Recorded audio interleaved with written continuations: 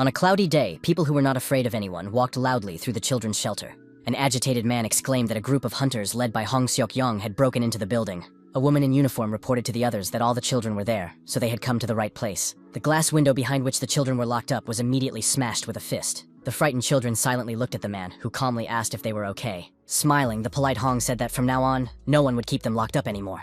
The gentleman picked up the surprised boy and, hugging him gently, asked if he was hurt. Law enforcement officers restrained the other scoundrels who had not let the children out. The child was stunned that the once smug director, who had lived a life of luxury, was now begging for mercy, his face buried in the floor. Beads of sweat dripped down the alarmed man's face, and he was now powerless and insignificant. The friendly Hong Seok-kyung asked the boy his name, while his colleagues took the other children away. The youngster wondered what he could have done to anger this man. Feeling calm, the boy smiled and replied that he was the 12th in line, and that was his name. The level-headed hunter did not believe at first that this was really his name, and then he pushed the child away. Unexpectedly, the man put the boy down, and then turned his attention to the director of the orphanage.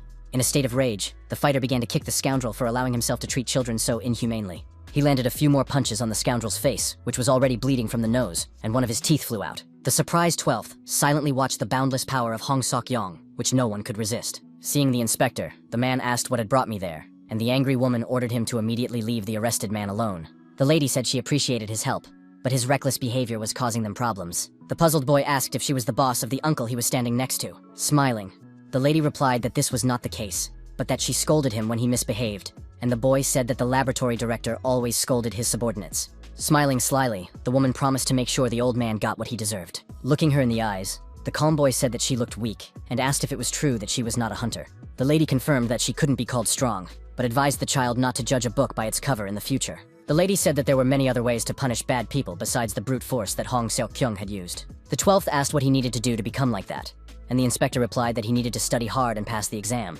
19 years later, at the Ability Management Agency, the guy reported that the first and second dungeons in the mountains had reached a new level of risk. His lazy colleagues did nothing but sit around all day, and it was unclear why they had become hunters in the first place. The strict hero said that even in Class B and C caves, being inside could lead to serious consequences due to the increased danger. It was said that the second team would be responsible for the B2 level dungeon in Yeondinpo, and no one objected. The leader ordered the first group to go to the Taeyeon cave, and the third and fourth groups to rest, as they had recently returned from a mission. The young man asked the leader of one of the groups to check that all the equipment was in place before leaving at 2 o'clock in the afternoon.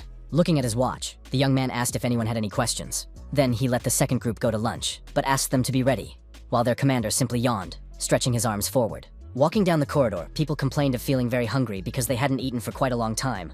The smiling leader, seeing the gloomy hunter Yuji decided to ask if something had happened to her. The slightly tense girl asked about the dungeon she had told him about earlier. The young man said that they only send people there after they reach the second level of risk, and the girl said that she had a bad feeling about it. The guy explained that if they didn't close the cave based on her feelings, the media would attack them, and reminded her that she shouldn't abuse her power. The dissatisfied woman emphasized that this was precisely what he was doing, and the head asked where she had seen a more capable and qualified chaebol. The girl threatened that if it were up to her, she would have killed him long ago, and her counterpart replied that if a hunter attacked an official, he would not get off easily. Tense, Yuji said again that she really had a very bad feeling about this. The delighted young man replied that his working hours were over and he was now on vacation, so he asked her not to bother him anymore. Then he remembered that the girl would not be able to contact him because she would be in the dungeon, and she was discouraged by what was happening. 2 days later, the hero was already in Busan, where he showed off watches created by the government and a mana research laboratory to the girls. The young man said he worked for an agency that managed abilities, which made life easier for hunters in the dungeons. The outstanding young man was a direct partner of the organization's director.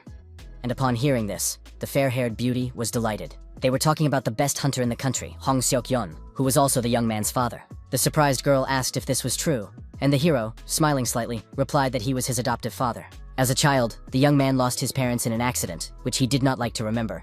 The director of the agency saved him and took him in, and he worked hard to repay him in kind and now works under his leadership. The hero emphasized that he was not the son of a rich man, and had earned everything through hard work, for which he was rightly famous for his fairness. The young man simply used the fact that he had a hunting license to his advantage, so he was no angel either. One of the girls asked what had brought Haije to Busan, as he had not yet told them. The hero took a vacation to celebrate his promotion and did not intend to come, but he was fired for not taking a single day off last year. When asked if he was keeping them, the girls replied that they were impressed by his story and the accessory they wanted to see again. Hij had a multimodal hunter communication device on his wrist, but for convenience, they called it a mana watch. The young man explained that the device recognized mana waves, so only the owner could use it. He decided to demonstrate how the device worked, and the delighted girl said she had seen the dungeons mentioned in the news. Suddenly, the extremely surprised brunette said that the risk level in the cave had suddenly increased. The digital display immediately turned red, and now Seoul was unsafe, but no one knew what to do. The excited beauties read the information about the collapse of the underground, which was very disturbing news. At that very moment, the main character's phone rang in his pocket, and he decided to answer it without hesitation. The sensible young man did not think that anything bad would happen, even though it was a D rank, but there was a high concentration of people in this area. Suddenly, he was told that half of the Songpa district had been destroyed, and upon hearing this, the young man asked for a helicopter to be sent to him. Flying back, Hee-jae realized that if this was indeed the case, then everything should be fine by the time he arrived, as the agency director was there. On the radio, the young man said he was having a fun vacation, but it was just sarcasm. Then he noticed that his monoclock had turned off, and the alarmed pilot reported that there were strange things below them. But it turned out that there were a huge number of monsters below, capable of destroying everything in their path. The stunned hero received a notification that all the country's underground passages had suddenly collapsed. And this happened on June 2nd.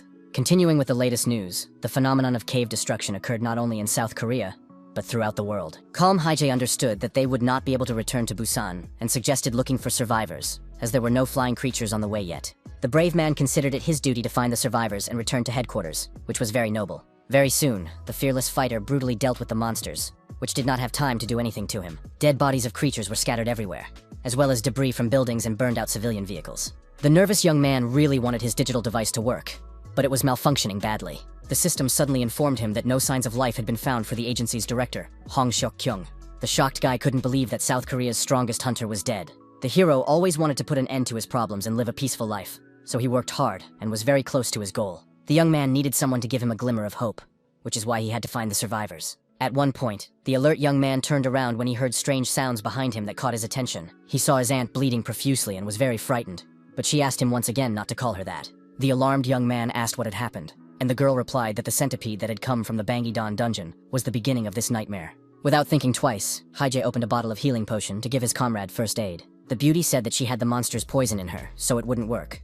But the persistent fighter decided to keep pouring it until it helped. Slightly angry, Yuji remembered that she had told him he needed to raid the dungeon, but he had simply ignored his hunter's instinct. The woman suddenly said that he would die anyway, and the brave man replied, asking what difference it made. The bloodied lady handed her opponent the master's shiny pendant, asking him to take it as a souvenir. Without thinking twice, Hee-jae took the valuable item in his hand and fell silent for a moment, reflecting on what was happening. The wounded lady had come just in case, and she was glad she hadn't been wrong, because the hero was Hong Seok-kyung's son, so the token should be with him. The young man reminded her that he was not his real child, but Yuji Young still asked him to at least arrange a decent funeral. Barely holding back his tears, the hero squeezed her hand tightly, asking the girl not to even dare to die in his arms. Holding her bloody wound, the girl said that she couldn't control it, and that she was lucky to have lived this long. The beauty recalled how the boy used to follow her around, calling her Nuna, and added that he used to be cute, but grew up and became insolent. Then Yuji Yoon asked the brave man to look away because she saw a sword there, but he just asked her to shut up. The young man insisted that he would call her Nuna again, and the woman asked him to take her sword, knowing that he was learning to use a spear from the master. Smiling sincerely, the woman asked the young fighter to simply stay alive, because there had already been so many victims. A few seconds later, she fell silent forever and passed away, leaving Hee-jae alone with his thoughts. Remaining silent, the boy simply closed his comrade's eyes, and then decided that he needed to move on. He couldn't understand how he could survive in a world where nothing was left, but he still picked up his sword.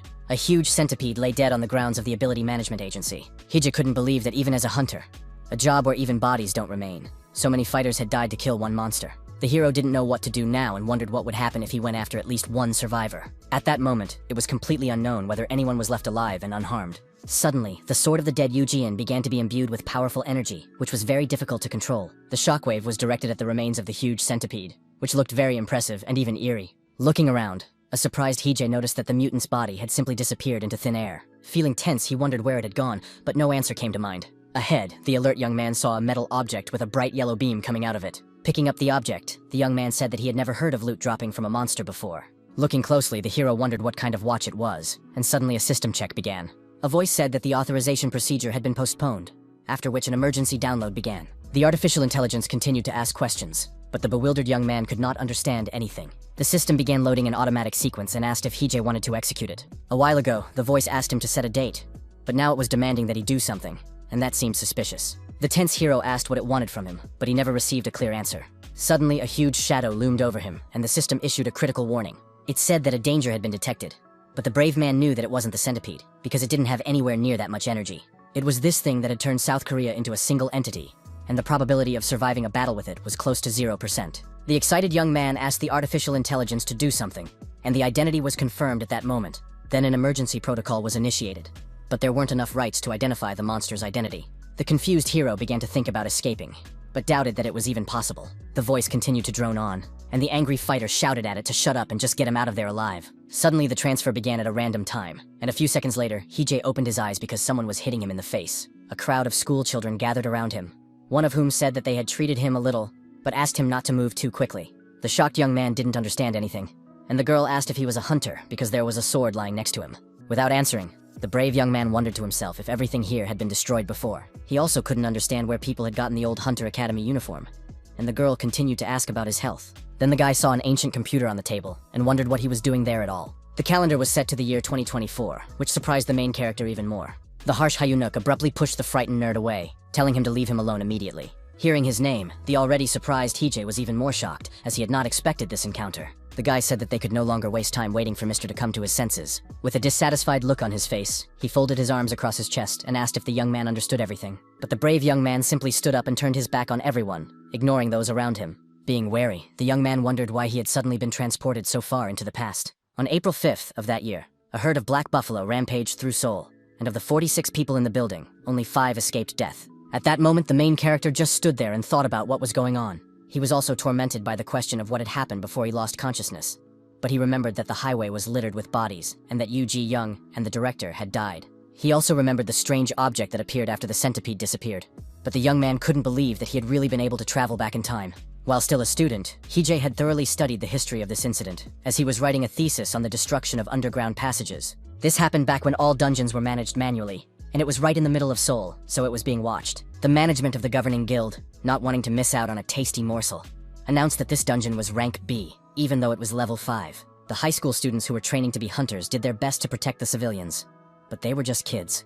This incident not only led to the decline of the school, but also marked the beginning of the creation of numerous laws regulating the activities of fighters.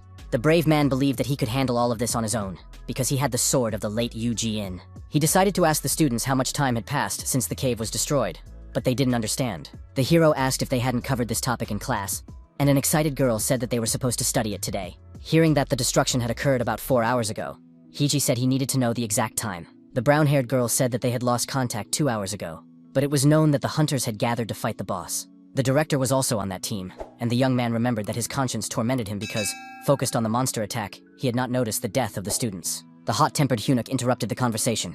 He didn't want to seem rude, but he boldly asked who Hije was. The guy asked if he had a hunter's license and asked him to show it, because they couldn't trust someone they didn't know. The daredevil stunned him by saying that he had lost the document, although in reality, the old sample was in his wallet. At the same time, the hunter realized that he didn't have the appropriate form on him, so even if his maneuver worked, he still wouldn't be able to inspect the cave. Keeping his cool, the young man asked the students if they wanted him to provide proof.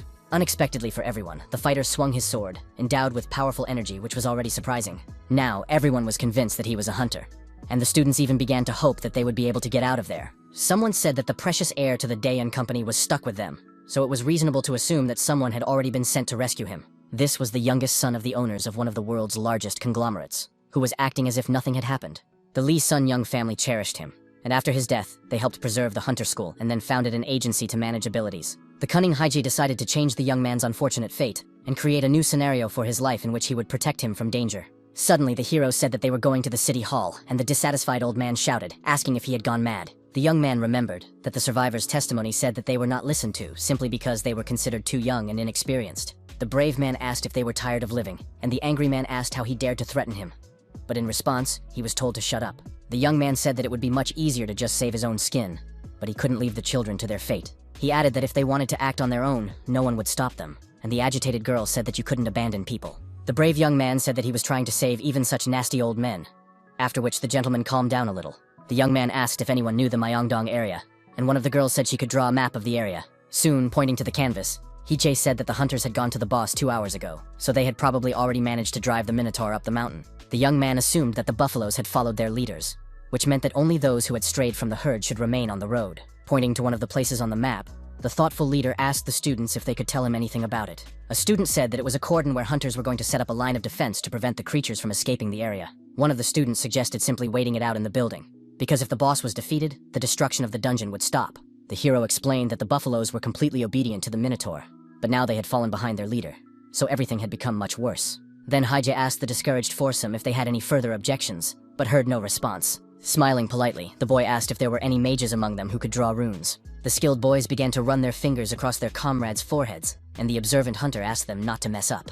The young man said that monsters are very sensitive to the presence of mana, so the students had to try to draw them correctly. One of the surprised girls asked if these hieroglyphs really helped to hide life force. The experienced fighter explained that the symbols on their foreheads could hide energy, but they couldn't hide the magic that had been cast. Being completely calm, he asked if the young hunters knew how to activate the runes. The main character explained that they needed to concentrate their mana in their heads and then touch the runes, and asked them to do so when he left. The brave warrior said he would divert the creature's attention to himself and make them wander around the area, and asked the boys to run. Without a second thought, the daredevil rushed forward, immediately catching the attention of the huge buffaloes. He acted so quickly that the stupid brutes didn't even have time to understand what was happening.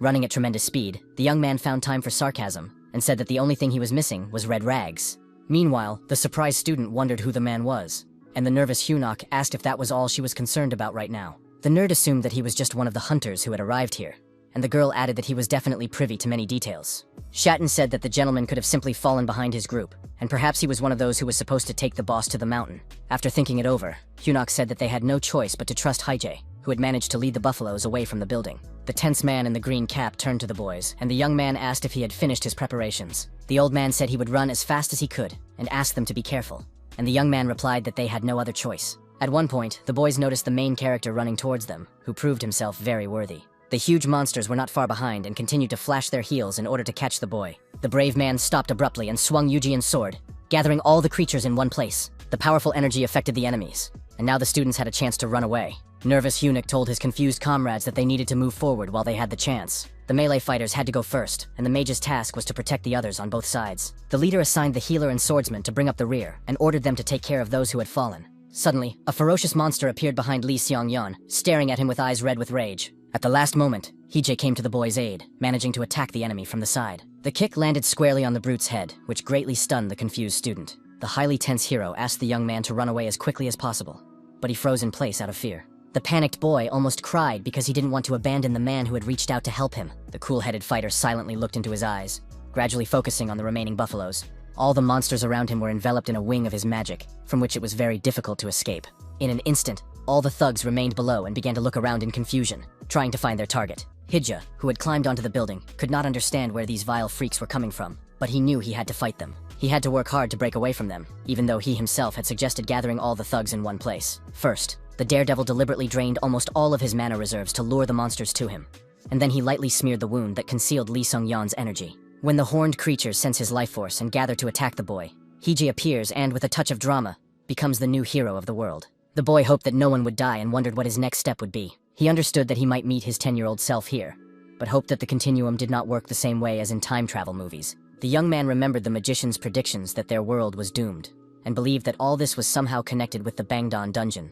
Remembering the famous cave, the young man froze in place and thought deeply about what was happening. The young man decided to check the mana clock, knowing that as long as he had energy, it should function. With deft movements of his fingers, he typed something on the digital display keyboard, feeling slightly tense. Suddenly, the young man smiled pleasantly, as if his expectations had been justified. Reading the information, the hero wondered why it was April 6th, and assumed that someone had decided to entrust him with changing the fate of the world. Not far from him, Hyjay suddenly heard human screams that simply could not go unheard.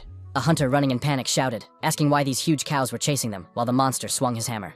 The fierce bull wanted to deal with everyone, and the fighters assumed that one of their opponents had called the others. The young observer realized that these were the warriors from Namsan and decided not to interfere, remembering that it was their team that had defeated the boss. With them was the fearless director of the agency, who, with a smile on his face, ordered his comrades to focus on the leader. A gathering of legendary modern Korean hunters was ahead, and Hyjay, like a special guest, watched what was happening. The brave fighters moved from side to side, using various techniques to knock the enemy off their feet. The attentive hero realized that the unique ability of Archmage Kim Shaman was being used. The magic was completely lost after the death of its owner, but the young man did not know how she died, although he believed that it would be very useful to the world in the future. The brave man decided to start by closing the Bangdan dungeon and finding the creature that had put all of Seoul on edge. The cunning hero also made the decision to save the hunters, make them his debtors, and ensure a comfortable life for himself in retirement. Meanwhile, one of the fearless warriors deprived the buffalo of one of its limbs, splattering blood all around. The merciless Kim Shaman used the grapevine technique, namely the release technique. The ferocious bull opened its mouth wide and began to scream in pain, while the elastic vines began to bind its body from all sides. The persistent girl continued to direct powerful energy at him, making it impossible for him to resist in any way. Blood spurted from various parts of the wounded monster's skin, and it became increasingly difficult for it to remain standing. The enraged creature was ready to tear apart everyone in its path and could no longer control itself. The giant grabbed the hilt of his powerful weapon tightly, no longer willing to stand on ceremony. With a sharp movement of his arm and a twist of his hips, the bull struck the ground, causing severe damage around him. Seeing that the situation was heating up, the completely calm Hije decided it was time to go to the town hall. The tense healer asked Mr. Han to cut off the enemy's stump, and he listened carefully to the request and began to break through. Kim Chaemin herself spread her arms wide, which was a fighting stance, in order to continue pressing on the enemy. Meanwhile, the experienced fighter held the buffalo back with long vines, applying titanic effort to do so. The monster was incredibly tense, and with every second, more and more thick veins appeared on its body. Choosing the right moment, one of the hunters hit the right spot on the skin, leaving a deep cut on the creature's body. There were more and more branches, and each one seemed to be absorbed into the buffalo, which was rapidly weakening. The discouraged hero didn't even know how to react to what was happening, as he hadn't expected such an outcome. Suddenly, the huge monster lost its balance and fell to the ground with a thud, causing vibrations underfoot. Alerted, Hong Seok-young looked around and saw something suspicious nearby. On the roof, he noticed a man holding a long sword, which was very strange. The man and his companion were stunned to see a civilian with a weapon in his hands, which was an unusual sight. The young man's incredibly powerful mana was directed at the huge bull, which was back on its feet. The stunned hunters watched the spectacle with their mouths open, not even understanding how such a thing was possible. The creature's body was simply burned, and it could do nothing about it, which emphasized the young man's professionalism. The brave young man asked his friends not to worry about him, and to just go about their business. The agency head, completely baffled, asked who this kid was, but none of his companions could answer. Slightly intimidating with his composure, the hero asked if the question was directed at him. Still holding the blade in his hands, the shy and mysterious Hije said he was just a passerby. He was soon taken to an interrogation room, where a colleague asked if Hong Seok-young really wanted to conduct the procedure himself. The employee said that the young man had no social security number, no wake-up time, and not even any fingerprints in the database. The man confidently said that he could handle the task, and his colleague asked him to remain vigilant. At that moment, the silent hero and the agency director began to look each other in the eye, alone together. Smiling, the gentleman said that he had turned off the cameras on the way to the interrogation room and suggested they talk calmly. Hong introduced himself first, and it was very unusual for the young man to see the young director in front of him, and he felt as if he had returned to childhood.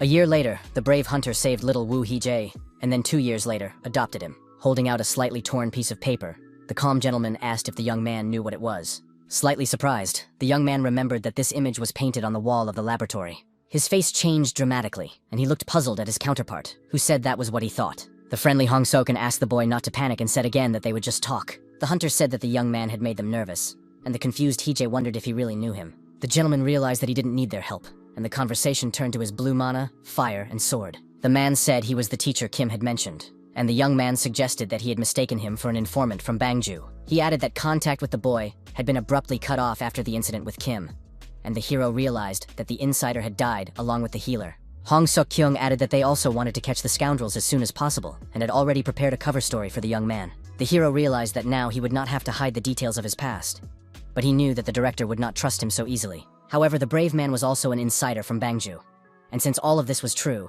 even if only partially, the risk of being exposed was reduced. The hunter said that the young man would work under his supervision, as he could not let him go his own way. Finally, the gentleman extended his hand and said he would be happy to work with the emotionless Hije. The young man realized that they would be working together again. Only here, Director Hong was not his adoptive father. The young man replied that he would also be happy to work with the hunter on important matters. A week later, his face was gloomy, and it was clear that he was very dissatisfied with something. Seok-young asked if he liked it there, and the hero asked how a person should feel when they are forcibly kept locked up for a whole week. The man said he visited him every day, but the angry kid exclaimed that he was being treated like a prisoner.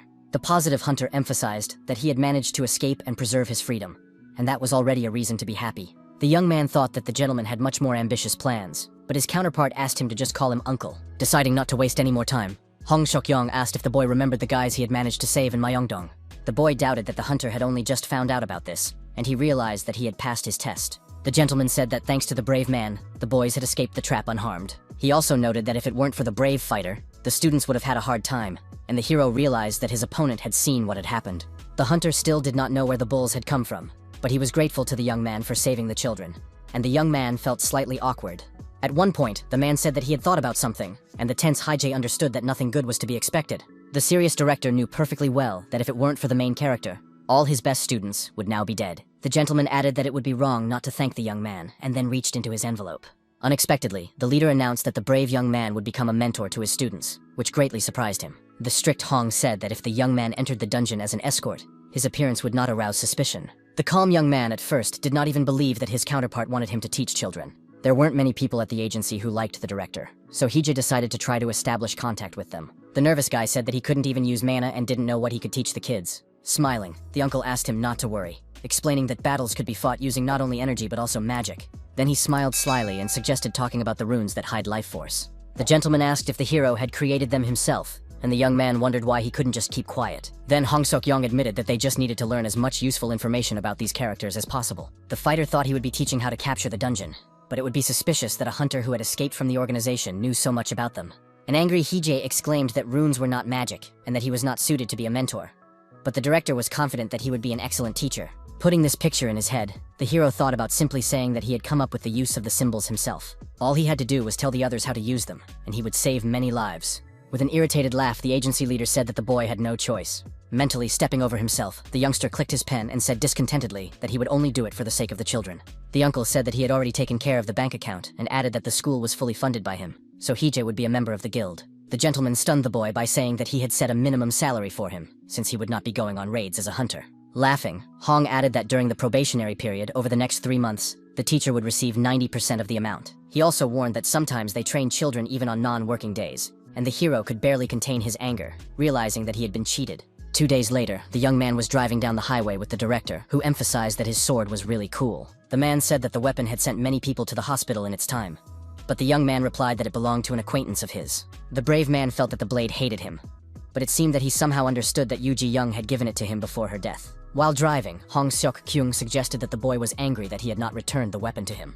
The hero said that this was not the case, because due to the mana limiter, he would not be able to use it anyway. But his uncle did not believe him. The principal said that swords were prohibited at school, and the young man understood that he simply did not want a guy with a sword hanging around children. The driver called him a pessimist, and Hije breathed a quiet sigh of relief, looking into the distance. Suddenly, the young man's expression changed dramatically, as if he had seen something very strange ahead. He asked if they were going the right way, as he was absolutely sure that the school was within the city limits, not in the middle of nowhere at... Positive Hong explained that there were several active underground passages not far from the area, so building houses there was prohibited. The director said that it was an ideal location for training future hunters, then stopped the car and turned off the engine. Getting out of the car, the curious hero asked if this was really the school, and the uncle agreed that it looked lousy. The guy was puzzled because there was nothing around, but the hunters said that they were going to build several more facilities next year.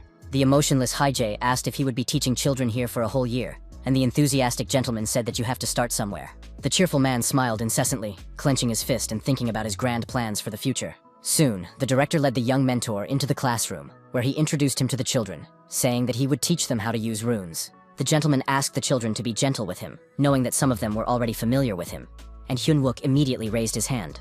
Then the nerd asked if they would only study the characters that hide mana, or the new ones as well. The leader replied that they would study the unknown ones as well, noting that they would be especially useful for the two of them, so he asked them not to sleep during class. The boy hesitated, and Hong Seok-kyung asked if he really didn't want to learn more about runes, after which the student was thrilled. The girl sitting at the back desk asked if it meant that only magicians could attend Hije's classes. The leader explained that they only had 2 people who could draw hieroglyphs, but they never restricted anything. Raising his hand, an excited boy asked how the mentor was feeling after the last incident. The children said that they were very worried about him because he left quickly without saying anything. Everyone added something of their own, looking anxiously at the main character, who froze for a moment. In his mind, he called them naive ducklings, who were nothing like the serious hunters they would become in 20 years. The young man believed that the person who had been wounded by one of the members of the squad in the dungeon was here, among these guys. Looking away, the young mentor's face changed with tension, as if he had seen something unusual. His eyes fell on Park So-hyun, and Hije's inner voice told him that something had clearly happened while they were apart, because she was acting strangely.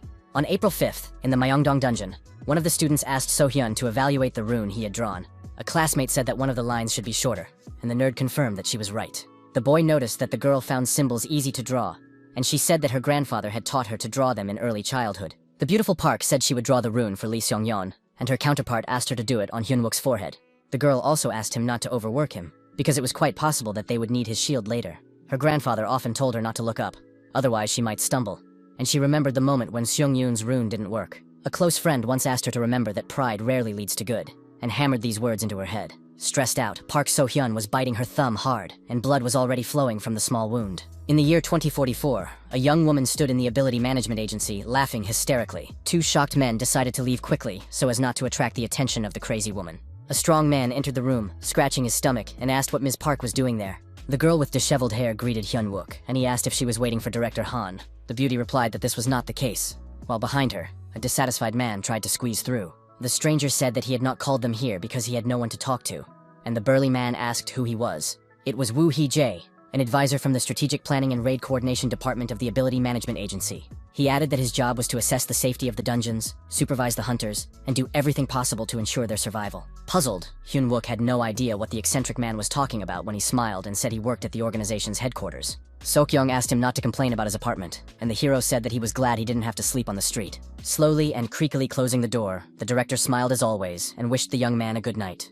In his youth, the gloomy Hee-jae could not understand why he was being forced to study all this nonsense. Using a digital device to familiarize himself with the information, the guy continued to think about the pressing issues. Now he understood that the legendary hunter was right about the need to befriend technology. First, the young man decided to look for information about the organization whose members wanted to catch Park So-hyun. The perceptive young man scrolled through the pages with his finger, hoping to find interesting facts that were important to the case. He entered the initials of a famous witch who was known to a wide circle of people into the search engine. The hero knew perfectly well who Park So-hyun was, but he just wanted to understand what event had affected her so much. Seeing one of the lines on the digital screen, the young man froze and was sharply thrown off balance. Now, warnings were issued for violating the site's rules, which greatly surprised the young man. Learning that the girl hated compliments, Hee-jae wondered if that was why she smiled so strangely every day when he applauded her. The system wrote that if Park stopped smiling, he could try mentioning Yuji Young or Oh Hyun-wook in a hopeless situation. The very nervous young man couldn't understand what the girl's problem was, since this time everyone had survived the incident in Myeongdong. Calming down a little, he decided not to take the problem so much to heart.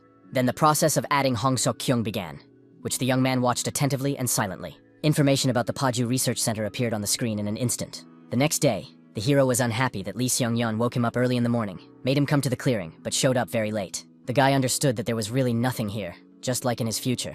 And at that moment, a student approached him. Tired, Hee-jae understood that he could use his knowledge of the future to make a fortune and get out of there alive. He really didn't want to develop this scary place, so the idea seemed quite interesting to him. Unable to bear the silence, the squeaky-voiced Lee Sun-young called out to Mr. Wu, who was deep in thought. The boy asked what his mentor, who had turned blue with shock, was thinking so intently about. The teacher asked if it was true that the little boy Lee was standing in front of him, who asked admiringly if he remembered him.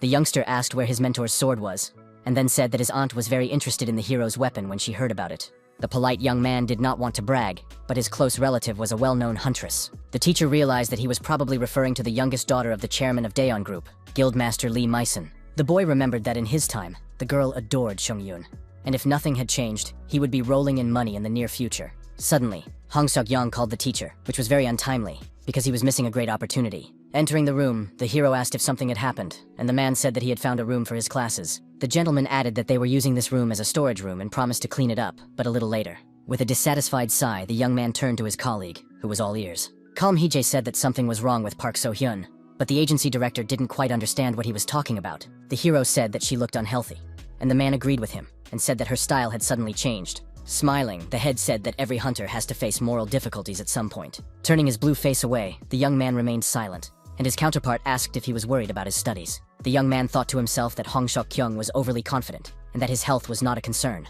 neither physical nor mental. He was unfamiliar with the concerns of ordinary people, and the fact that someone could not get up on their own after falling was completely incomprehensible to him. After the archmage from France discovered the rune that hides mana, all the sorcerers began to actively study them, and soon all the hunters learned how to draw them. In class, the teacher said that the students needed to create a path for the movement of life force. The principal and the other students sat at the entrance, deciding to just sit there, even though they couldn't use the hieroglyphs anyway. The polite instructor knew that the students already had experience in drawing, but today, he wanted to assess their level. Hovering over Chojin, Hee-jae said that he messed up in the same place every time, even though the crying boy didn't consider it a serious mistake. The hero asked if he could guess why runes were rarely used in the past, and the boy said that it was more convenient to use ordinary magic. The teacher realized that he might have asked too difficult a question. After all, it had been less than a year since the boy had awakened. Then his attention was drawn to Park So-hyun, who was acting strangely, gnawing viciously on her pencil. He asked the girl why hunters hardly ever use sacred symbols in their activities. Slightly agitated, Hee-jae realized that the problem was clearly not a matter of style, and that the girl had simply gone mad. The student suggested that the characters were easily erased, and the mentor confirmed this, asking how they could deal with such a problem. The hero said that he was not a magician and there was no point in asking him how it worked, so he asked her to memorize all his words. The monologue touched on concepts such as durability, water resistance, accuracy, amplification, and resonance. The stunned nerd asked if the teacher was seriously suggesting that they memorize all of this. The man said that thanks to this combination, their runes would become stronger and would never be erased, and the student decided to ask a question. The beautiful Park So-hyun asked in a trembling voice why the mentor had not told them about this back in Myeongdong. The girl believed that it was useless to study combinations for defense if a person was not even able to draw the basics correctly. In Hai's time, she still managed to become an archmage, even though she was also traumatized by the events, so he didn't need to worry about it. Smiling sweetly, the excited girl said that she had drawn another rune, and asked the teacher to check if it was correct. Noticing the silence, she asked if she had messed up again, which was what she feared most. Barely holding back a stream of tears, So-hyun repeated in her mind that she must not make a mistake, because she was terrified of failure. Seeing the trembling student, Heejae's inner voice told him that he had nothing to do with it. But as an adult, he had to take responsibility. Clapping his hands, the young mentor announced lunch, and said that it was time for everyone to eat properly. Arriving in the dining room, the main character began to slowly eat his rice, telling himself that he shouldn't have listened to the old man. The guy ended up eating a defrosted lunch while sitting in an iron box, and Hong asked if he had come up with the runes himself, about which he knew a lot. Placing his hand on his chest and feeling irritated inside, the young man asked if they could talk about something else at the table. He replied that they had been created by an acquaintance of his, and the director remembered that the young man was not a magician. Yet his knowledge was impressive. The daredevil felt that his counterpart was not very well informed about how things worked and thought about sharing some information with him. The calm Heejae said that it would be a shame to lose precious knowledge, but he could not imagine that one day would teach this to children. The gentleman realized that he had gone a little too far with his curiosity and suggested that they simply forget about it. The mentor asked if they were teaching them according to a special program developed by the two existing magicians. And Visa replied that they were using books on magic for their lessons. Park So-hyun was already quite experienced, having studied with her grandfather, but it was difficult to work with Jin, as he had not been gifted with natural abilities. The boy needed to find a suitable teacher, so the director looked at the hero, but he reminded him that he was not a magician. The man excused himself by saying that he was just clarifying the information, and the young man decided to try to teach the children everything he knew himself. His unexpected statement came as a great shock to Mr. Hong Seok-kyung, whose mouth opened involuntarily. The strict Heejae said that in return, they would have to make the information about the runes publicly available, so that it could be used when needed. The nervous director asked if this was legal, since it concerned the development of Panju, and the young man asked him to make sure that the name of his counterpart would be indicated there. He added that he thought the youngster would show the students just a couple of characters, and asked how valuable the rune that hid mana was in itself. The teacher said that after assessing the boy's preparation, he realized that without proper training, they would not live long, and in his time, most of them had indeed died. The chief asked if the inventor of the rune had given permission to teach others, and the young man replied that he would be overjoyed by this. The chief magician from France was a selfless man, and always shared his discoveries for free, and his goal was to save people from death. Then the young man said he had one more condition, and continued, saying that he knew a place where there were many children. He wanted Hong to visit there, and it turned out that little Heejae would be saved a year earlier, thanks to the intervention of the adult version. The next day, the joyful hunter exclaimed that the attack was not bad, but at the end, the boy lost his balance. The young student had let his guard down slightly and missed a blow, causing him to slide across the ground on his back. The angry kid didn't want to suffer defeat anymore, so he instantly got to his feet and rushed into battle. Both boys tried to attack Director Sokyeon from two sides, but neither of them achieved good results. Without even looking, the agile man struck them with a wooden stick, continuing to smile. Laughing loudly, he called the boys sissies and asked them to attack, but each of them was already exhausted and could not fight any further. At that time, Heejae was content with his magicians, and only laughed quietly at the director's boys. The nervous Choi Jin made another mistake, and the hero knew that the boys were now at an age when their energy was overflowing. The teacher asked if Park So-hyun was following the sequence he had shown her, but the excited girl answered in the negative. Almost in tears, the girl said she would show her drawing a little later, when she was sure it was good enough. The mentor didn't know how to calm her down and said he was there to help them, but it didn't work. The tense man said that he just wanted to make sure that Park had memorized the correct sequence of runes. At that moment, he fell silent and began to repeat in his head that students needed to be praised. Otherwise, they might withdraw into themselves. At the same time, the young man remembered how they laughed at him at the agency, saying that gifted hunters were often pieced together bit by bit. Scratching his forehead, the young man told himself that this approach would not work for him, because the organization was not used to it. Meanwhile, the director, who was involved in the training, shouted that his students could do anything and asked them to act a little faster. The young teacher watched silently, remembering how his adoptive father, Hong, once asked if he was really second in terms of academic performance. At that time, the man was very happy and convinced that he should not worry about his son, who brought home excellent grades. Then the gentleman asked what was wrong with the child's face, because he had done well on the exam but looked sad. Smiling, he suggested that the boy wanted to be in first place, so he said he would be proud of him no matter what. Soon, the father realized that Hiei wanted to go to university, which is why he was dissatisfied with the results. At that moment, the main character stood in front of the students and told them that they could do as they pleased. Smiling, the young man added that many magicians he knew had also been very stubborn as children, but geniuses don't like to be interfered with. In response, the teacher heard nothing, which made him feel rather awkward, but that was to be expected. Sweating profusely, the mentor wondered if he had said something he shouldn't have, because the atmosphere had become very tense for some reason.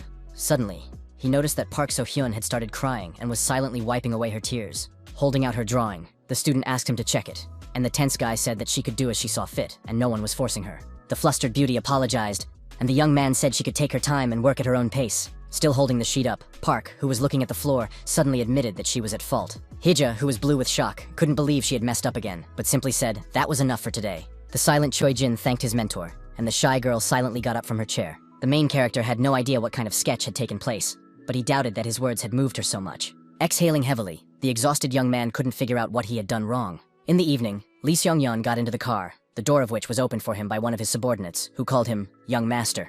The cute student said goodbye to the school principal, saying that they would see him tomorrow and wishing him a safe journey. Hige asked if they lived nearby, and the man replied that there was something like a dormitory nearby, and that's where the kids lived. The uncle said that recently there had been an increase in kidnappings, and that it was the awakened ones who were being stolen.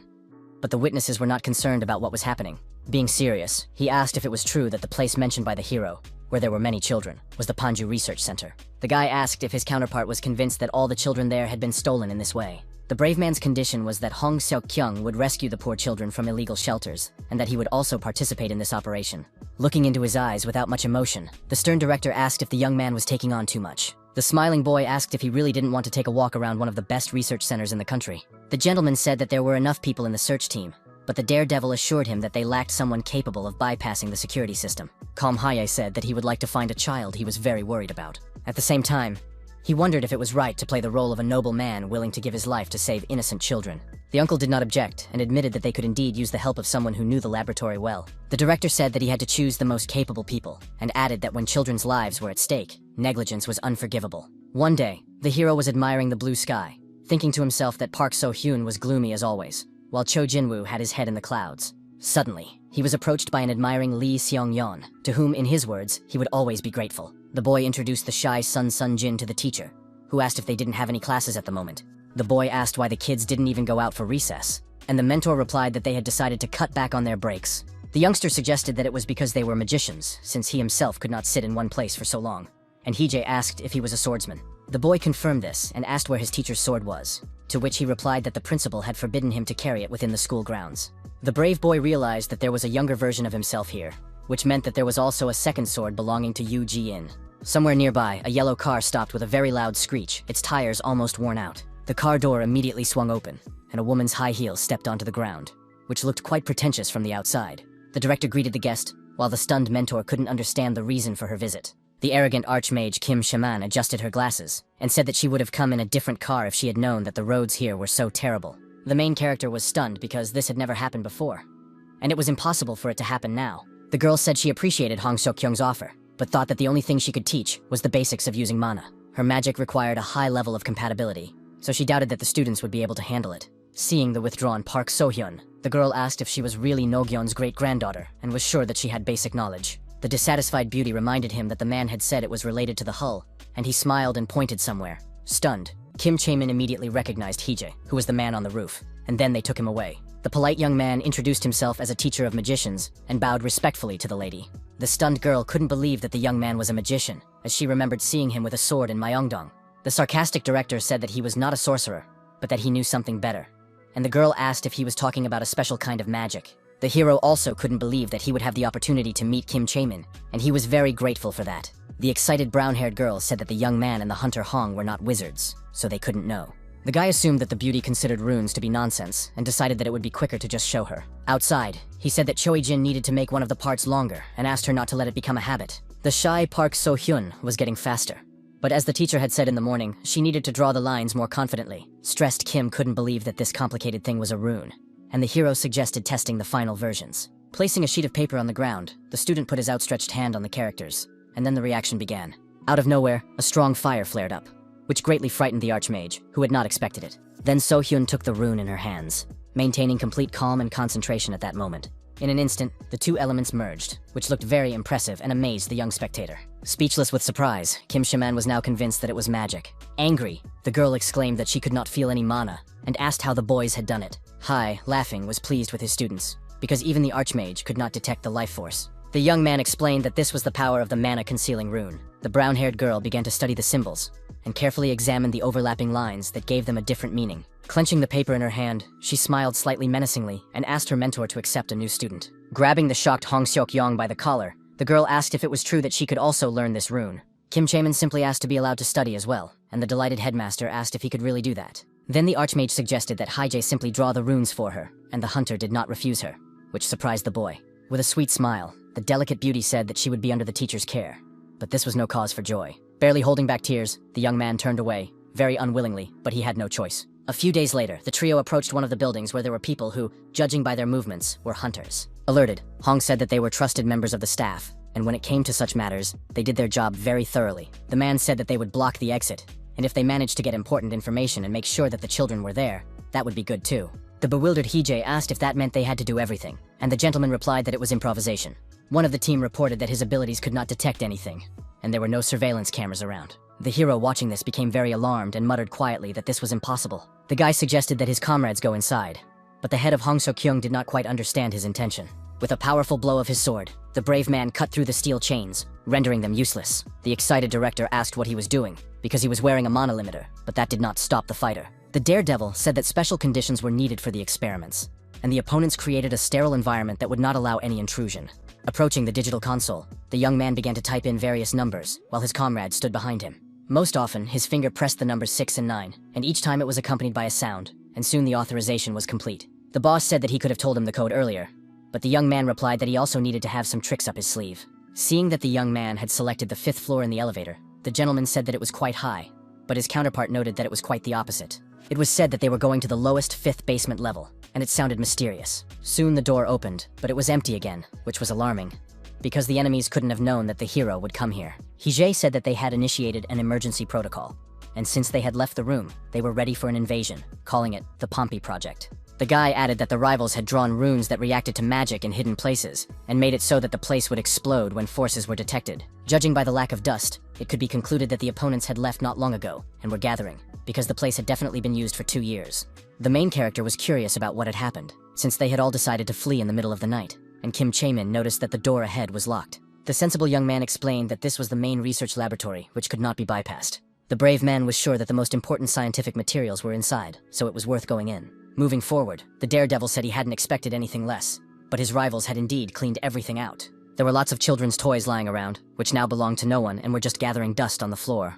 Mr. Hong asked if there were any runes that would activate when the object was destroyed, and the teacher replied that there shouldn't be any. At that moment, the fearless man swung at the glass with all his might, sending shards flying in all directions. Most of the panorama was cracked, which greatly frightened Kim Chaemin, who had not expected this. The cool-headed Hee-jae, remembering himself as a child in the same orphanage, thought to himself that this place was as impressive as ever. Once upon a time, at the Paju Research Center, a surprised boy asked his friend what he was doing. The child replied that he was keeping a diary, and added that his father was a lawyer, and that he said the evidence was necessary for something important. Then the hero asked him to write that the head of the laboratory beat the children, even though this was not the case, but sometimes he kicked the workers. The boy decided to join his friend and, picking up a blue pencil, began to scribble something on the paper. At that moment, the dissatisfied blonde looked around, her long earrings jingling behind her ear. The guildmaster of Daseon, the youngest daughter of the leader and also Lee Seong-yeon's aunt, asked if it was true that all this was a waste of time. Hee-jae noted that Lee Myson looked the same as she did in the future, and Hong Seok-yong replied that it was still a research center, so it wasn't all that bad. The woman said that she would not call it pointless if they had found important data. But that was not what they had promised her. One of the subordinates reported that he had removed all the explosive devices, and the beautiful woman noted that it was a good job. Smiling, the woman emphasized that her counterpart was being as vague as possible and was sure that he was hiding something. Looking at the smirking man, she decided to ask what it was, while Hee-jae and Kim Shaman stood silently behind her. Silently, but somewhat slyly, Hong Seok-kyung looked at the emotionless young man. Tense, Lee Meeson exhaled heavily at that moment, as if she was dissatisfied with something again. She ordered her subordinates to check if there was anything important left inside, and added that she needed to talk in private. The polite chief asked if his colleague had finished the distribution, and she gave an affirmative answer and handed him the documents. The nervous guildmaster remembered his words that there was nothing left there, but the man emphasized that there was nothing from the laboratory workers. Handing over the stack of papers, the hunter said that they had been left by the child who had been kidnapped. Unexpectedly, It was said that this child was the younger brother of the teacher, which sounded quite surprising. The wary blonde didn't believe it at first, but then began to carefully examine the document. Tapping her finger lightly on the form, she read every line, slowly delving into the essence of the text. In one of the letters dated April 5th, the boy wrote that the Myeongdong Underground was a failure, but he didn't understand how it was related to them. Extremely nervous, Lee Mi-sun couldn't make sense of the nonsense written on the paper. But the mention of the cave made her nervous. It said that the laboratories had been moved, and that the boy had heard from his boss about a dungeon that had appeared in the Songpod district. 2 days later, one of the students was sitting in the clearing, her eyes yellow, emphasizing her black hair. Mentor Hee-jae noticed that the girl was not herself, and decided to approach her to inquire. First, he asked if she was looking at ants, but received a calm negative answer. The young man asked what the girl was looking at, and she replied that she was looking at nothing. The main character did not really want to bother Sun Sunjin, whose name, he thought, was difficult to forget. But since the young man didn't remember, it seemed that the introverted brunette had left before him, or simply died. The teacher asked why the student was sitting there alone, because of her, Lee Seong-yeon had to fight alone. The emotionless student replied that they would not be able to defeat Hyunwook, even if they worked together. The level-headed Hee-jae did not deny that the guy had a lot of potential, even compared to Park So-hyun. The young teacher did not consider the others to be bad either, as everyone was trying their best. Suddenly, Sun Sun-jin approached the hero and asked him to stop watching the fighters, which caused him to be puzzled. After a few seconds, he began to understand the essence of her request, and a slight smile appeared on his face. The mentor asked whose idea it was, and upon hearing that it was Sion's, he noted that it was very good. Meanwhile, the fearless boy moved from side to side, trying to resist Hyunwook. While the boy was trying to do something behind his back, his opponent was already attacked and immediately lost his coordination. It turned out that Sunjin had joined the fight, not wanting to abandon her comrade, and struck her opponent in the stomach with a baton. Jumping aside, the angry fighter looked at the girl, realizing that he now had 2 enemies against him. Remaining completely calm, the girl looked her opponent in the eye, calling his actions shameful. Hyunwook, blue with rage, shouted that it was cheating, and his opponent decided to remind him of his teacher's words. Laughing, Lee Seong-yeon said that their mentor had previously said that they could never know what they would encounter in the dungeon. The confused guy called it unbelievable, and the young man advised him to team up with someone if he was still so angry. A few meters away, a black car suddenly stopped, and a man in a business suit and glasses got out. Attentive Hye-jae tried to figure out who had come to visit them, while a joyful Seong exclaimed that it was his aunt. Lifting her glasses, the charming blonde Mi-sun asked her nephew how he was doing, calling him Little One. The angry boy asked her not to call him that in public, and the lady noted that Sun Sunjin had gotten better, feeling an unexpected rush of warmth in her heart. The shy cutie said that she had been training a lot. Exhaling wearily, the guildmaster said that it was very good that she had left them with the hunter Hong, and wanted the young ones to follow their example. She then pointed out that Hyunwook had grown much taller, and asked if he wanted to join her guild, promising to take care of him. Suddenly, her nephew said that Mi-sun was not a nun, but rather an old lady, which embarrassed her greatly. Laughing, the woman said that this was precisely why Lee Seong-yeon still didn't have a girlfriend, instantly silencing him. The blonde began to recall his failed relationships, and the angry young man asked his aunt to stop.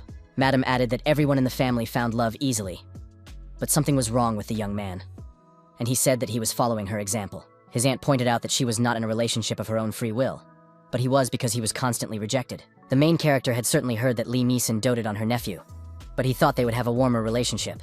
It turned out that their relationship was very ordinary, and the guy wondered if that meant they were close. At that moment, Hong Seok-kyung opened the door of the small house and said that the woman had brought some food and called the students to come and eat. The boys went to lunch, and the calm man asked Mr. Wu and Miss Kim to come to him. Sipping her coffee, the blonde said that she had bought the Songpa and Bangidong dungeons, but the government would take control of them because of what had happened in Myeongdong. She added that because of this, other guilds had decided not to bargain, so the price was not too high. The director asked if Bangidong had not had an official evaluation before, and Lee replied that due to the breakthrough in the Myeongdong cave, the rank certification had been postponed. The gentleman said that they should go there as soon as possible and asked what Brother Hye-jae meant when he said that they had failed. The young man really had no idea about this, so he nervously gave a negative answer. The thing was, he had never written it down, but he couldn't tell his comrades the whole truth. The next day, the young teacher took the cap off his black marker, preparing to explain the topic to his students. Since the kids should already be used to drawing runes that hide mana, the guy planned to teach them something new. Seeing Kim Shamin's hand shoot up, the polite Hee-jae asked if she had a question. Lee Mi-sun, who was present at the lesson, thought to herself that the hero was handsome, but she didn't trust him very much. The brown-haired girl asked how many symbols the instructor knew, and the lady noticed that nothing bothered her or the hunter Han. The flustered teacher asked why she was interested, and the girl asked if it wasn't normal for students to ask about the master's skills. Smiling, Mr. Wu said that he was not a magician and had not signed a contract, so he asked not to be called a professional. The distrustful Mi-sun found it suspicious that the guys from the Pangu Center, who had saved the students, called him good-natured. At one point, she jerked suddenly, instantly attracting the attention of everyone in the room. The shy beauty apologized, saying she didn't mean to interrupt, and the hero looked at her in bewilderment. The mentor said that today he would teach the kids the shadow rune, and that was exactly what he called it. After sketching it on the canvas, the teacher asked if it looked simple, and Kim Shimin said that it sounded like he was very proud of himself. The girl asked what properties the rune had, but the hero asked them to draw it, even though he could have just explained it. In a stern tone, the young man asked them to make sketches, and the excited students no longer argued. Focusing as much as possible, the students began to carry out the task given to them by their teacher. Approaching Choi Jin, the teacher asked if he agreed that it was much easier than the mana-concealing rune, and the young man confirmed this. In a frightening tone, Hee-ji said that they had many characters ahead of them, so the boy would not have the opportunity to practice just one all day long. Then he approached Park So-hyun and decided to check on her progress while the adults watched from the sidelines. The man called it excellent work and asked the student to activate the rune to test it. Stunned, Lee Mi-sun couldn't believe her eyes, and her vision seemed to deteriorate in an instant. The picture around her began to blur, and the main character smiled as if nothing had happened. The mentor explained that the symbol allowed the person who drew it to blend in with the shadows, but it didn't seem useful in daylight. However, when it was dark, the consequences could be very unexpected, which greatly surprised little Park. The teacher asked if she could use this rune, and the excited girl replied uncertainly that she didn't know. The hero added that he wasn't going to pressure the little girl in any way, and added that they could find out today without any worries. He continued to grumble reassuringly that everything was indeed fine, but suddenly the guildmaster addressed him with a question. The completely calm blonde asked if the young man could tell her about the mana-concealing rune. The unperturbed young man began by saying that the name already revealed half of the symbol's essence. The guy added that he had used it to save the students in Myeongdong, and a surprised Lee Mi-sun said she had never heard of such a thing. The lady said that Hong and Kim had changed the subject, and she hadn't asked about what had happened, worried that Sin Young might have suffered psychological trauma. Turning her head to the left, the woman looked sternly at Director Sok-young, who was a little confused. Grabbing him fiercely by the shirt, she asked if the scoundrel had managed to silence her nephew, and began to question him about what had happened. The shaman family had archmages with the same abilities for 3 generations, which was rare on an international level. Despite the fact that this family lacked experience in magic, the girl's reputation was very good. Mr. Hong asked if Hee-jae understood what was being discussed, and he in turn asked how it related to what had happened. The young man said he couldn't understand what all this talk was about, and his counterpart was briefly confused. This meant that the hero's rune was what the archmage of such a prestigious family had been looking for all this time, which meant that the magicians and people of Paju would come for him. The young man advised the director to simply assign the authorship to Kim Chae-min and be done with it, but it didn't work that way. The serious Hong Seok-kyung said that one cannot live like that, but the young man could not understand what he was talking about. The gentleman added that this achievement belonged only to the brave man and sorcerer he had mentioned, but the young man really didn't understand what was wrong. His counterpart asked if the young man thought he had silenced the students, and Hee-jae responded with curiosity, asking if that wasn't the case. The hunter said that the children also understood that the main character's runes would be forever engraved in history, and this impressed him. The man promised to make sure that Mr.'s name appeared in textbooks, and the young man wondered what that made him. The young man realized that he was appropriating the achievements of the Archmage from France and the Shadow Rune of Pak So-hyun, and he also remembered the other wizards. He was also troubled by the incredible amount of money that these scoundrels had taken for themselves without a moment's hesitation. Clutching his head in his hands, the young man thought deeply, staring at the floor, while the director continued to stand opposite him. The Frenchman and Pa only wanted to save as many people as possible, but as for the rest, it was interesting how much the management agency had paid them. With such sums, it would be possible to buy new equipment for the hunters, and the brave man would not have to beg Myson for donations. Beaming with happiness, the young man agreed to Han's request, who was a little puzzled by his emotions. The gentleman invited his comrade to have lunch, but when they went outside, they saw a whole crowd of people doing various things. Stunned into speechlessness, the director grabbed his neck, wondering what was going on around him. A blonde woman lying on a deck chair asked if they had eaten, and an angry man shouted that this was sacred school grounds. The lady warned that he could be reported if he called this place an educational institution. She added that it was harmful for Sun Sunjin's skin to be here, and Lee Seong-yeon asked what his aunt would say about him. Looking at the sparkling eyes of her beloved nephew, the woman paused for a moment to think of something to say. The beauty stunned him by asking him to remind her if he was a friend to the shy girl. Meanwhile, the guildmaster's subordinates continued to unload boxes from the car, following clear instructions. Madam asked if this was the last item and asked the man to put them all in their places. Standing aside, Woo Hae-jae wondered to himself where Lee Mi-sun got all this stuff. Approaching him, the confident blonde nudged the guy slightly, saying that the subspace had been established. The director had not yet introduced this term, but since it was their company's development, she was the first to use it. The beauty asked if the mentor needed it, but he politely declined, thanking her for the offer. The cunning hero already had one thing for the subspace, even with a lock, and besides, it would be invented by Daseon in the future. At one point, the girl held out her delicate hand, introducing herself by name, as she remembered that they had not yet properly met. She added that she was a guildmaster and was currently helping the hunter Hong Seok-kyun with a lot of work. Giggling, the beauty whispered that from now on, they also planned to help Mr. Woo. Smiling in response, the young man said he was looking forward to working with her, and rejoiced inwardly because the head of the faction had spoken to him. Sometime later, the young teacher sat in his room and drew characters on paper. The curious Lee Seong-yeon entered the room accompanied by Sung Sung-jin, who asked if it was true that the mentor's main weapon was a sword. The boy understood that if he used a spear, the students would notice that he and the director had similar techniques. The enthusiastic boy asked if he could teach them, and the hero replied that they had the best hunter in South Korea at their disposal. The boy replied that the director uses a completely different weapon, so they would not be able to learn anything from him. He added that the man had sent them to train with Hee-jae, because he was often absent from school, which was not good news for the fighter. After a short while, the young man was standing in front of the positive Hong, who was about to tell him something. The gentleman said that since there were now more teachers at the school, he no longer needed to be there all the time. The hunter added that they could not involve anyone else in this matter until they officially showed the rune to the public. It was said that Lee Myson would not give them her employees, plus her people were outsiders, so the task could only be entrusted to Hee-jae. The hero asked what made the director think he was suitable for this, and his counterpart replied that he could see it in his eyes. Smiling, the gentleman added that human eyes are the mirrors of the soul, and many people have said so. The director said that he did not allow the use of mana, so he asked to simply correct the students' positions, but the young man could not understand how he had become the strongest. He also added that the boy could simply fight the children instead of training, being sure that they would learn something if they were beaten. The man said that he had already warned the students and added that soon they would demand the hero's head, but it sounded a little strange. As it turned out, the headmaster promised to give the boys a gift if any of them could hit the teacher on the forehead. After these words, there was an awkward moment of silence, and the comrades just looked at each other.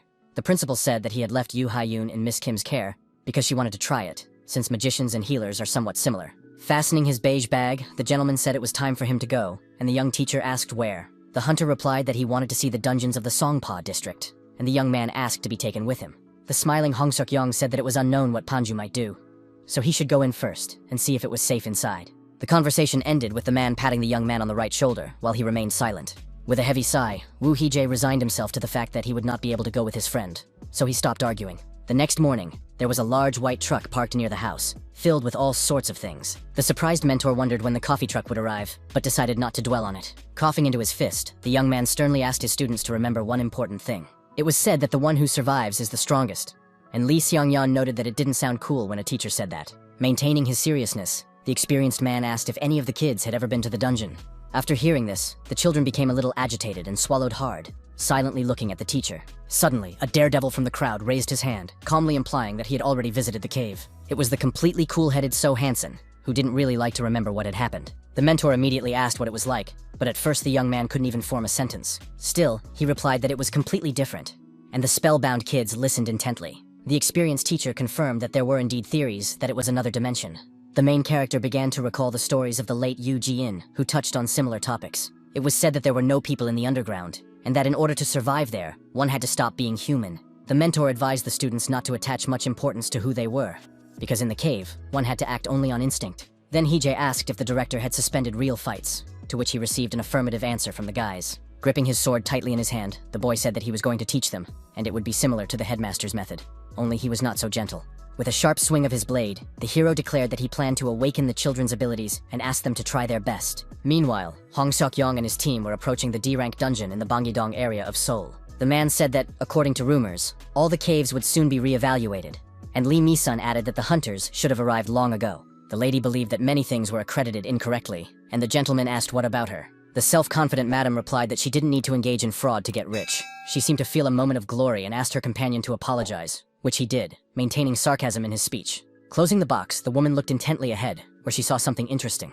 Lee Mi-sun A rank, Ji Yugun B rank, Kang So-young, and Choe De-hyun C class, as well as His Excellency Hong Seok-young, entered the dungeon. At around 1 p.m., the team entered the portal and soon saw green grass and blue skies around them. The woman asked if the hunter could say anything, and he replied that he was terribly ashamed. It was assumed that this was indeed level D, because even in C it would not be so quiet. Alerted, Hong asked if there was any information about monsters, and his comrade behind him gave an affirmative answer. The young man said that insects lived in this forest, but there weren't very many of them, so there was no need to worry. When asked about the creature's diet, the young man replied that they were herbivores, which was very rare. The insects ate leaves and showed no interest in meat or blood, but they were interested in humans, even though they did not attack them. The young man added that the core of the dungeon was in the center of the forest, and no one was protecting it. And Hong Seok-kyung noted that the guys were being careful. The thoughtful hunter began to understand that all the monsters in the D-rank dungeon were peaceful, but this was a little alarming. He wondered why the Ark had paid attention to this area if that was all there was to it. And then Lee Mi-sun, who was standing nearby, suddenly shouted. Confused, Seok-young asked the lady who had crushed the bug if she really disliked them so much, and learned that she was disgusted by anything with more legs than she had. The sarcastic gentleman began to tease the girl, bringing the remains of the centipede closer to her, and her face turned blue with fear. The screaming woman demanded that this nightmare be removed from her immediately, and even began to threaten with a weapon. Several centipedes lay at their feet, looking very disgusting and causing a feeling of nausea. At one point, the alert squad commander raised his hand, as if he sensed something wrong nearby. Remaining extremely focused, the man began to sniff the air, as if what was happening was disturbing him. With a serious expression, he said that the reason the insects were not reacting to the meat was because it was nearby. The excited blonde trembled behind him, and the rest of the group was afraid to even move. Everyone present began to carefully examine the ground, where many centipedes still lay. In a frightening tone, the hunter said that these creatures liked rotten meat, and it sounded very creepy. Once, Hije tiredly repeated that Yuji Yeon had to write a report, and she said that she had already been to the Songpa district dungeon. The girl said she had to clean out the cave and assured him she wasn't joking, but the main character wasn't going to play around. The manager began to push the woman out of the room, saying that he needed to work, and she emphasized that this was already physical violence. Ignoring her objections, the young man still pushed the girl, talking about raids out. Suddenly, the young man, sweating with fear, opened his eyes wide and realized that it was all just a dream. Burdened by the nightmare, the young man began to get up, wondering what the hell he had dreamed about. Clutching the blanket, Hije wondered why Yuji Yoon didn't just carry out her plans in secret. He couldn't understand why someone who never listened to him was waiting for his permission. Unable to figure it out, the nervous young man scratched his head and decided to get to work. During class, the students asked the teacher to ask the principal to hurry up, but he didn't have his phone number. Looking at the exhausted students lying on the ground, the coach suggested continuing the training since they still had the energy to talk. Lee Seong-yeon, who had turned blue, apologized to the teacher in a trembling voice, although he himself did not know what for. Exhausted, Sun Sunjin said that, blinded by the reward, she had only aimed for the head. The teacher doubted that they had also exhausted themselves with the director. And the whimpering girl said that it wasn't so hard with the head. Like an angel, a sweet girl appeared unexpectedly and offered the children cold water.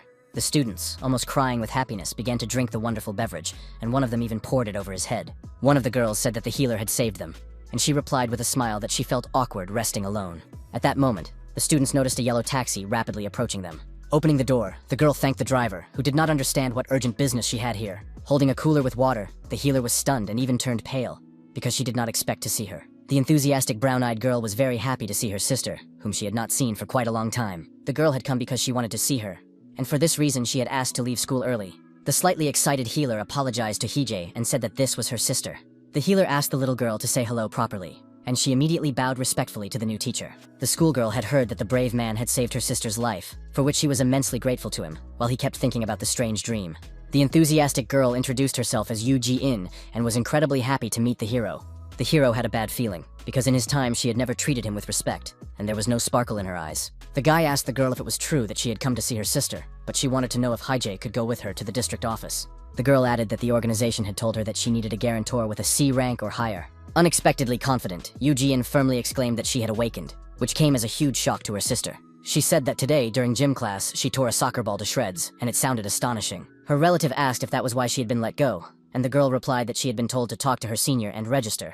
Then the girl turned to Hyung-wook, who was standing aside, and asked him how he woke up, which shocked Hije. He was struck by the fact that Ji-in addressed the guy appropriately, without even insulting him, and he replied that it was nothing special. The main character wondered if the girl's death in Myeongdong was a turning point. The excited student warned that the little girl would be fined if she didn't go and register within a week. The older sister said she did it much later, when she woke up, but never heard about any punishments. Visavi added that the director took care of it and helped her too, and he also didn't leave so Hansong and helped him get compensation. Meanwhile, teacher Hije whispered to Miss Kim to register Yuji Young. The stunned woman replied that she was only S rank, and her partner asked if she was bragging. The lady said that the press loves to stick its nose into such things, so she offered to go to Mr. Yu as a guarantor. The young man replied that he couldn't do that, and the inquisitive girl began to ask why. The cool-headed hero said that he didn't have his phone with him, which shocked the blue-eyed girl a little. The brown-haired girl emphasized that Yu Ji-young had chosen the young teacher, so he should go with her. Impressed by the brave man, the girl asked to be allowed to become his student, as it would be a great honor. Shocked, Hyeja asked why she was saying this to him, as he had not expected such revelations at all. The brown-eyed little girl begged him to take her as his pupil, while the hero mentally repeated that he needed to calm down. The girl was devoted, so his unbearable inner turmoil was related to his personal problems, which he needed to work on. Unexpectedly, the main character refused Yu Ji-young, which instantly brought tears to her eyes. The young man said that he was not a magician and that she could not learn anything from him, so he asked the girl to come back when she graduated from high school. The persistent girl read on the internet that the golden age comes exactly 1 month after awakening. It was also necessary to get rid of all the impurities in the body with magic in the first 3 days, but the guy hoped that people did not believe in this. The excited student said she had seen something similar, but Madam Kim and Jian's older sister had never even heard of such a thing. The girl handed the teacher a flyer with an invitation to a training course, saying that she had been given it while she was waiting for him in the morning. She added that she had kept it only because she couldn't find a trash can anywhere, and asked him not to misunderstand her. After briefly reviewing the material, the calm Hee-jae turned to the girl, who was eagerly waiting to hear even a few words from him. Not wanting to upset her, the hero called it all nonsense and asked her not to worry about it and wait for the director. Clapping his hands, the mentor returned to the kids, allowing Yuji Young to watch the training with her sister. The brunette said that she wouldn't want to stay here once she saw what the classes were like, but the coach thought it was actually quite fun. The crying boy noted that the teacher's joy was obvious, and he smiled in response, saying that they were all still weaklings, and that was the whole problem. That night, Hong Seok-kyung told the protagonist that he helped Yuji Young and her sister because he felt sorry for the two orphans. The positive Kim Chae-min noted that the girl was not shy, because she immediately asked Mr. Wu to take her as a student. The lady had never seen the mentor so confused, because the little girl didn't give up even when she saw the training. Slamming his fist on the table, the young man asked them to stop mocking him and look at it, but the hunter said he would speak first. Holding out a tablet with a photo, the man said that they had found a body in the Songpa district underground, and asked if his counterpart recognized the person in the photo. The young man looked closely and replied calmly that he did not know the dead man. Suddenly, the man said that it was Kim, who had sacrificed himself so that Hee-jae could escape from Paju. The head looked fearfully into the young man's eyes and asked sharply who he really was. A few minutes later, the polite waiter brought the fried chicken that the hungry Hee-jae had ordered. Folding his arms across his chest, the level-headed Hong Seok-kyung asked if the boy had anything to say. The brave young man, who did not succumb to provocation, suggested that they stop this so as not to strain themselves unnecessarily. The puzzled gentleman said he had only just begun, and the young man responded with a heavy sigh. Smiling, the hero asked not to be associated with some unknown guy, because Kim was a girl. He wasn't stupid enough to borrow the identity of a random stranger and rely on luck to hope that everything would work out. Mortality rates were expected to decline over the next few years, so the young man had to use the Kim surname and choose those associated with it. Since Mr. was such an elderly man, he simply indicated the surname without specifying the gender. One man lived abroad, and the other died while attempting to block the entrance to the Gyeongsang-do underground. The latter was a police officer before his awakening, and reports indicated that he had been working on several cases. The records disappeared because of his undercover work, and in the end, the gentleman never returned, leaving behind unsuccessful hunters who dreamed of righteousness. At that moment, the brave Hee-jae sat in front of Hong Seok-young and Kim Chae-min, who were waiting for an explanation, preparing to explain everything to them. The young man asked who the guy in the photo was and if it was true that the man didn't kill him to test him. The hunter found it in the dungeon, even though he was told that it was under constant guard, but no one knows how it got there. The angry hero asked if it was true that he needed his help, and that's why he decided to test him with Kim's help. The embittered girl exclaimed that she didn't understand their dialogue and asked who they were talking about and why his gender was so important. The bewildered young man asked if she was drunk, and the angry girl shouted at him not to change the subject. Keeping his cool, the young man asked if she knew that he was from Panju, to which she replied in the affirmative. Shatenko noted that the young man did not mention it directly, but only a fool would not have guessed after what happened at the training center. An irritated Hee-jae knew that the director was stingy, but he brought him here without explaining anything, which was the reason for his nerves. Soon, the young teacher realized what had happened, and Kim Chae-min confirmed that his thoughts were correct. Then the girl asked if the hunter would stop suspecting the guy, to which he calmly agreed. The gentleman decided to give the main character, who deserved it, a gift as an apology. The man unexpectedly took 3 plastic cards with the teacher's photo out of his pocket. The first was an ID card, which included the details that the guy had given to the investigation department, and it didn't matter if he had lied during the interrogation. Hong Seok-kyung also handed him a hunting license, and although Hee-jae currently had a D class, he could renew the documents later. Finally, he was given a bank book and card, and the hunter noticed that it was already the young mentor's payday. The head considered himself a caring leader, so he even thought about the hero's insurance, and overall, the amount was correct. His counterpart knew that the young man was touched, but asked him to look at it later, as he doubted that his expression revealed his feelings. The dejected young man did not understand the point of insurance if the director did not even allow him to venture into the dungeon. He decided to leave money matters aside, because the most important thing was that Hong Seok-kyung had given him all this. The young man said that Hae-young had told him about the rumors, and the man trembled after reading the words on the paper. Turning pale with excitement, the gentleman asked what nonsense was written there, and it turned out that it was about the Paju Research Center. The director, thrown off balance, looked at Hee-jae, who said that the organization was created to recruit new members. The man asked why they were doing something like a third-rate cult, and the young man replied that it was to attract a large number of members. The employees could also look for good test subjects, because the goal was to create artificial awakening. Stunned, Hong Seok-young did not understand a single word, and asked for an explanation of everything that had been said. The calm hero explained that the criminals were kidnapping children to increase the number of test subjects. The shocked gentleman assumed that Panju was a global criminal syndicate, and he was not mistaken, but there was a nuance. Turning his wary gaze to the side, the man began to listen attentively to the young man who knew everything. 2 years ago, Han's acquaintance was sent to the United States, but the team assigned to him was destroyed. To find his body, he went after him. The brave man learned about the center on the black market in South America. And when he delved deeper into the subject, he learned about mass murders in the underground and other things. The hunter added that all countries where there were violators conducted private investigations into them. The hero realized that Panju was just part of the organization, and although there were those who were engaged in research, the investigation of the crime would not reveal any information. Showing him a digital device, Kim Shamin asked the young teacher if he could tell her what kind of rune it was. Looking more closely, the serious young man replied that he had never seen anything like it. The director couldn't believe that there were symbols unknown to him, and the young man asked how he could remember something he didn't even use. At one point, he decided to add something, while the shocked brown-haired girl watched silently, waiting for something. Smiling, the boy calmly said that he could simply understand what these hieroglyphs were. The next day, the charming girl opened the trunk of the car with food, shouting to the students that it was lunchtime. The terrified children couldn't believe that they would finally be able to eat and began crawling toward the car like zombies. Drooling, they rushed forward, while the surprised woman wondered what kind of kids they were. The unflappable Haijay asked if she had brought what he had asked for, and the confident Kim handed him a black bag. The main character called her a good girl, and the beauty asked if he was telling the truth or just joking. Holding out a notebook with several runes, the young man asked if his counterpart could draw it without gluing it. Taking the marble beef out of the bag, the young man said he didn't know why the guys were in such a hurry, but the symbols were drawn carelessly.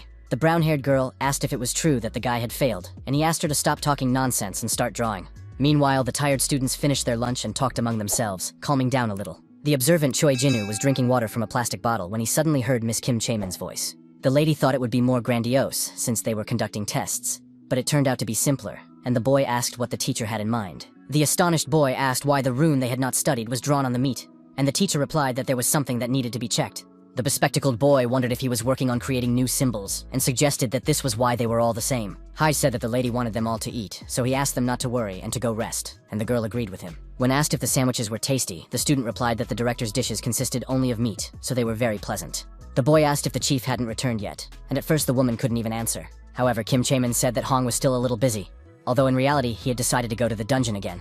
At one point, Choi Jinu asked the teacher if he thought there was a strange smell coming from somewhere.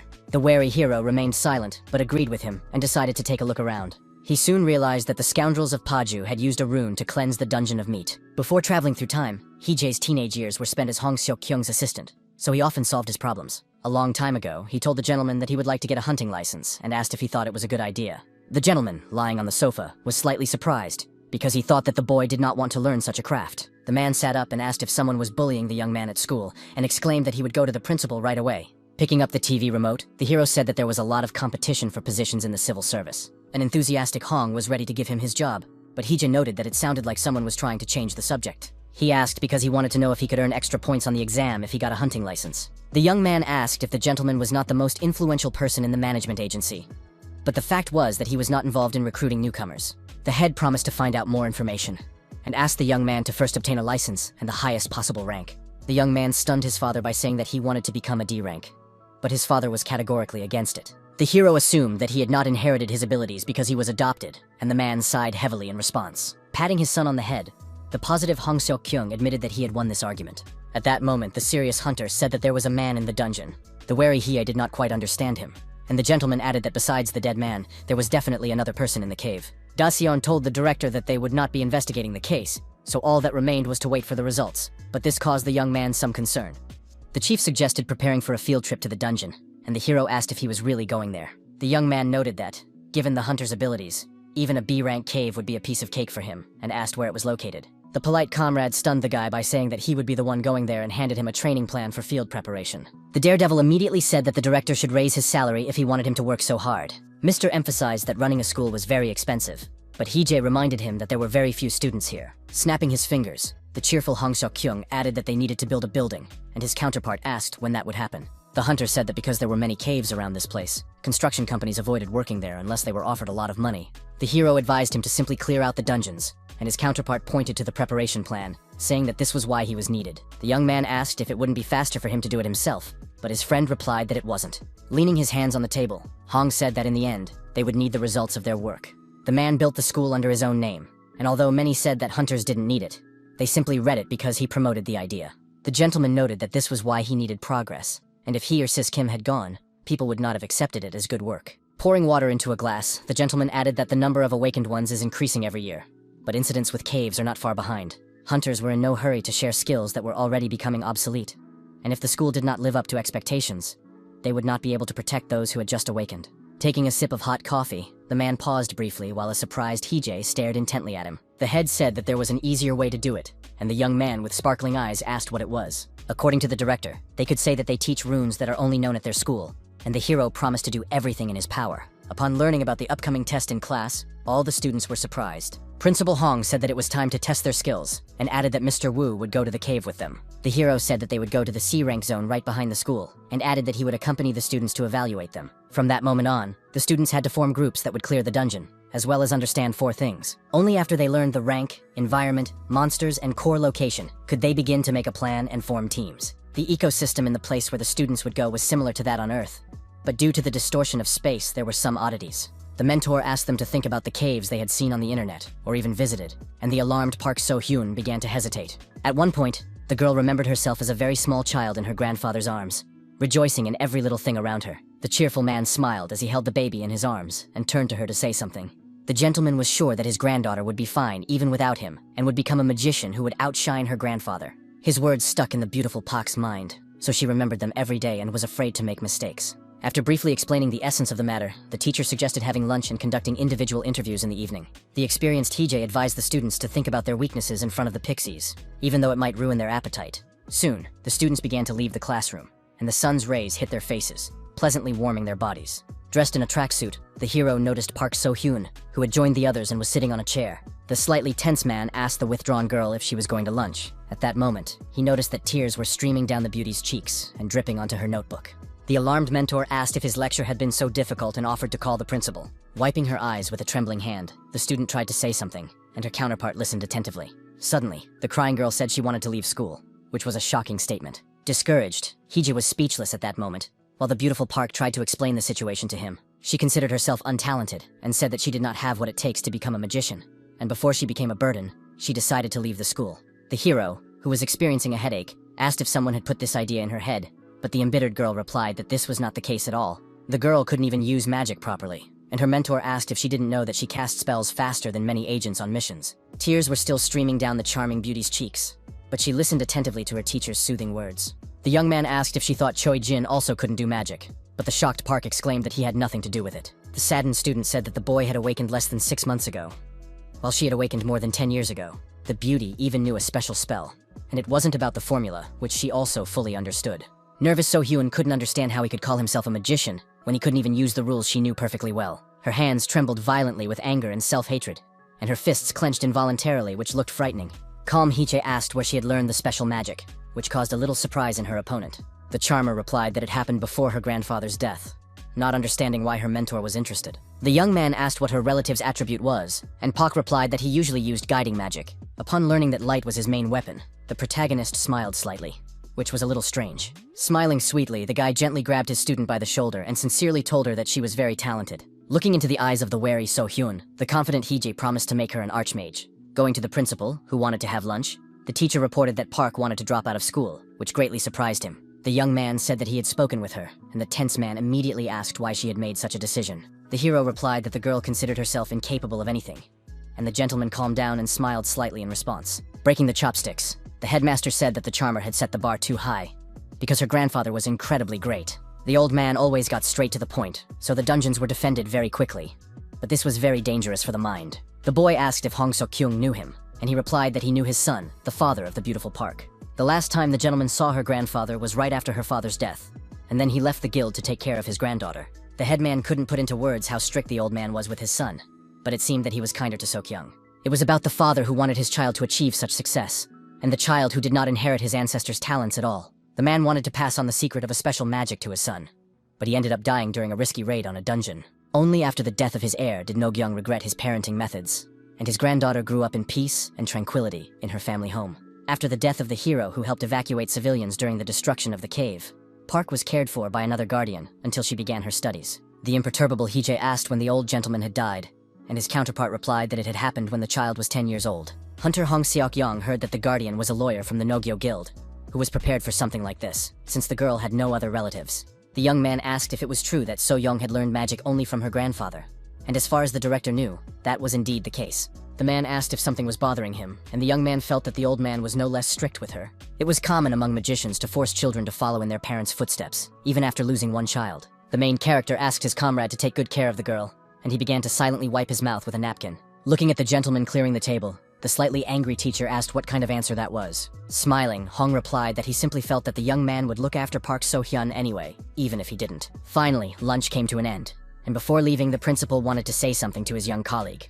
He said that he expected nothing less from the homeroom teacher, and the surprised Hae-jae asked why he would have such status. Smiling, the calm head said that in the eyes of others, the guy was a leader, so it was impossible to argue with that. The brave man asked for a raise, but the hunter changed the subject, reminding him that he needed to give a lecture to the children. The shocked teacher mentioned the money again, but his counterpart turned away and wished him luck in his work. The bewildered hero asked if Hong Seok-kyung, who was whistling something and pretending that nothing was happening, could hear him at all. Throwing a plastic container into the trash can, the young man decided not to pay any more attention and go about his business. Keeping his cool, he went to talk to the students and no longer paid any attention to Hong Seok-kyung. The gentleman was amazed when the young man expressed confidence that he would take care of the other students, not the magicians. Falling to his knees, the tense man begged Mr. Wu not to do this to him, but he proudly walked away. In the classroom, the calm mentor asked Cho-jin and Park So-hyun if they had thought about the upcoming task. He asked if they thought they could survive in the dungeon, and the nerd asked if there was any need to worry about it. The hero did not expect them to come up with something ingenious in less than an hour, so he suggested skipping the topic, which stunned the youngster. The youngster said that all the intense thinking had given him indigestion, and the teacher replied that this way, they would be able to understand how useless they were. The serious mentor added that if they had thought everything through seriously, then that was great, because at first, each of them was clueless. According to him, a hunter must find all his weaknesses and understand how he can compensate for them. An attentive student asked where they should start in order to avoid mistakes. Picking up a white feather, the young teacher asked if the students knew what their elemental magic was. Mages were valuable people, but when runes that concealed mana were invented, their value decreased, but it was unclear how they adapted to this. A huge number of research centers closed, and everyone began to resort to various methods to pass on their elemental magic to their offspring. A French scientist began to study how the power worked and published his findings, which helped sorcerers determine their nature. The magicians listened to him and sent him to the Academy of Hunters, who had different elements. And this was the method that Hae-jae adhered to. Thoughtful Kim Shiman asked if there were any ways to understand one's destiny other than feeling it oneself. After thinking for a moment, the young mentor wondered how best to explain the situation. The young man said that this method was developed by the same mage who taught him the runes, so it could be trusted. The delighted brown-haired girl asked if it would be better to try it out as soon as possible, while those around her looked at her in bewilderment. First, they had to dissolve the gnome's golden powder, then dip the swan feathers that protected the Erd source into it. And the last step was to fill the brush with mana from the awakened mage who wanted to learn his element. Miss Kim followed the instructions carefully, staying focused so as not to make any mistakes. Suddenly, hard and twisted tree branches appeared, which greatly surprised the girl. Calm Hae-jae asked if the stunned students agreed that the method was not difficult at all. A shocked Shemen asked who this magnificent magician was, and the imperturbable mentor asked which of the students wanted to go first. The angry blue-eyed girl asked him not to play the fool and to tell her who the brilliant sorcerer was. The main character noticed that she was starting to get angry, so a conversation was inevitable at that moment. Deciding not to drag it out, he coolly replied that the archmage was dead, which threw his opponent off balance. Holding out a white feather to the surprised Park So-hyun, the young man suggested she try it, and Kim Chaemin, in turn, became dejected. A few seconds later, a faint blue light began to emanate from the excited girl's hands, indicating that the process was successful. She said that nothing was happening, but the teacher asked her to simply continue filling the object with her mana. Unexpectedly, the snow-white feather began to turn black, which looked amazing. The curious girl did not understand what it was, but Hae-jae said that, as he thought, the problem was in the element. The teacher said that Pak's nature was the opposite of light, shadow, and it wasn't that she was as good as her grandfather. Then the young man asked Cho-jin to try it and handed him an object for the ritual. The feather in the boy's hands immediately burst into blue flames, which looked very impressive and mesmerizing. The alarmed hero exclaimed that it was real flame and asked the confused student to drop it immediately. The nerd couldn't believe that it was really fire, because it wasn't hot at all and posed no danger. He asked what kind of element he had, and his mentor just stood there silently for a few seconds, looking into his eyes. Soon it was revealed that his nature was light, the complete opposite of Park So-hyun standing behind him. After a while, the main character and the student were standing on the street, where she said she had thought about something. The girl realized that, unlike Jin-woo, she really couldn't use her grandfather's magic, and the teacher listened to her attentively. Now everything was falling into place, so she decided to look at the situation from a different angle. The young man saw that the beauty had thought about it a lot, and she confirmed this with a slight smile. The charmer was sorry that she couldn't use her grandfather's power, but she didn't want this knowledge to be lost. Mrs. Shamin talked about the many spells that had been lost in this way, and Hae-jae asked what Park So-hyun wanted. Unexpectedly, the enthusiastic student declared that she wanted to teach Jinwoo, who clearly needed it. The surprised young man couldn't believe that the introverted girl had come to him with such a wonderful offer. He asked if she was ready to pass on her grandfather's knowledge of spells, and Park confirmed this, as she did not want her relative's experience to be lost. The mentor asked if she was sure she wanted to teach someone she had only known for a short time, and the charming girl firmly expressed her willingness. The teacher noted that she might change her mind when she saw how Jin used magic. Thoughtful Park.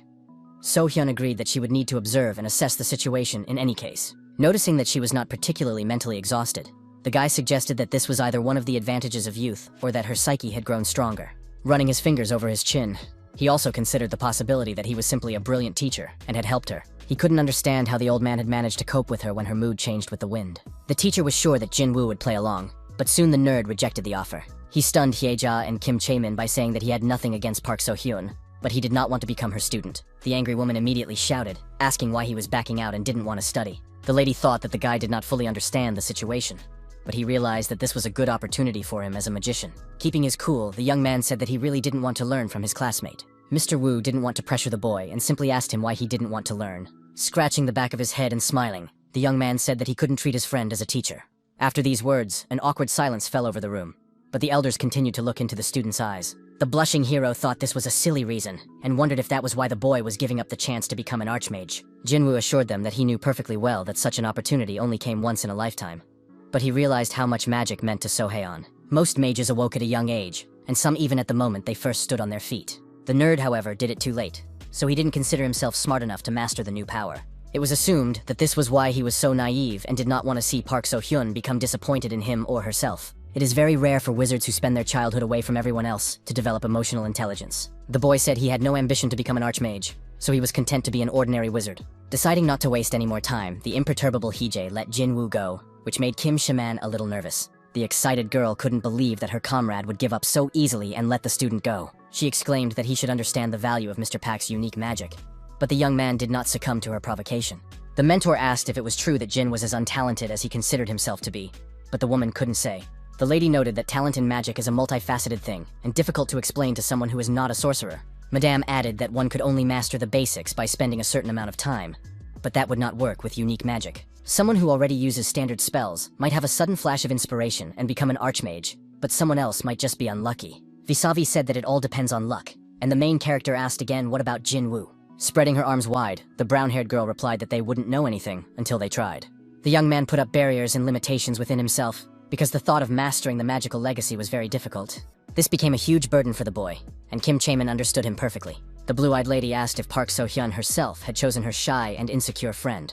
The pensive Hee-jae himself did not know what to do when he was a teenager, so he had no advice for Jinwoo. Once upon a time, his father held the small hands of his beloved son, with whom he loved to spend time. Smiling, Hong Seok-hyun promised that he would support his child no matter what, so there was nothing to worry about. The man said that the boy could go to college and work for a company, or become a world-famous hunter. Seeing the unhappy face of the child sitting on the chair, the loving father asked if he really hated him. Taking the child by the hand, the gentleman asked him to understand that he was also a human being, and that he also had feelings. Pulling the boy toward him, Hong, still smiling, said that the boy could hit him if he wanted to. Turning abruptly, the boy asked them to stop the charade and leave him alone at last. His father asked if he still loved him, but an angry Hee-jae exclaimed that he hated him with all his heart. The hero was the one who crossed the line to find out if it would work, so he had nothing to complain about. It didn't seem like the brave man would be able to pull off the same trick, but it was quite possible to resist the children's temper. Going out into the street, the young man approached Park So-hyun, who was sitting on a deck chair relaxing. The teacher said that Jinwoo had refused to learn the craft from her, which was surprising. The girl, who was sweating profusely, was a little confused and didn't even know how to react to his words. The unperturbed mentor said that the boy considered himself unworthy of learning from her. The boy also thought he lacked talent and couldn't communicate with So-hyun as a teacher. The beauty asked if the teacher had tried to convince him, but he replied that he couldn't pressure the boy. The girl reminded him that he had pressured her, promising to make her an archmage, but that was different, even though she didn't understand it. Remembering his words, the young man felt warmth in his heart and smiled slightly, realizing that there was no arguing with that. Coughing into his fist, the young man explained that the thing was that she was his student, and Jinwoo was her student. These words touched the charmer and surprised her greatly, causing her to fall silent for a moment. The first task for Pak as a teacher was to remain honest with his student and convince him otherwise. Unexpectedly, the enchantress tore a sheet of paper out of her notebook, which looked quite aggressive. Even more striking was the fact that she crumpled it up and put it in her mouth, stunning those around her. Miss Kim Chaemin and Hee-jae froze in place and lost their speech, watching So-hyun chew the paper with pleasure. Smiling, the enthusiastic girl confidently declared that she would do everything as her mentor had asked. In the past, Hong So-hyun went into the child's room and offered to talk, but he replied that they had nothing to talk about. The rude boy then said that he was not his son, which stunned the loving man. Unexpectedly, the previously calm gentleman shouted his name, which instantly caught the boy's attention. Slightly frightened, the hero turned his gaze to him, and a small drop of sweat began to run down his cheek. The father, who was behaving very strangely, froze in place, realizing that he had raised his voice at his beloved child. In an instant, Hong bent his knees, moving closer to the young man sitting in the chair. Grabbing the arm of the chair, the completely calm gentleman said that Hee-jae was his only son. The trembling boy understood that it was all because of the adoption, and assured him that he would grow up and leave on his own. His adoptive father addressed him again, but the boy asked him not to call him by name, as he did not want to hear it from his lips. Keeping his cool, he added that he was different from Hong Seok-kyung's son, and asked him not to be mistaken. The boy considered himself a stray dog that the hunter had picked up on the street, and asked if that was not the case. The surprised gentleman did not know what he had heard, but Haye said that he had learned everything from the great hunter's friends. At the same time, the boy understood why his parent would not want his child to be some kind of orphan. His counterpart assured him that he was not a replacement, and the youngster asked if this was a good story for the media about a hunter who had adopted a little stray dog. Not giving in to provocation, Hong kept his composure and began to think about how to avoid conflict and calm his son down. Reaching out his hand, Dad began to tell him that he had run away from the orphanage at the age of 19, and that was when he had awakened. That day, he saw himself in little Hee-jae and didn't want the boy to go through the same thing. The cheerful man's words were incredibly sincere and kind toward the child, so he decided to become the hero's father, and as they talked, he hugged him tightly, pulling him close. At the moment, Kim Chae-min couldn't understand Mr. Woo's teaching method, which was quite mysterious. She wondered if it was okay to put all the pressure on the students, but the guy assured her that this was the only way they would learn. The lady asked if the teacher was putting too much pressure on them, and he said that the kids had to learn to cope with pressure. A few minutes later, the calm mentor said that, based on his observations, these kids were too emotional. He also noted that they gave up at the slightest problem, which was not the best quality. They were told that Jin Woo was simply afraid of letting Park So-hyun down, which is why he refused, and a surprised Kim replied that she understood. The main character said that they just needed to improve the relationships between the students and keep them on their toes. At one point, the crying nerd took off his glasses and exclaimed that they had heard everything, while the girl just remained silent. The boy caused a very pleasant surprise when he said that he was going to give it his all. 2 days later, the young man came to the teacher with a piece of paper in his hands to hand in his work for review. He asked if she could look at his work, and an enthusiastic Pa decided not to delay. Carefully reading the notes, the girl noted that everything was already much better, while Hee-jae stood aside wondering what he had done. The mentor pointed out where and what needed to be corrected, and the hero was glad that Jin Woo had pulled himself together and stopped being a wimp. Meanwhile, the guys behind continued to practice fencing and struck each other with wooden swords, confident. So Hansen said that Lee Sung-yeon would have been pierced through, but he thought it was nonsense. The guys started arguing among themselves, and Hee-jae, standing between two worlds, had a headache from the noise. The hot-tempered boy asked the teacher to decide who had won, since they couldn't figure it out themselves. The mentor stunned him by calmly asking them to settle the matter with rock, paper, scissors. The dissatisfied boy asked what kind of stupid judging this was, and the imperturbable teacher called it his method. At that moment, a yellow car pulled up, and Madame Shaman got out, and the students immediately greeted her. The polite Jin Woo was happy to see her return, while the surprised Park So-hyun asked if this was what she had told them about. It was a standard student contract, and upon hearing about it, the students' expressions immediately changed. Kim herself had used this contract before, but it had to be edited for them, point by point. The lady apologized for the document being short, and justified herself by saying that she had studied with her father, although there were 2 thick books. The hero said that the relationship between a student and a teacher often goes beyond blood ties, which usually ends up in court. A colleague said that there had recently been a knife fight, but she didn't find it surprising, while the kids were frightened. One woman forced her niece to obey her orders for 10 years in exchange for an education, but she got tired of it. The perceptive Hee-jae was sure that the girl would be acquitted, while the shocked Jin Woo didn't even know what to say. Polite So-hyun asked the student to use words instead of a knife if he had any questions, and they would try to fix the problem together. The boy read and understood nothing, just like the girl, whose grandfather never told her about contracts. The nerd could have told her that there was nothing to be afraid of if he had understood something himself, but Kim asked if they were going to write down the terms of the contract. The charmer replied that they would, but without unnecessary complications, and the student watched her closely. The first clause stated that Pa would teach Jin the magic he had inherited from his grandfather, including a unique navigator for everyone. She also had to acknowledge his ownership of the spells, and the choice of successor would be made through discussion between them. In the event of the mentor's death, the young man could choose the heir himself, and vice versa. After writing everything down in paragraphs, the girl broke the marker in 2 to use the red ink inside. Then she pressed her thumb against the paper to leave a kind of seal and confirm the conclusion of the contract. Surprised, Kim Shamin watched intently as Park So-hyun concentrated as hard as she could. At one point, the charmer said that everything was ready, and the stunned lady asked if this was really her contract. The assistant asked if that was all, and the girl replied that nothing more was needed, and said that Jin Woo could add anything else. After reviewing the document, the young man asked if it was true that he could choose his successors, and received an affirmative answer. The young man hoped that there would be no complications, and promised that if a more talented person appeared, he would train them. Sheman asked if they understood that this was a legally binding document and that it should contain more details. The polite Park So-hyun recalled that the lady could certify the contract, and with the Archmage's approval, there should be no problems. The main character realized that if any of the guys decided to betray him, it would be a good experience for them. Neither he nor Mrs. Kim could live the lives of the students and decide what would be best to do, so it was not worth interfering. The enthusiastic young lady had heard that 3 was a lucky number, and said that she would later ask the director to sign the document as well. The imperturbable Haye did not refuse her and signed the paper without a moment's hesitation. Now the document was legally binding, so the contract had already come into force and had to be complied with. No one could disregard the agreement with the signatures obtained, and everything was also reinforced with seals. On a beautiful sunny day, the young teacher stood in the schoolyard watching white birds flying in the sky. Sipping hot coffee, the young man enjoyed every minute, thinking to himself that he was very happy. In an instant, the alert hero thought to himself that peace reigned in the world, despite the fact that in 2 decades the end of the world would come. In his office, the cheerful director Hong Seok-kyung said that Hunter Lee was investigating the matter. He asked how the children were doing, since the practical test was coming up soon, and the teacher said that he was only responsible for the magic class. The man asked why the young man was so cold, and reminded him that his job as a mentor was to look after all the students. The gentleman noted that the young man was not overloaded with anything, and the young man asked if he had not shifted all the preparation of the children onto him. The headmaster said that Park So-hyun was still the only one who taught magic, but that was why the hero helped look after them when the opportunity arose. Smiling broadly, the director, dressed in a black turtleneck, asked sarcastically if that was really the case. His counterpart asked Teacher Wu to try harder, because he had a great responsibility for their education. Even if the young man's hunting instinct was nonsense, he still didn't understand why he was so upset. The serious young man assumed that it was because there was no work here, but that was not the answer to the question. The holidays were approaching, and Hije wondered if it was normal for people to forget about them when they were so focused on work. Suddenly, a joyful Jin Woo exclaimed that he had succeeded, and the teacher immediately opened the door leading to the street. The excited boy asked if his mentor had seen his success, but at first he heard no response.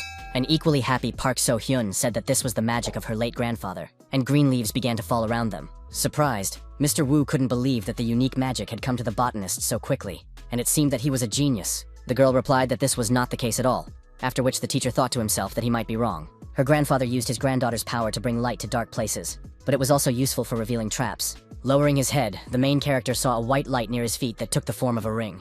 The beauty said that the magic was simply incredible and asked if the teacher agreed. Now the charmer was no longer a gloomy girl closed off in herself, but smiled sincerely, being on cloud 9. At that moment, Director Hong arrived, who was very pleased and gave a thumbs up in approval. Hija, who remained calm, decided to turn to the sorceress to ask her something. He asked how the mana analysis was progressing, but the girl just clutched her notebook, not knowing what to say. She replied uncertainly that she was working on it, and the mentor asked if Teacher Kim had taught her this. Lowering her head, Park So-hyun, sad again, replied that Shaman had indeed not shared her knowledge about this with her. The girl's mana was very different from what her grandfather had described, and she couldn't understand why. It was impressive that the beauty could imitate light magic with this type of mana, so the hero considered her a true prodigy. The young man asked his counterpart not to get caught up in such complexities and to calm down, not to burden herself unnecessarily. He also advised her not to get hung up on the concept of light and shadow, and to think of it as a separate element, because Pa was good at basic spells. At that moment, the mentor knelt down to demonstrate something to his student, who was standing in place. They were told that the part with the application was the same, and the interested girl watched attentively. Digging a small hole in the ground, the young teacher asked the girl to try to fill it with water. The young man asked if she could handle such an easy task, to which she immediately replied in the affirmative. Focusing as hard as she could, the confident sorceress used her power to summon a powerful stream of liquid. The observant teacher asked her to boil the water, and at that very moment, his request was fulfilled. The demanding Haije told her not to stop and to try even harder, which led to success. Soon the sorceress stopped, and the young man immediately asked if she understood everything now. Then he turned to Pak and asked her to think about why she could use light magic, which was the opposite of dark magic. The young man was unsure, as he was not a magician. But water and fire were different elements, and their formulas were not so clear-cut. The tense student thought deeply about his question in order to give a clear answer and not mess up. The mentor said that sometimes So-hyun could create the opposite effect by simply activating the formula in reverse. After he told the student to think about it, the girl bowed her head and sank into thought. She was told that she would have to figure out the rest herself, and if anything was unclear, she could ask Teacher Kim. The charmer asked if she could ask Teacher Wu questions, who unexpectedly pointed his finger at her forehead. The young man repeated that he didn't really understand, because he wasn't a magician, so there was no point. The main character remained silent, but noticed that for some reason Park So-hyun was frightened when her bangs fell down. Initially, it was assumed that there would be 10 students in the first generation of test subjects, but now, there were only 8 children left. Even now, the classroom was not as crowded, and the guy was curious about how it was in the original and temporary timeline. It was assumed that the students would struggle for several more years before changing the name of the academy to a hunting academy. At that moment, the mentor approached Yu Hyo-yoon, who was sitting at her desk, focused on using magic. Remaining calm, he asked her to concentrate more, which came as a great shock to the girl. The teacher said that a hunter must remain focused in any situation, but the crying girl reminded him that she was a healer. The hero asked if, in her opinion, healers did not go into the dungeon, after which the student silently tried again. Remaining emotionless, the young man watched her actions closely, assessing their correctness. He asked how her younger sister was doing and said that he had heard that she had gone with the director to register as an awakened one. Blue with shock, Yu Hyo-yoon barely restrained herself, experiencing a strong emotional surge. The surprised young man asked what was wrong, and the student said she didn't know where her sister got such ideas. The girl barely managed to keep the little girl from putting her feet in the ice, which caused the boy great confusion. At the same time, the younger girl muttered something about helping mana circulation with this cooling method, even though it was nonsense. The wary guy wondered if that was why he had been worried for the past few days. Yu Hyo-yoon said that the little girl couldn't do anything about the congestion in her veins, so yesterday she decided to cleanse her stomach and ate cabbage all day. Feeling very awkward, the teacher tried to somehow support his student, who was upset. The tense Hee-jae understood that he couldn't lose Yuji-in, even though she could be dragged into one of the cult training centers. At one point, the young man calmed down and smiled slyly, as if a plan had already formed in his head. He told himself not to worry about such things, and in his dreams he often saw the girl he wanted to make his assistant. In his past life, the little boy was sitting in his room, but his peace was suddenly disturbed by Hong Seok-kyung. The man decided to look at the boy's homework, so he asked what the essay about his future profession meant. The youngster asked if he really called himself a hunter, without understanding what his job entailed, but his father wanted to hear it from him. The boy simply wanted a more stable job, and his father noted that this was the right way of thinking. The boy also did not want to be bossed around, so he aspired to hold a high position and command others. The only thing that put him off was that employment in private companies was unstable, and his father asked where he had learned this. That's why the confident Hee-jae declared that he would become a civil servant. He did not intend to become president, as it was too difficult, and he liked the job of a manager who delegated responsibilities to others. The boy had heard that the salary was low at first, but he accepted that he couldn't achieve everything at once, and this impressed Hong Seok-kyung. Stunned by his intelligence, the man didn't even know what to say at first, so he decided to think it over. In the end, the father patted the child on the head and said that his desire to be a leader was very good. Dad promised to do everything he could to make his beloved son's dream come true and was ready to put in a lot of effort. A few years later, the boy was walking through the city with a backpack on his back when someone suddenly addressed him from behind. The strict Yuji-in asked why he didn't apply to the academy, and the young man replied that he wanted to be a civil servant, not a hunter. The embittered girl called it nonsense and asked if he knew that his father would be strongly opposed to this. Then the feisty lady suggested a friendly sparring match, but the boy refused, saying he had an exam next week. The self-satisfied girl tried to change the boy's mind, saying that hunters didn't need any tests. The quick-witted Hee-jae said he would be as stupid as her, and his opponent called him a petty bastard. Years later, the boy became a civil servant and praised his subordinates for clearing the dungeon, albeit with difficulty. He believed that they should become professional hunters, but asked why they wanted to develop in this direction. The leader asked his colleagues to ask themselves this question and think about it very carefully. Suddenly, he was asked why he hadn't become one of them, but the answer didn't come right away. Smiling, Haya replied that he didn't like fighting, so he didn't want to burden himself with it. He was also not ready to work for pennies, but that was another topic of conversation. At that moment, the main character was standing on the sidewalk, waiting for the green light at the traffic lights. On impulse, the guy came to school to see Yuji-in, but he didn't even know what to do next. The traffic light was still red, so pedestrians were not allowed to cross. The observant young man saw something strange ahead, and decided to take a closer look to understand what was going on. On the other side of the road stood Yuji-in, who was looking at a leaflet in her hand with interest. The boy realized that the girl was still fascinated by that nonsense, and had no intention of getting it out of her head. A passerby laughed and asked the girl if she was really interested in it, but she didn't quite understand the question. The woman thought that the article about mana was interesting, so she could talk about it in more detail. The lady said that you need to learn from an expert so as not to harm yourself. And the tense Hee-jae became even more nervous, but he couldn't cross the road. As soon as the traffic light showed 0 seconds until the green light, the nervous young man immediately rushed to Yuji-young. The enthusiastic girl was very happy to see the teacher from whom she dreamed of learning something. Smiling, she asked what the young man was doing there, and he didn't even know how to answer her. The delighted madam asked if he was this charming girl's teacher and praised his good looks. The young man confirmed this and asked who she was, and the stranger apologized for completely forgetting to introduce herself. She was a member of the National Association of New Mind and Spirit, the leader of the group, Chung Yeonhwa. The woman was sure that the young man would not be able to fully understand her line of work from the name, but he considered it a typical sector. Madam said that they held various events for children, and also helped those who were experiencing difficulties due to what was happening in the underground. People like Woo Hee-ja came to them with such requests, but he did not quite understand what it was all about. The association was often visited by adults who worked with children and were thinking about how to best help their charges. The polite John Yeonhwa knew that no one could be trusted in this world. but she said with certainty that their organization could be worked with. Pointing to the sign for the Gyeonggi branch, the lady added that their departments were scattered throughout the country and were sponsored by the government. Taking the business card from her hands, the young man began to carefully read the information on it. Deciding not to dwell on it, the teacher, keeping a cool head, turned to Yoo-jung. He asked if she had told her sister to go home right after class, and the girl felt ashamed. The man asked her not to be distracted by nonsense and to go where she was going, and the little girl did not contradict him. Slightly upset, the student said goodbye to her mentor and started walking forward without even thinking of stopping. The hero said that he thought the polite Jeon Yunhwa would not let the little girl leave, but the lady did not quite understand what he was talking about. Smiling, she said that if the guy heard a few good words, he could help her. The perceptive Hee-jae had no doubt that a school teacher would be a better catch than a 16-year-old girl. The strange woman took a tablet out of her bag and asked her counterpart to look at a photo of the association.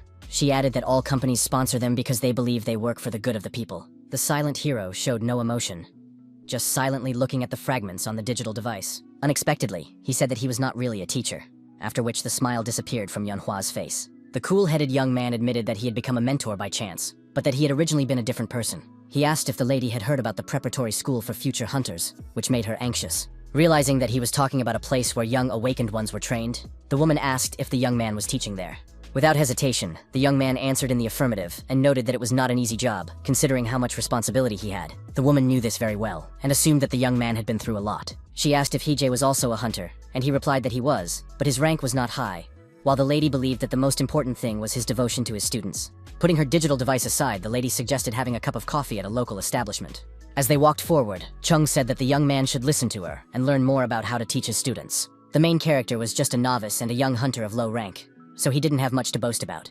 It had been just over a month since he became an exemplary school teacher, and he still felt awkward when people called him a mentor. It was obvious to the naked eye how much the guy cared about his students, which was commendable. Anyone who cares about their students and is directly connected to a tracking hunter is perfect prey for the cult. Returning to school, the guy showed the principal his business card from the National Society of New Minds and Spirit. Somewhat surprised, the man first asked where he got the association's contacts. The young man replied that a woman on the street had given him the number, and he had met her while she was talking to his younger sister, Yoo Hyun.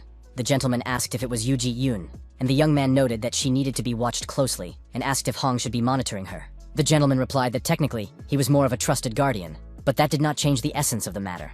The teacher said that the woman was pleased to hear that he was concerned about the children's mental state, and even gave him a lecture plan. His colleague asked if it was true that the young man wanted to contact a national society, the name of which he couldn't even remember. The young man wanted to talk to them, and since he had already spoken to this lady, someone else could probably go. It could have been a teacher like Hee-jae, but his words only elicited a smile from his counterpart. The brave young man remembered that he was currently on probation, and the director had said that if he left without warning, there would be problems. The wary young man wondered if the headmaster trusted him too much. Noticing the teacher's rather strange look, the director asked if something was wrong. Smiling, the teacher replied that he simply did not consider himself good at such things. The gentleman did not quite understand what he was talking about, and the young man replied that gathering information, searching, and the like were not his forte. Puzzled, Hong Seok-kyung asked why he thought so, and the hero replied that he had no talent for it. Hearing this nonsense, the man's expression changed, and he stared silently at his companion, who had his hands in his pockets. Pointing his finger at the young man and puffing out his cheeks, the man could barely contain his laughter.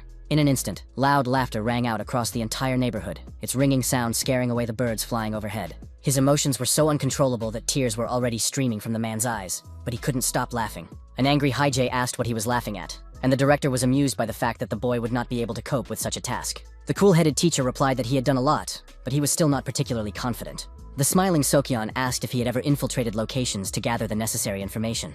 The main character clearly stated that this was not his job, after which the director thought for a moment. Leaning his hand on the table, the man stood up and asked if the ARC knew about this. Putting his hand on the young man's shoulder, Hunter Hong asked him not to worry, and exhaled. He forgot again about the place they were talking about, and the nervous young man repeated once more that it was called the National Society of New Minds and Spirit. The boss asked him to simply go and find out more about the organization, but the puzzled Hee-jae repeated once again that he couldn't. As he left, his comrade emphasized that he had excellent motivation, namely children, so he was sure that everything would work out. As always, flashing a smile, the brown-haired man added that the young man was simply underestimating himself and creating limitations in his mind. In an instant, the director's expression changed as he wondered if the teacher would get himself into some kind of trouble. He said that if the hero came into close contact with others, he could be recognized, and that was already alarming. At the same time, the headmaster was sure that the perceptive young man had a plan for this case, so he wasn't worried about him. Mr. was completely sure of this, since the young man was walking freely around the city, and therefore assumed that it was similar to Exodus.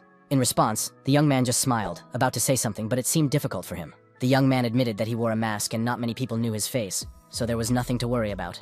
The cheerful Hong Seok-kyung said that in that case, there was definitely no reason to worry, and he could calmly carry out his tasks. The leader asked his comrade not to overthink things and to stay at the lecture for just a little while, because there was no need to take unnecessary risks. He also asked Hee-jae to make sure he had his phone with him so they could stay in touch. The puzzled hunter asked how it was possible that the boy did not have a cell phone and what he did in his free time. The main character replied that he was preparing a training program in his spare time, which somewhat surprised his counterpart. The serious teacher asked how anyone could teach children without a lesson plan, and the principal even became a little nervous. He said that students need to be taught in detail about monsters and how to hunt them.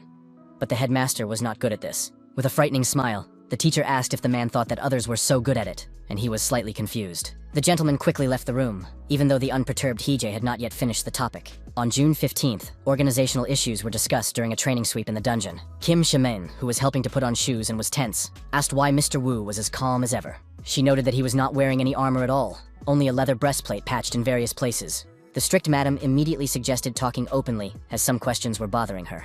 The lady asked what rank the hero had, and added that even if he had awakened illegally, there must be some information about him. The polite young man asked if she hadn't seen his license, and added that he was level D. Lowering her head and sighing wearily, the girl remembered that this was the only way not to arouse suspicion. According to her, Lee Myson had to put in a lot of effort to fabricate all the documents related to Hee-jae's past. The guy was curious about what kind of person she was, since she was able to create someone's life in a couple of days, and the lady said that she had also been interested once. That day, the blonde mysteriously replied that it was better for her not to know the answer to the question, and it was even a little scary. Putting special shoes on her comrade's feet, the girl asked if he thought the children would pass the training. The young man replied that the guild had cleaned the dungeon in advance, and if the kids couldn't pass it, they should think about whether they really wanted to become hunters. Observant Kim noted that he did not teach them how to choose a leader for the group, and the hero responded by asking how many of the students had already been in caves. It was also mentioned that some of them were members of guilds, which surprised Shaman a little, but she had to agree. However, the girl noted that Han Seong and Hyun Wook knew nothing about clearing operations and needed an explanation. The teacher asked if the confident young man really knew nothing about it either. His colleague said that the good fighter was also from the guild, but the young teacher had not known this before. He couldn't believe it, and found it slightly amusing that this piglet had once been a member of the organization.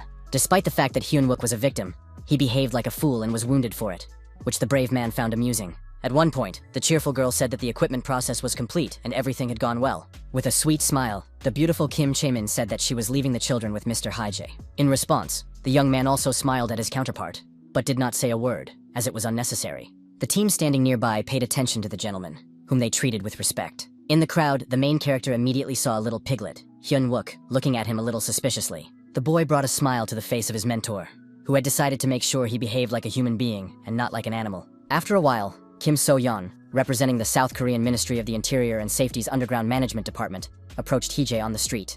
Slightly confused, the young man looked her in the eyes and decided to introduce himself in response, trying to calm down. The woman was pleased to meet him and asked if he had prepared the documents about the raid. The young man answered in the affirmative and showed her a folder containing a report on the cave cleanup, as well as his license and his students' licenses. Looking more closely at the face of his counterpart, the young man noted to himself that she looked familiar. While the girl was looking through the papers, it seemed to the young man as if they had met somewhere before. The beauty noticed his strange look and asked if something was wrong. But the young man smiled and replied that everything was fine. He was just a little nervous about the raid.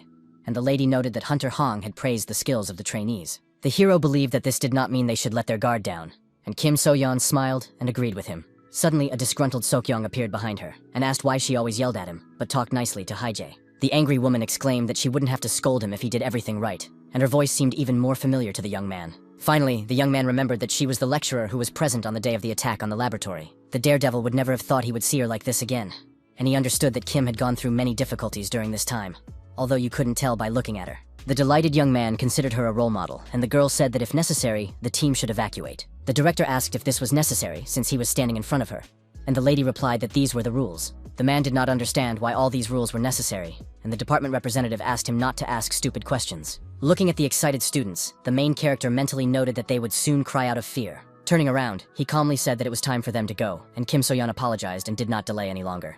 At that moment, the teacher announced that they were going to the province of Gyeonggi, specifically to the underground city of Hwaesun. The guy added that 9 participants were ready and noted that he, Woo Hee-jae, was their mentor in training hunters. It was 12 minutes past 11, and some of the guys were very excited. A few minutes later, the team found themselves in the underground, where the strict teacher asked them to pay attention to him. The hero reminded them that he would not provide any assistance, and that their evaluation would depend on their personal contribution during the cleanup. The perceptive Lee Seong-yeon was the first to ask how the test results would affect them. The teacher replied that if they received low scores, they would have to speak with the principal personally and attend remedial classes. It was said that the lower the score, the more often they would have to attend extra classes, which was not a cause for joy, for after that, Hee-jae decided not to waste time on chatter and said that he was leaving them, and now they were on their own. Without even thinking about mercy, the young man began to walk into the thick bushes, although the children were very scared without him. An alarmed student asked what they should do now, but received no answer. Soon the guys began to discuss that first of all, they needed to destroy the core of the dungeon. The brave Hyun-wook said that according to the scout's information, the target was in the eastern part of the forest. The boy noted that they would have to pass by the pixies to get there, and asked if everyone remembered what he was talking about. The young man also inquired about the runes hiding mana, and Park So-hyun and Jin-woo immediately showed them. After that, a decision was made to move forward, and the group began to advance, carefully looking around. Meanwhile, Hee-jae, who was hiding behind a tree, felt a little uncomfortable just standing on the sidelines and watching. The students were in a forest-like dungeon, so there were many plants around, but in an instant, they saw a strange creature. The pixies living here were only smart enough to put out the fire, but there was no source of water in the dimension. The fighters were restless to build a fire and use it, but the brave Hyun-wook rushed into the attack first. The teacher said in his inner voice that if the guys caught this detail, they would succeed 100%. But at the same time, the young man understood that none of them would get the highest score, since the guys had little experience. A large number of winged monsters began to attack the team, approaching from different sides and surrounding them.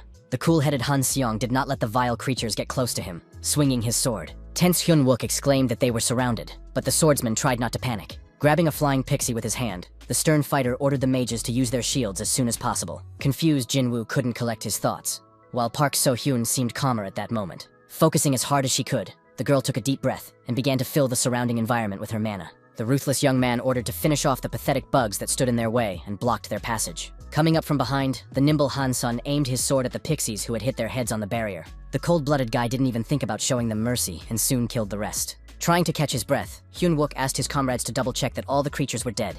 Then he noted that this was their third battle, and asked how the mages were doing with the rune papers. Smiling, Park So-hyun replied that they had already checked everything and found no problems, so the team would soon reach the core. At the same time, no one ruled out the possibility that the location of the targets in the C-rank dungeon could change at any moment. Moving forward, one of the team members noted that it was much easier here than in other locations. Yoo Hyo-eun asked if Park had been in caves before, and she replied that she had visited them with her grandfather, but they had only cleared A-rank caves. A gloomy Sunjin said that she had followed her teacher into a C-rank cave as training, but it was nothing special. She added that the place they were in now was much easier to pass through, and an enthusiastic Seong-yeon asked if that wasn't a sign of their superior skills. Hearing his words from behind the bushes, Hee-jae considered it to be overconfidence, but he only secretly observed and did not interfere. Serious Hyun-wook said that despite the man's words, the director would not have let them in if he had doubts about their abilities. The hero was struck by the fact that he never once called him a teacher, and the guy added that the mentor said that the nearest caves had been checked. That's why he thought they had been cleared in advance so that they could pass. And that was indeed the case. On the way, the fighter said that pixies always move in flocks, and asked if his comrades found it strange that they had only encountered 8 targets. The skeptical young man dismissed the hero's warning that he would not interfere as nothing more than a bluff to make them nervous. The brave man was willing to bet that the teacher was standing somewhere behind a tree, rolling his eyes because he could see right through him. The teacher, hiding in the bushes, heard every word he said, but remained calm and did not give in to his emotions. He wondered why he shouldn't increase the difficulty level of the dungeon since the kids thought it was easy. In a low voice, the mentor said that he would teach the ill-mannered children to watch their language. Unfortunately, most of the tragedies in the world began with dungeons that brought misfortune and chaos. Seeing a little boy in the middle of a ruined street, a stranger asked if he was all right. The blonde man asked if it was true that the boy had just woken up, but at first he heard no answer. Smiling slyly, the man decided to find out his name, since there was no one else around. Hearing explosions around them, the stranger learned that the boy's name was Hyun-wook, and said that from now on, they would be friends. The guild leader invited the youngster to his place, saying that it would be foolish to waste his ability without learning how to use it. The boy agreed, and his new acquaintance said that he would not charge him for his training. The gentleman explained that the child would simply learn new skills in their organization and could become a hunter in the future. It took the boy very little time to understand the meaning of his counterpart's cunning gaze, before everything around him turned into hell. Before being sent to the location, the young man was dressed in a business suit and came to the teacher's class. The young man heard that the fearless Hee-jae had been captured by monsters when he risked his life to save Lee Sin-yeon. The guy thought about going up to him and thanking him, but he was still a little unsure. Suddenly, the main character turned around and saw Hyun-wook behind him, who was clearly confused. The mentor assumed that the lecture on runes would be too tedious for him, so he didn't want to overload him. Instead of the teacher's stern gaze, the youngster saw him looking at him as if he were an object, as if he were considering him cannon fodder. The sweating boy felt very disgusted, and at that moment, several dead pixies lay on the battlefield. Stressed out, Yu Hyo-yoon noted that there were fewer and fewer enemies, and the guy explained that it was because they were getting closer to the core. He added that the place wasn't that difficult, so the teacher could have come up with any excuse to take away points. The angry girl said that after her long run, the arrogant guy said it wasn't enough, so she really wanted to punch him. She asked the director if they could reduce the intensity of the training a little, but Hyun assumed that he was listening. An extremely emotional Yu Hyun-yoon exclaimed that there was nowhere to even take a shower here,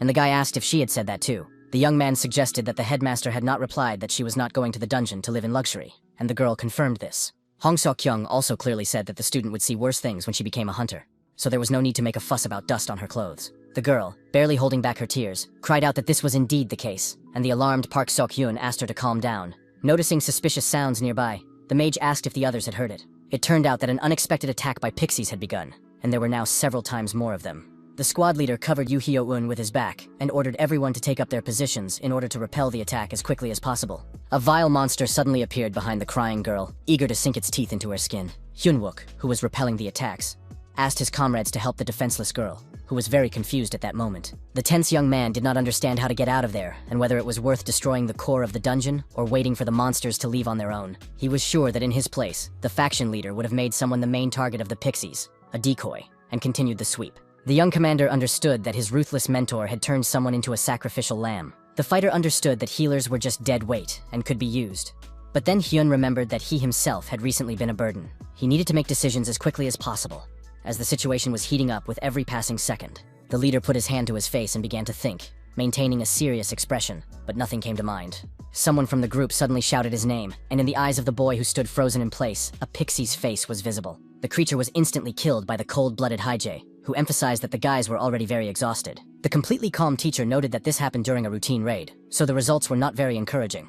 Looking at the dirty Hyunwook, who was in shock, the gentleman asked if he would pull himself together or not. The young man's behavior was extremely strange, and he suddenly bowed while standing next to his mentor. The bewildered young man did not know how to react to what was happening, and his tongue would not even turn to say anything.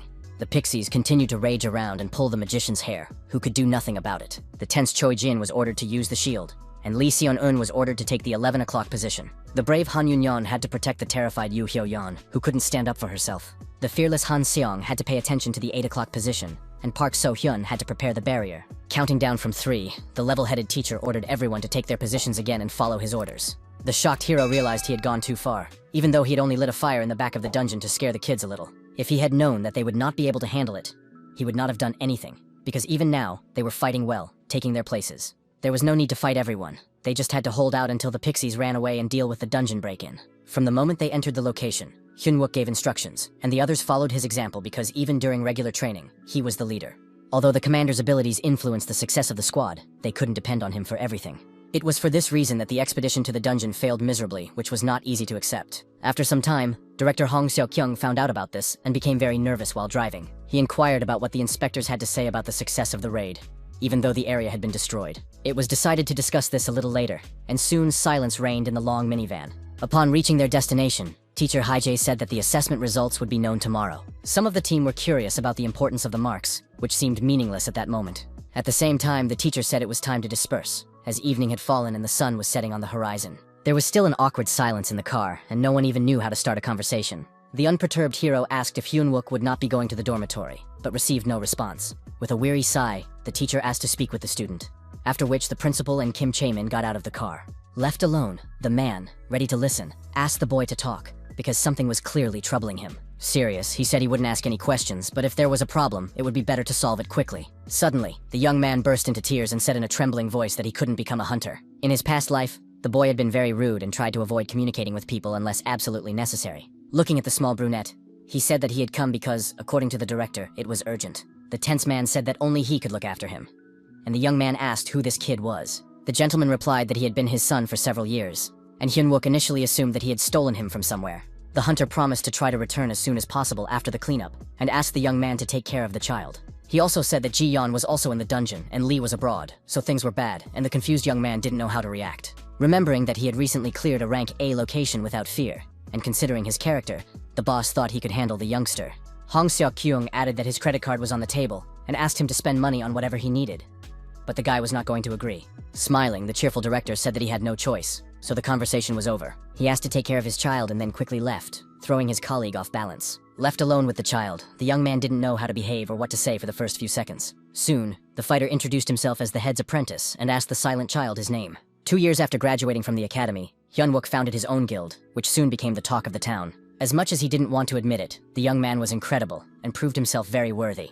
Even if he was now vomiting in a half-crouching position, it did not negate the fact that he was a good team member. His comrades silently watched as the man in the black suit vomited on the ground, feeling unwell. The healer standing nearby asked the leader to take a sip of water, but he said that everything was fine. The young man was one of the most famous hunters in Korea, and the leader of an entire guild.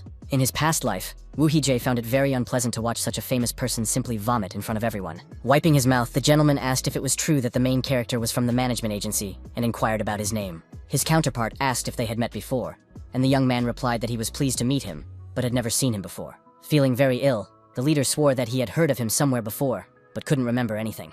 The association members said that they were already behind schedule and it was time to go, but Hyunwook didn't understand why they were in such a hurry. Taking a metal flask out of his pocket, the well-fed man said he would take care of everything. He began to gulp down the liquid, which shocked and puzzled the hero. The guy, blue with nerves, asked if he had lost his mind, since he had decided to drink alcohol after they had passed through the gate. Wook, completely calm, replied that his brain didn't work well until he had a dose of the warming drink. Smiling as if nothing had happened, he added that he always takes a drink with alcohol with him before a raid. Hiding the flask in his jacket pocket, he grinned and suggested they finish quickly and then have a drink together. At that moment, Hee-jae promised himself that he would quit if he had to work with this pig again. But for now, the young student was crying. The boy continued to sniffle, but his whining was beginning to annoy the imperturbable teacher. Trying to control himself, the teacher turned to the youngster, thinking it was time to put an end to this charade. Continuing to cry, the blonde-haired boy said in a trembling voice that it was not enough to be a hunter. The mentor handed him a bottle of water and asked him to take a sip to calm down, and in response heard a word of gratitude. The main character couldn't stand people who did nothing but whine, thinking that was enough to be forgiven, and didn't even realize their mistakes. If Hyunwook had been an employee of the management agency, he would have given him a dressing down.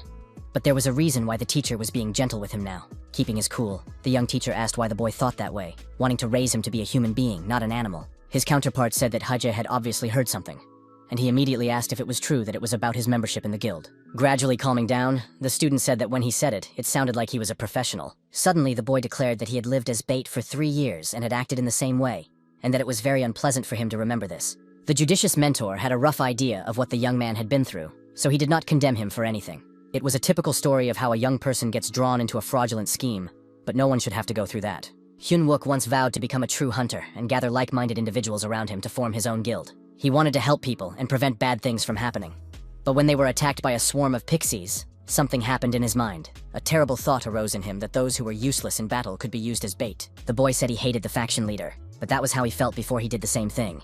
It was very disgusting, and the young man couldn't accept it, but the teacher suddenly said that he knew someone. He added that the boy had grown up in the same conditions as Hyun, and decided to use a different approach than Park So-hyun's. The hero understood that he could retell Wook's story from the past, so he wasn't particularly worried about it. The teacher said that the boy had signed a contract in his youth, not knowing that it was possible to live differently, and eventually ran away with the help of a kind man. The young man said that the situation of his old acquaintance was very reminiscent of the calmed-down fighter. The gentleman added that the boy faced the same difficulties, but did not mention that this was his sad counterpart. Now, knowing Hyunwook's story, the main character could better understand him and his psychological state. The guy still couldn't shake off the shackles of the past, and often thought about the old guild, the disaster in Mendo, and what was going on at school. Yuji could have warned him by telling him about the past, but now he felt like a bad person. Folding his hands together, the teacher said something aloud, something even a little funny. It was strange to see a young man who used to crawl around drunk, then began to donate money and pay compensation to the victims on behalf of the guild. In the past, he had been stabbed because he had covered for those who had embezzled money from the faction, but he had continued to live on. The apprentice asked what the purpose was, and the mentor replied that the man did it to help children who had gone through the same difficulties as him. Once, an agent asked Hyunwook if he understood that there were other people who could take care of the matter just as well, but he considered the question rude. The guy warned that the man would not receive any rewards, and he noted that his father had asked the same question. Then the head asked if that was why Woo Hai was up all night, and he replied that he hadn't said that. The provocateur asked if we really wanted to get out of there so badly, but the angry guy repeated that those weren't his words. Holding a flask of alcohol in his hands, the fat man came to the conclusion that he would have to answer the question anyway. The man said that he was not a person of high moral principles and could do terrible things if he wanted to achieve something. The young man asked what the reason for his behavior was, and learned that Hyunwook didn't want to fall to the bottom. He really wanted to prove that he was above that, and the hero then asked his student why he shouldn't do the same. Keeping his cool, the teacher added that it was his life, and it was up to him to decide what to do. But at the same time, he asked if his student knew that his former guild leader was already behind bars, which shocked him greatly. The young man answered no to his question, and the teacher smiled and said that was unfortunate. The mentor asked the fighter to show everyone that he could achieve success without resorting to such nasty methods. Sometime later, in the evening, Hee-jae sat in an establishment with Hong Seok-young and Kim Chae-min and told them about the situation. The director said that if the students couldn't even clear a week in dungeon, they wouldn't become hunters. The hero asked if he thought one of the guys needed counseling, and the headmaster asked if he was talking about Hyunwook. The teacher said that Han Seong was also stressed out and added that the students had developed a lot of stress. The young teacher believed that they should at least visit a psychologist once to assess their condition. Throwing a bone from the meat onto a napkin, Mr. Hong emphasized that psychotherapy and counseling were good. But there was a nuance. He asked what the chances were that the specialist would be awake. But his counterpart did not quite understand the question. The man explained that the hunter could become violent during the examination. But it was unknown what the chances were that he could be subdued. The main character remained silent, and Kim Chae-min intervened in the conversation and decided to talk about an incident that had occurred a couple of years ago. She said that as a result of one incident, a doctor was killed by a fighter who had a panic attack during the session. Hong Seok-kyung, who was eating chicken legs, noted that it was not done intentionally. But after that, real problems began. The news of the psychiatrist's death spread through the newspapers on the same day and caused a great deal of commotion. The brunette said that the doctors wanted measures to be taken to guarantee their safety, so they began to refuse treatment. An example was given of the mana control bracelet worn by Hee-jae, who believed that the hunters had refused the conditions. The lady added that currently, consultations can only be obtained by phone, and the patient cannot even see the doctor's face. There were cases when fighters tracked down their specialists, but the tense hero could not understand how his sessions with the doctor went. The director said that it was impossible to provide the necessary treatment, so the hunters stopped seeking treatment. The teacher noted that they were still children, but they all had licenses, and each had a rank higher than D. As if nothing had happened, the gentleman enjoying his meal said that they could not receive any help.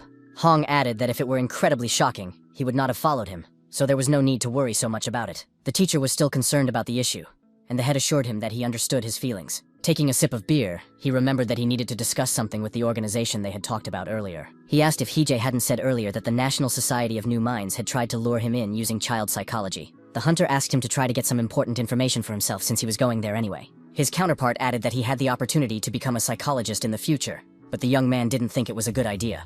His comrade thought he was perfect for the role, since he had done well with Hyun-wook, and the young man suggested that the salary would be higher. The cunning Hong Seok-kyung, as always, changed the subject and offered the young man some more beer. Raising his hand, the director loudly and confidently asked the waiter to bring them more drinks, which made Shaman smile. The next day, the main character stood at the entrance to the building and ended the call, wishing his interlocutor a good day. He remembered the director's words that if it really was permission, he would not have followed him. After graduating from school, children would have to solve problems on their own, without anyone's help. The teacher could not deny the need to go through the process of struggling and overcoming difficulties alone, but everything had its limits. The boy did not expect the headmaster to be so sensitive and to care about his students much more than he did.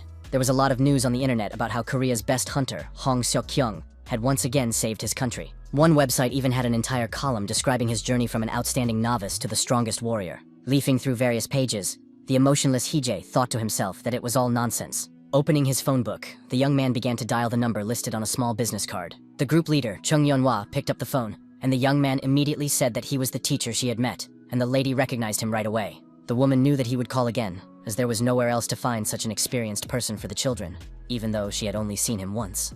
Madam said that a meeting for those traumatized after the underground was currently taking place, and she was sure that the mentor was making a huge contribution to it. Soon, the car the hero was sitting in was parked, and Kim Shamin asked if he was sure he was okay with such an appearance. The excited girl added that they should have brought their Amy with them to cheer them up. The guy didn't understand what she was talking about, and the beauty explained that she meant her favorite yellow-green car. The young man asked what good would come of the adventure, and the lady asked if he hadn't used his connections with Hong for his own purposes. The charmer added that Hee-jae might be close to the Supreme Mage, but he replied that his connections with the director were enough for him. The dissatisfied comrade asked the young man who had gotten out of the car if this was really his gratitude for her giving him a ride. Nevertheless, the incredibly beautiful girl sincerely wished the young man luck on his important mission. A few seconds later, the confident man entered the building, where an employee in a white shirt was already standing in front of him. The young member of the organization greeted the guest and asked if he had come for the lecture. The hero confirmed that this was the case, but at the same time, the face of his counterpart seemed familiar to him, and the young man asked if he could find out his name. Without hesitation, Woo Hee-jae introduced himself, after which the young man began to look for him on the guest list. Very soon, the young man realized that the group leader had invited him here, so there were no more questions. He asked the hero to go to a small auditorium on the second floor and stick a sticker on his phone case, which was stunning. Seeing the guest's violent reaction, the guy asked what was wrong, but the teacher smiled and replied that everything was fine. The teacher said that the guy looked like an acquaintance of his, and he said that he understood everything. Moving forward, the tense mentor thought to himself that she not only looked exactly like his friend, but was the same person. The young employee continued to greet visitors and check whether they had been invited to the lecture. The brave man was curious to know where number 3 had gone after the unsuccessful end of the test, and it turned out that he had been in the organization's building the whole time. The young man was the oldest child in the laboratory, and at the time of the event, he was already 15 years old. Since the center had decided to end the experiments at 13, number 3 was practically an adult to the others. He stayed even after that because he was a good kid. Or perhaps because the director didn't like Hije and didn't want him to control the children. Being the oldest, the hero encouraged the younger ones to commit misdemeanors, and did so with pleasure. Shortly before his 16th birthday, number 3 disappeared without a trace, which was very strange and suspicious. This was an unfortunate turn of events, because with his departure, no one was left to restrain the violent brunette. They weren't on particularly good terms, but the boy had grown attached to him and even missed him. Now, looking around, the teacher said to himself that he never thought he would meet his old acquaintance again. During the lecture, the woman said that every child is a unique personality, so there is no single answer, and she urged everyone to remember this. The host asked what was important to talk about with children, and people began to suggest options such as love and patience. The sweet gray-haired lady smiled and emphasized the correctness of the guest's words. The lady suggested dividing into groups and holding a discussion. But the wary Hije did not understand why this would even be useful. He couldn't understand whether people would be confused if they started talking about the strangeness of the very beginning. One of the women told the teacher that she hadn't seen her in a long time, and she replied that she had been busy with work and didn't have a single free minute. The serious hero knew perfectly well that this was the method cults use to increase the number of believers. The lady sitting next to him suddenly noticed the stranger, whom she had not met before. She decided to ask if he was new here, and the young man immediately answered in the affirmative. The people noted that they had not noticed him at all, only communicating among themselves. And the young man smiled and replied that he was fine with that. The teacher sitting in front asked which classes Hije worked with and learned that he worked with older students. The enthusiastic beauty emphasized that she was also involved in this, adding that students are very sensitive at this age. Suddenly, the main character got up from his seat and apologized, saying that he needed to go to the restroom. Walking down the hallway, he wondered how he could get something useful out of this, even if he couldn't prove that the association was involved with the ARC. Seeing students drinking soda nearby, the teacher wondered if he should talk to them. He also thought that he could find number 3, who was surely connected to all this in some way. Besides, if the ARC was targeting they would find a way to contact him themselves. But suddenly his thoughts were interrupted by the young man behind him. A very familiar young man asked if he could help the guest wandering the hallway. Slightly agitated, the guy asked if he didn't like the lecture, but the answer did not come immediately. The hero realized that the young man did not recognize him, even though they had spent a lot of time together in the laboratory, and that was a little sad. If he had known that the adult version of the youngster was traveling through time, the teacher would have gone to the ARC himself and begged for his life to be spared. Keeping a cool head, the man asked if he was a volunteer, and his counterpart confirmed this, and added that he was working off his hours. Smiling, the boy added that this was not the only reason, and the gentleman asked why else. Lowering his gaze to the floor, the slightly nervous young man tried to formulate a response. Feeling a slight tremor in his legs, the boy said that he had also suffered because of the underground. That was why he wanted to help the children who were going through the same horror he had experienced some time ago. The teacher noted that this was very kind of him and now finally understood what the shy number 3 was getting at. The man said that he was responsible for students with the same experience as him, and the boy asked if the other kids were just like him.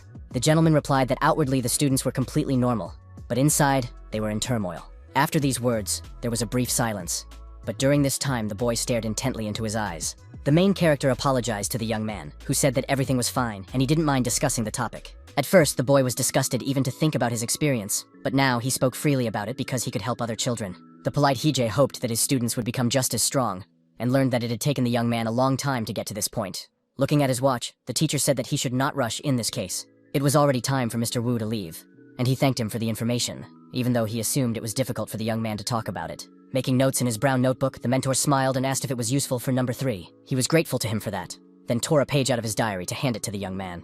The main character said that he was not an important figure, but was still considered a hunter.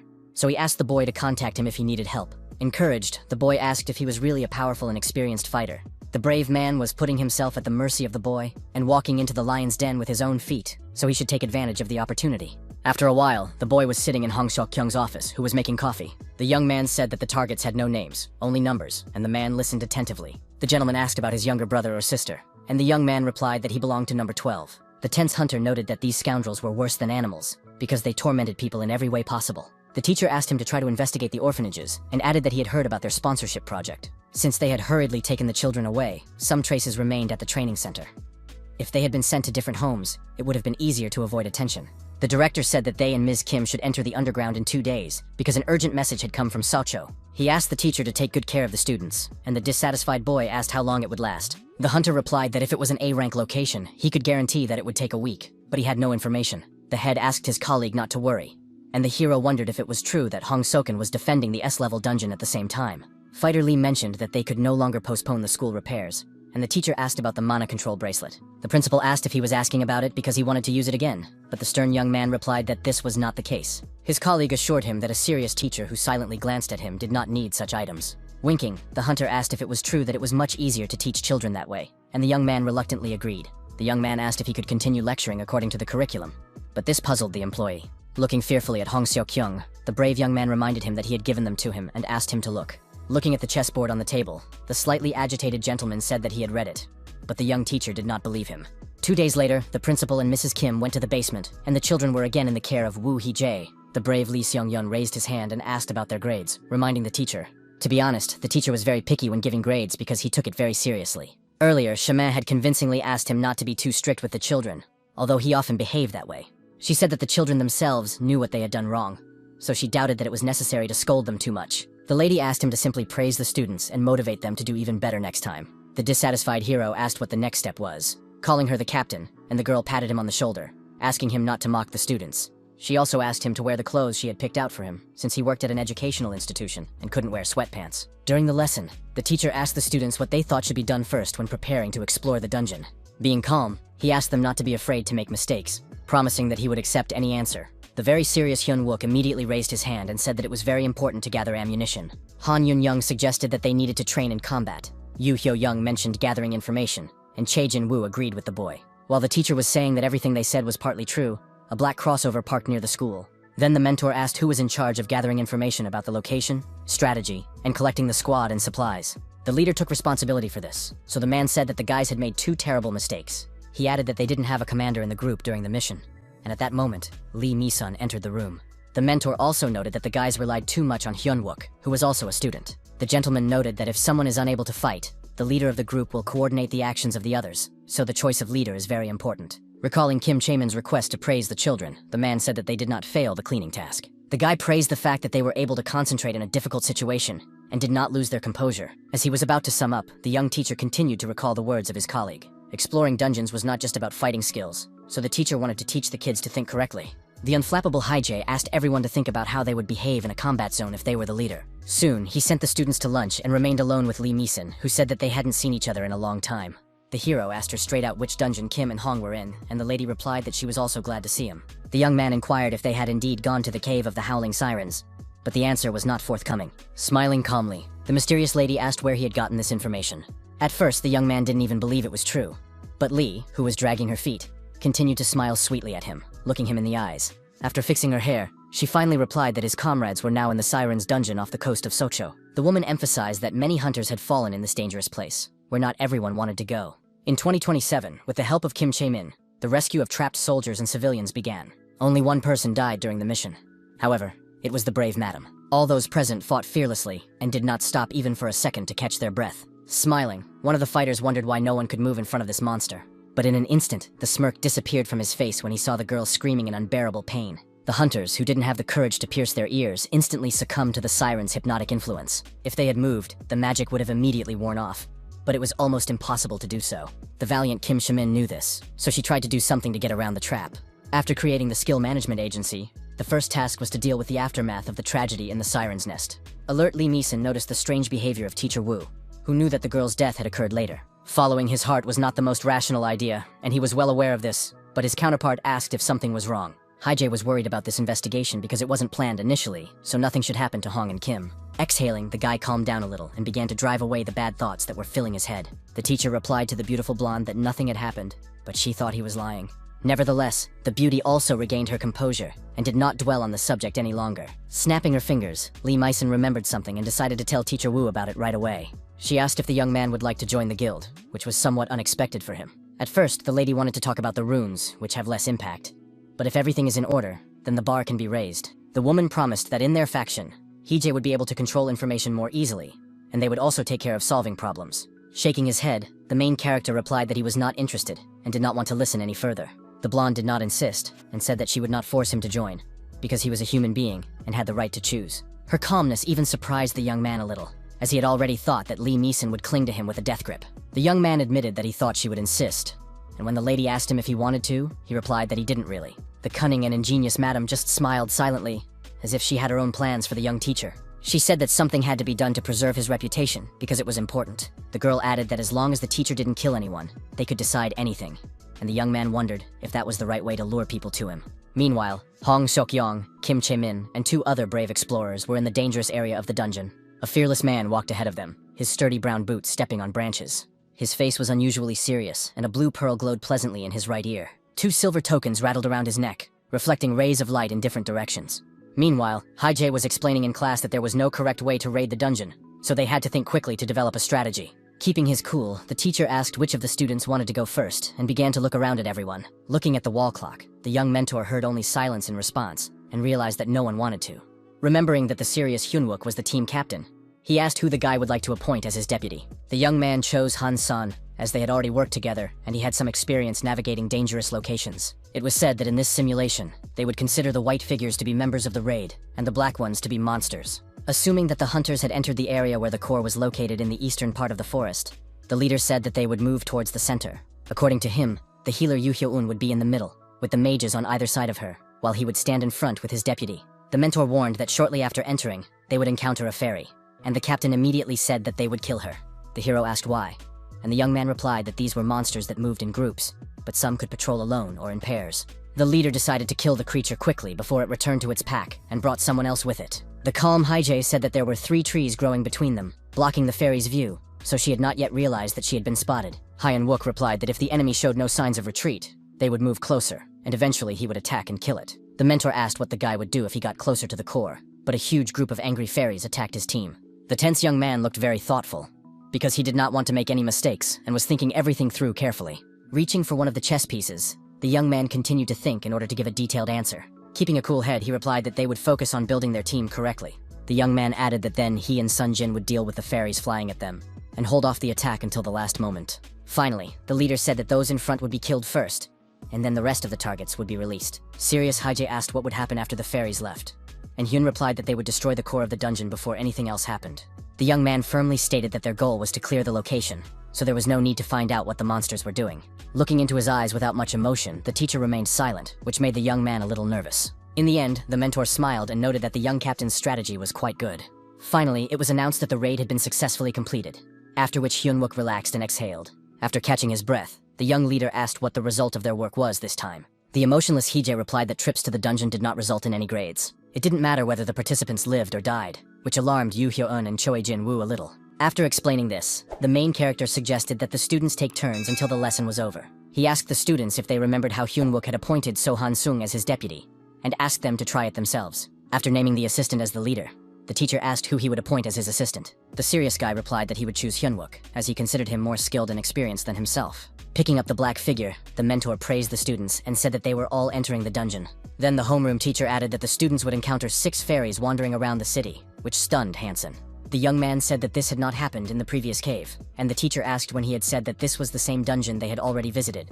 The gentleman added that no 2 locations in the world are the same, so they needed to prepare for the worst. The smiling Haijie reminded them that he had promised to teach them how to use their brains, but now said that there was no way to do so. Meanwhile, the brave Hong Seok-yong was in the thick of battle, where a winged harpy stood in his way. The strong man continued to stand on his feet, and moved in every way possible to avoid falling into the creature's trap. Feeling tense, he said to himself that, as expected, without Miss Kim, they would have a hard time. The frightening girl with elf ears began to sing a serenade, which served as a weapon. Many hunters underestimated this dungeon simply because the monsters here were sirens. Despite the fact that in 3 years, not a single survivor had emerged from this extremely dangerous location, people kept making the same mistake. As a result, the monster endlessly devoured the fighters who thought they could handle everyone. At the moment, the cold-blooded shaman acted professionally and helped her comrades. Hoon, who remained calm, was curious if there were any runes that could drown out the voices of sirens. At first, his goal was to observe Woo Hee-jae, but the perceptive guy helped make everything more convenient. Almost a year had passed since the director had been unable to go on raids due to the incident with the Ark and the school. At that moment, the gentleman could no longer ignore the pressure from the government and decided to take action. Once the Ark incident was resolved, the director wanted to devote time to the boy's upbringing. He believed that 30 years was the ideal time for the young man's talent as a hunter to blossom. But it was too early to relax, as the brave man was still in battle and was being attacked by a monster with chicken feet. The monster was very aggressive and began to extend its claws, trying to attack its opponent, but it was all in vain. The brave hunter struck with his spear, trying not to let the vile harpy get close to him, and remained calm in battle. The fearless Hong Seok-yong, in turn, walked along a shaky branch, carefully making his way to the creature's rear. Suddenly, he made a sharp and rather high jump to increase the force of the blow. The alarmed siren immediately turned her attention to the man who was swinging his spear at her in the air. At that very moment, the sharp weapon pierced the body of the winged monster, which did not even have time to react. One of the creatures began to fall freely, causing her companion to panic. The angry maiden turned her gaze to the vile scoundrel who dared to come to them and start killing. A shockwave suddenly appeared around them, provoked by the fearless Kim Shaman. The girl continued to hold the barrier with her staff, helping Hong Seok-kyun fight with all her might. The beauty was sure that everything was fine behind her, so she continued to focus on her task. Sensing something was wrong, she turned around and saw an open palm out of the corner of her eye. Feeling a shiver run down her spine, the tense lady saw the bloodied director in the clutches of the siren. During class, Woo Hee-jae asked the children if they had all gotten used to the simulations over the past few days. He said that today they would try a different approach and asked everyone not to be shy and to speak up if they had a suitable plan of action.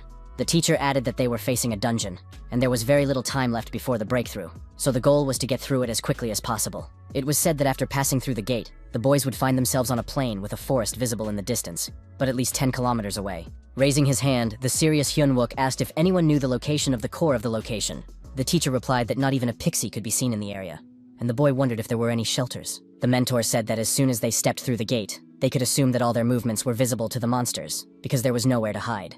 Kam Han On-yeon learned that the weather inside the dungeon was clear and sunny, from which conclusions could be drawn. The perceptive girl began to think about this, trying to figure out how they should proceed. Unexpectedly, she suggested setting a fire in the location, which somewhat alarmed Lee Seong-yeon. She added that pixies rarely leave their territory, but they are wary of strangers and smart enough to set up ambushes or traps. The girl added that if they set everything on fire with magic, the monsters would not be able to get far. But Hee-jae pointed out that the team would also be in danger. The clever student said that in that case, they could simply leave the gates temporarily. Her well-thought-out strategy seemed quite interesting, and even surprised the main character a little. Feeling awkward, the smiling Han Yun-yeon asked if she had said something strange, because her mentor's reaction was unusual. The young teacher took a small yellow sticker in his hand, and took a step toward his student. Remaining silent, he stuck the sticker on the forehead of the girl, who did not understand what was happening. The brown-eyed girl quickly realized what was going on, but couldn't figure out why he did it without saying anything. Showing his thumb and smiling, Hee-jae praised her, saying that she had done very well. Suddenly, the teacher asked what he would have to do for the student if she collected 10 such stickers. Everyone present listened to him silently and very attentively, but he kept them in suspense and remained completely unperturbed. After a while, the hero went out into the street, where the yellow car of teacher Kim Chi-min, who had suddenly returned, was parked. The dirty and crying woman said that they needed to go to the hospital urgently, which sounded very scary. The guy asked if they had failed the test, and the lady replied that it had gone well, but something terrible had happened. Barely holding back her tears, Kim mentioned director Hong Seok-kyung, and it was already clear that something had happened to him. The tense young man repeated to himself that this simply couldn't be true, and refused to believe it. The hero asked the hunter to make sure the students returned home safely, as he needed to leave. On the way, he wondered if his uncle could have been hurt by some sirens and what was going on. Chemin, who was driving the car, said she wanted to say something right away, and the young man listened to her attentively. Clutching the steering wheel with a tense hand, the girl said that she was definitely against it, but this did not clarify anything and sounded strange. Blushing with anger, she repeated her words again, but this time in a loud cry, tears streaming from her eyes. The girl shouted that she would rather die than work with Hong Seok-young again, which came as a great shock to Hee-jae. Banging her head against the steering wheel, the strange woman screamed that the director was completely unbearable. The extremely nervous hero asked in a raised voice what was going on and why they were going to the hospital. Putting her hand to her face, the teacher began to mutter something under her breath, trying to collect her thoughts. She said that this was only the beginning, and asked her colleague to turn on his phone and go to any news site. The broadcast reported that the underground siren nest in Socho, Gangwon province, was completely closed. It was added that details would be disclosed through the Dasong Guild, that there were no casualties, and that the injured had been taken to the hospital. The journalist on the broadcast asked if the rumors that Hunter Hong Seok-young had been injured in the battle were true. Members of the faction asked to refrain from questions during the interview, so no answer was given. Reporters continued to ask questions about the school principal, but the man simply walked away from the cameras. After a while, Kim Chae-min and Hee-jae, who was stunned, arrived at the hospital, stained with blood and bandaged. Hong asked as if nothing had happened whether the boy was supposed to come the day after tomorrow. The hero noted that he knew it was another pretense, and the gentleman said that it was the blood of sirens, but he had really been beaten up. The guilty girl intervened in the conversation, quietly saying that it was all her fault. The lady hadn't participated in any quests for a long time, so she didn't notice how close the monsters had gotten, and the young man asked if she really couldn't put up a shield. Surprised, he asked if that was why the beauty was so angry, but the smiling Kim replied that that wasn't quite the case. The teacher told her that he was going to deceive even the children, and he also confessed his deception to her only when they had already arrived at the hospital. The master said that if he told everything haphazardly and the children found out the truth, it would be even more dangerous. Recently, Hong Seok-kyung deliberately attacked several branches, so the ark is now lying low, waiting and watching. Com Haijay asked if this meant that he had pretended to be injured in order to lull his opponents into a false sense of security and monitor their actions. Nervous shaman wondered how the director could be so unharmed, since she had clearly seen him get beaten up badly. The head replied that she was sitting in the front row, and the girl asked him to stop being sarcastic and answer normally. The angry hunter shouted that he was not injured and offered to show his stomach. But the lady asked why she should look at some old man's belly. The gentleman did not like how she addressed him, and they began to argue while the serious hero stood aside. The director finally stopped arguing and persuasively asked the girl not to tell anyone about it. She said she would listen first, and her counterpart added that you were his trump card, so the information should remain between them. 5 years ago, in the dungeons of Mongolia, Hong Seok-yong found an item that absorbs all the damage he takes. The hunter added that the item had a limit, and every time he took damage, part of his name was carved out depending on the strength of the blow. They were told that thanks to these universes, the first letter had finally appeared, and Hijay said he was going to the bathroom. Even after 20 years, after giving him one of his tokens, only one symbol was carved on the one remaining with Hong Seok-yong. The boy understood that if the man had held out a little longer and lived to see him arrive in Seoul, everything would have been different. Only 3 clearly engraved characters were the only proof that the young man's uncle had once existed, and it was these symbols that made him acutely aware that his father was dead, and that it was impossible to bring him back to life. Clutching the token in his hand, the hero could barely hold back his tears and felt intense emotional pain. In his inner voice, the young man said that if he had known how fate would turn out, he would have called the gentleman his father. Sometime later, the bewildered young man was sitting at home when he received a call from a stranger who called him Cheon-hoon. The discouraged young man said that he was not that person, but the man threatened that he would be finished if he did not repay the debt by the end of the month. The brave young man said once again that they had the wrong number, and the gangsters were furious because the scoundrel was also rude to them. A few seconds later, the phone call ended, and Hijay held the phone in his hands in bewilderment. The first thing he did was go to the log to look at recent calls, where he could listen to a recording of the conversation. At that moment, another call came in, but this time the young man was in no hurry to answer.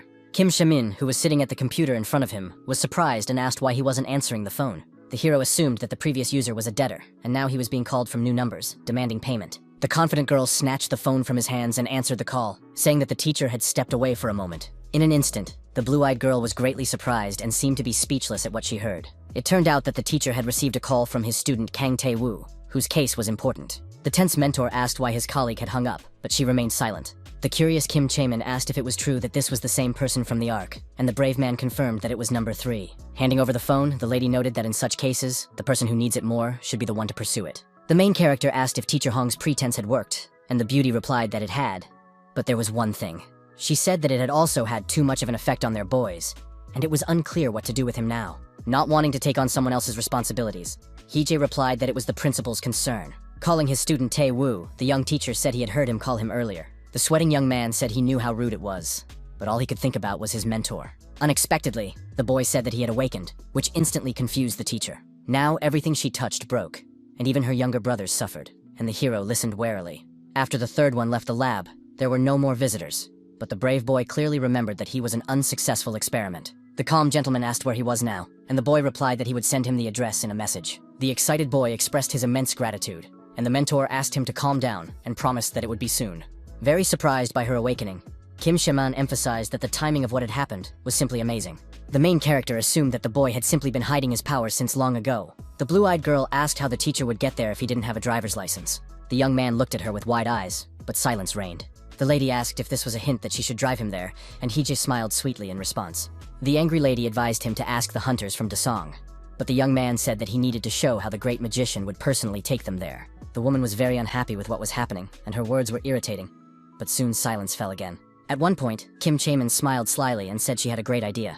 Knowing that student Kang Tae had asked for help because he couldn't control his powers, she came up with a solution to the problem. Suddenly, the enthusiastic lady suggested enrolling him in a demonstration school, but the cold-hearted hero replied that he would not do so. The young man called it madness to bring a person from the Ark to an educational institution, because it was unknown what he might do. The surprised blue-eyed woman asked if this wasn't the surest way out of a difficult situation. The tense teacher remembered that the excited boy was with his younger brothers. Someone who would go to such lengths for his brothers would hardly be concerned with trifles. And Haye, upon hearing this, lost the right to refuse. The very nervous teacher said that they would consult with Hong Seok-yong to make the right decision. Soon, a video call was initiated with the director, who was in the hospital, and he laughed and said that it sounded funny. The man asked if Kang Tae-woo would be a transfer student, since it was not yet time for admissions. The joyful gentleman exclaimed that the school was finally starting to look like a real one, and his colleagues smiled. Later in class, the teacher asked how the assignment to compile a guide for dungeons was progressing and heard various answers. Looking at the form with commendation stickers, the mentor asked the students to finish the assignment by the end of the week. The young man said that he and teacher Kim would leave first, and hunters from the Dasong group would watch over the children's return home. The main character didn't know if he would be able to leave tomorrow, but in any case, he asked them to complete the assigned tasks properly. At that moment, he noticed Park So-hyun, who was trembling with fear and trying to address him. The young man had no idea what she was talking about, and the distraught girl muttered something about her condition. The guy replied that everything was fine with the director, and added that he was going there on his own business, so they had nothing to worry about. The skeptical Hyun-wook asked why Kim Chae-min was going with him if it was a personal matter for the teacher, and his counterpart replied that it just happened that way. Delighted, Yoo Hyo-won raised her hand and asked if she could also go out all week. Smiling, the mentor calmly allowed her to do as she wished, which made the girl even happier.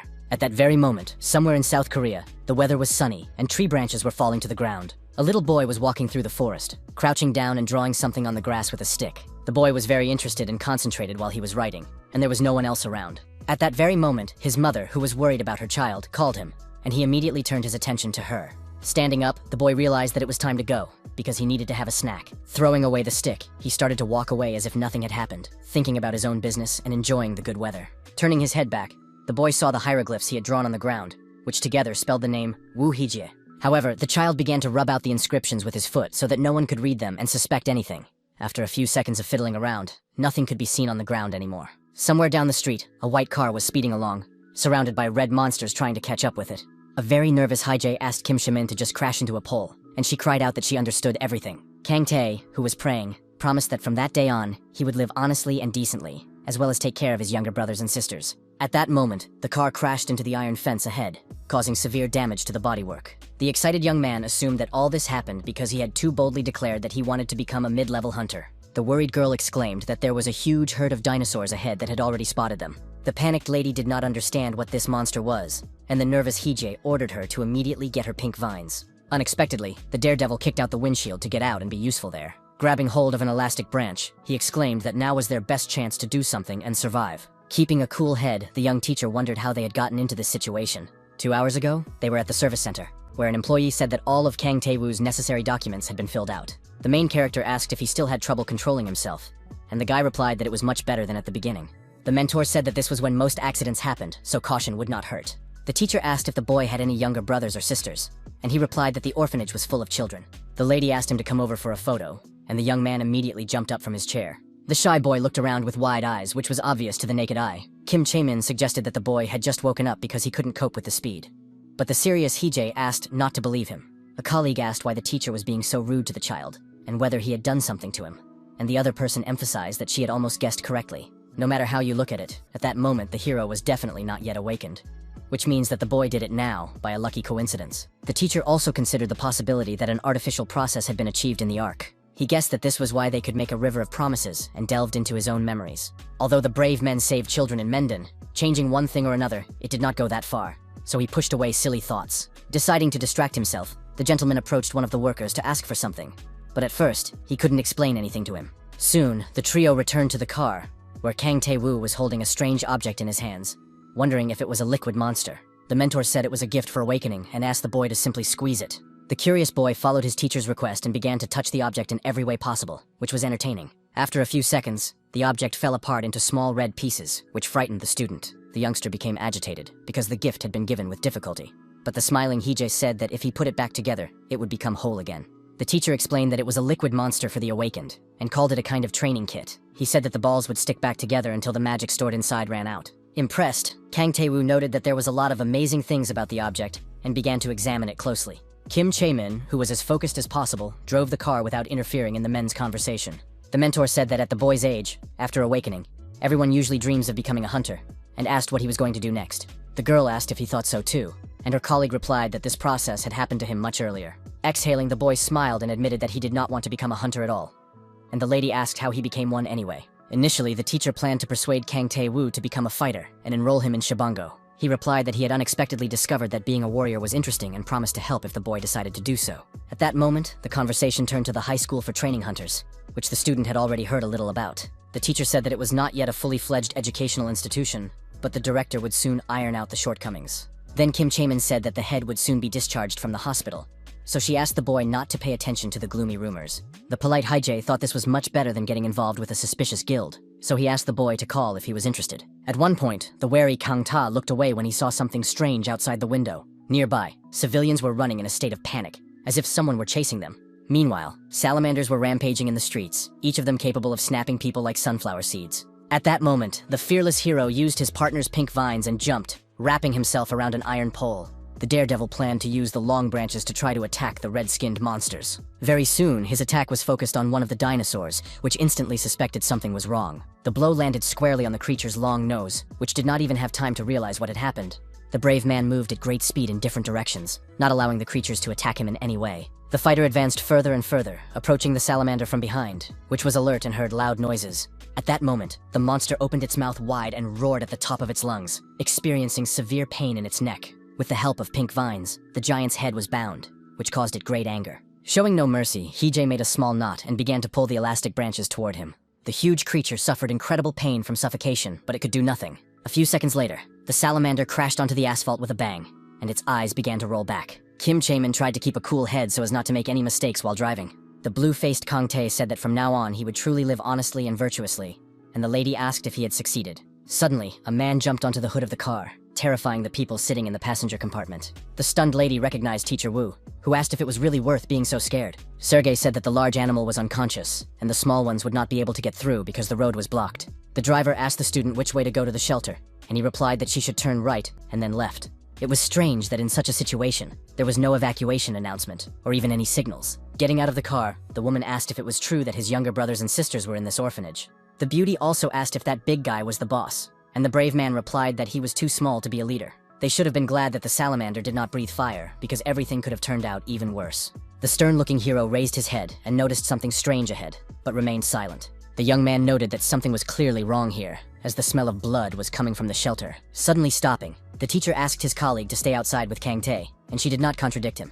Without stopping, the mentor entered the building, and approaching the first door he came to, paused slightly. Upon entering, he froze in place for a moment, but his face showed no emotion or fear. The first thing the brave Hije saw was a dead man lying on the ground next to a pool of blood. The master understood that if this had been an attack by a salamander, the people would have dissolved from the poison. He also realized that such wounds could not have been inflicted by red monsters, which did not hunt humans.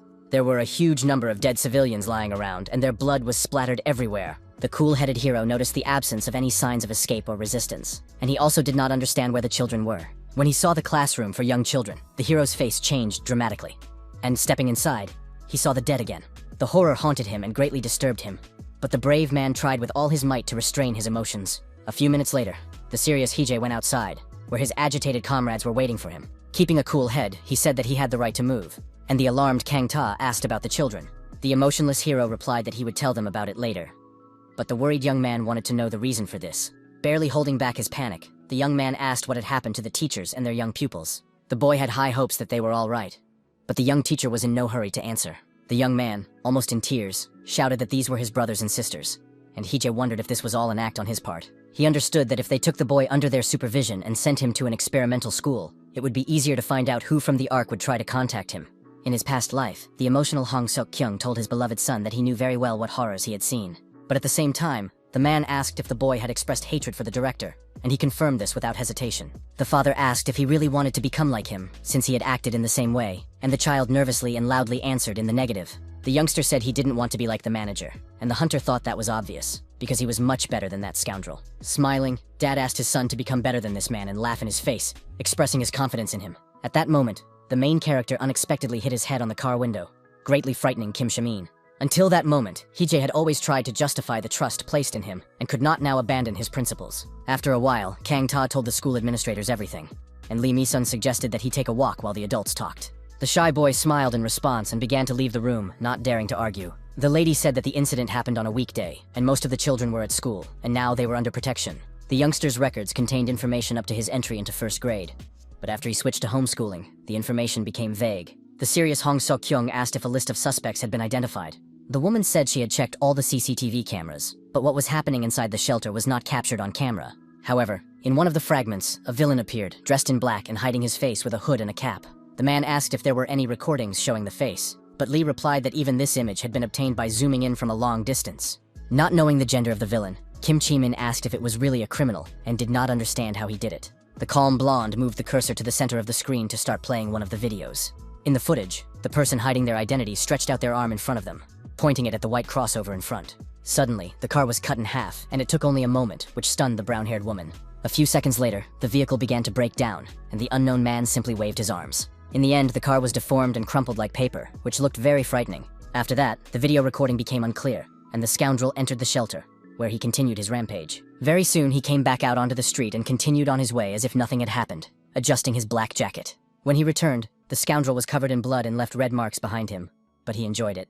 Zooming in, you could see a smirk on his face and long red hair. The recording ended there, and Shaman assumed that this was a serial killer who had taken advantage of the situation in the dungeon. Sirius Hije was sure that the criminal had deliberately revealed himself, because with such abilities, it was quite possible to get away without leaving any clues. The excited blue-eyed girl wondered how the scoundrel could have known about the orphanage's connection to the Ark.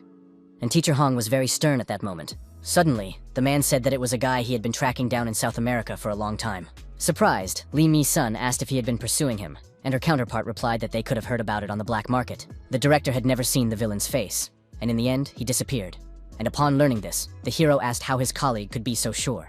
There were rumors about the existence of a madman who could turn anything he didn't like into a small ball and make it his trophy. The stern hunter said he was pursuing him because he had heard that the scoundrel was the boss of the Ark. Concerned, Kim Chaemin asked if it was a child, and the gentleman replied that it was only a rumor, and he did not know the details. The judicious teacher said that, if you think about it, it explains why there were no signs of resistance at the scene of the murder. The calm Myson said that both the items and the information at the scene pointed to this, and that so far, it was the best version. The leader suggested setting a trap, and the puzzled woman asked what he meant. Visavi explained that her director was in trouble, and even though the children were under protection, it would be difficult to join them because he had been awakened. He suggested that the woman go to the school, saying that if the Ark came to pick up or eliminate numbers 3, it would play into their hands. Smiling, the blonde noted that she liked this plan, especially because they wouldn't have to lie. She asked whether it was worth gathering information about the Ark's boss, and the man replied in the negative. The man added that if this person was going around killing everyone connected to the organization, then the other places were also in danger. It was said that first they had to find Mr. Wu's brother, who was puzzled at that moment, knew he was being cautious. But if the villain was killing everyone connected to the research center, his brother must be in danger. Laughing, his counterpart asked for more information about the young man, and Li Mi-sun supported him, making the hero very nervous. Keeping his cool, the director asked the name of Hija's loved one, who was very confused. 4 years ago, a small group of scientists gathered on the lowest floor of the training center in Gyeonggi-do. A woman's voice greeted number 3 and wished him a happy birthday, saying that they had prepared his favorite cake. The boy thanked her, calling her mom, but the woman reminded him that she had asked him not to address her that way. She asked how long he planned to behave like a child, and the boy apologized to the researcher. The lady did not dwell on the matter, and the youngster silently gazed at the glass panorama ahead. At the same time, the child was given a vaccination in the elbow area and held cotton wool to prevent infection. The research center employee emphasized that the boy had behaved very well and shown himself to be worthy. The lady added that he would have visitors in the afternoon, but the youngster did not understand this, and she realized that she had not expressed herself clearly. It was said that a new director would be coming to visit them, and this was more understandable to the boy chewing candy. The first head, whom number 3 met in the laboratory, had a bad reputation among the children of the employees, so he did not last long. After a short period of time, the man was found dead in his room, with documents scattered around him. The next manager, despite being frequently absent due to his busy schedule, cared for the children, adding breaks for naps and afternoon snacks to the schedule. Maltz was very curious about what the new director would be like, but his thoughts were interrupted by a girl who called him her older brother. Whispering, number 8 said that she had heard from the researcher that today was the young man's birthday. The boy confirmed this and added that they would soon be eating cake together, but the little girl had hidden something for him and was holding it in her hands. Unfolding the parchment paper, she held out 2 chocolate cookies, saying that they were his gift. The sweet girl said she had saved them yesterday to give to Kangtae because she thought he deserved it. The young man was very pleased and moved his mouth close to Sohee's ear to whisper his thanks, which made her smile. He immediately gave half of the cookie to his sister, who found it amusing since she had just given them to him. Suddenly, a loud ringing sounded from behind the panorama, which instantly attracted the attention of the people in the room. The boy realized that the researcher was calling him and asked the little girl to try to be quiet. Brave Kang. Ta calmly headed toward the door, not even suspecting what would happen next. A mysterious man in a business suit entered the room and behaved casually. The voice said that he liked the current atmosphere, where you could see happy children. Before that, he had checked on Ocean, and things weren't going very well there, so he had to get rid of everything, which is why the gentleman had already started to worry. The polite researcher asked not to compare them with their competitors, and number 3 realized that this was the new director. Between them, the boy saw a strange figure who even frightened him with his appearance. The executioner, or observer, was the very man who had killed the first director and always wore the mask of a plague doctor.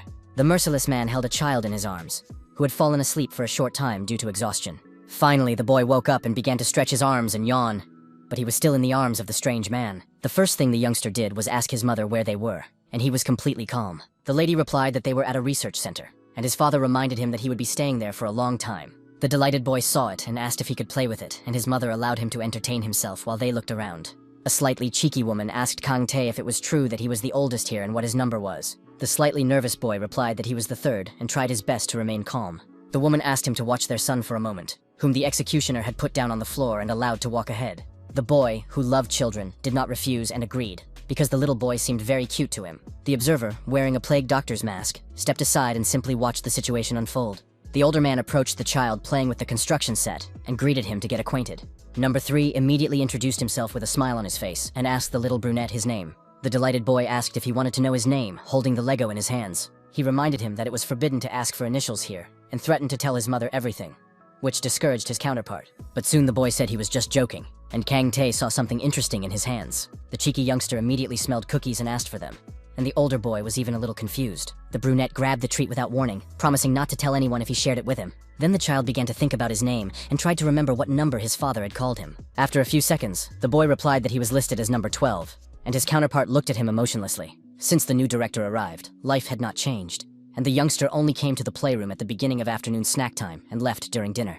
The other children shunned the newcomer, and he often noticed this and was very surprised. But when the 12th brought lots of toys and treats, the stunned kids started to befriend him. The cheeky brunette turned to his older brother and said that the cookies in his hands looked very tasty.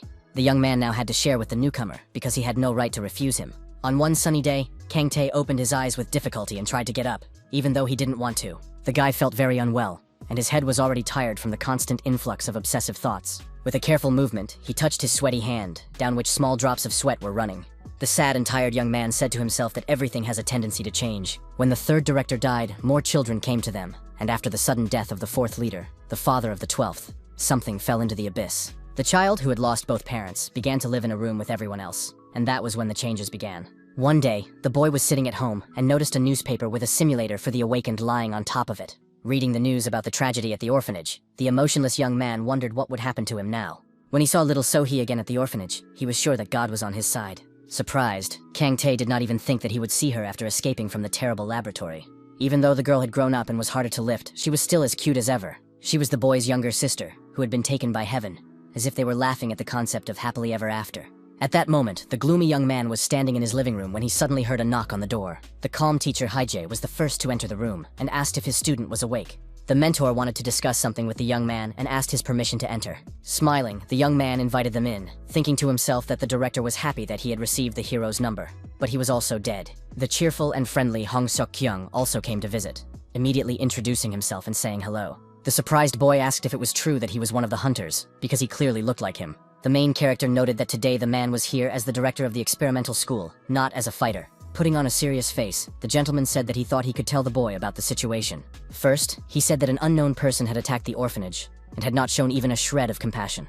The man also added that someone wanted to destroy the orphanage, and an agitated Kang Tae asked why anyone would want to do that. The unflappable Haejae replied that they were still investigating, so it was too early to draw conclusions. They wanted to ask him, as the oldest child in the orphanage, if he had heard anything suspicious from the teachers. Grabbing the blanket with his sweaty hand, the boy replied in a voice trembling with anxiety that he wasn't sure. The thoughtful student asked if it was true that his brothers and sisters had not died because of a breach in the basement, and Hong replied that this was indeed the case. The man said that he would be very helpful to them if he told them everything he remembered.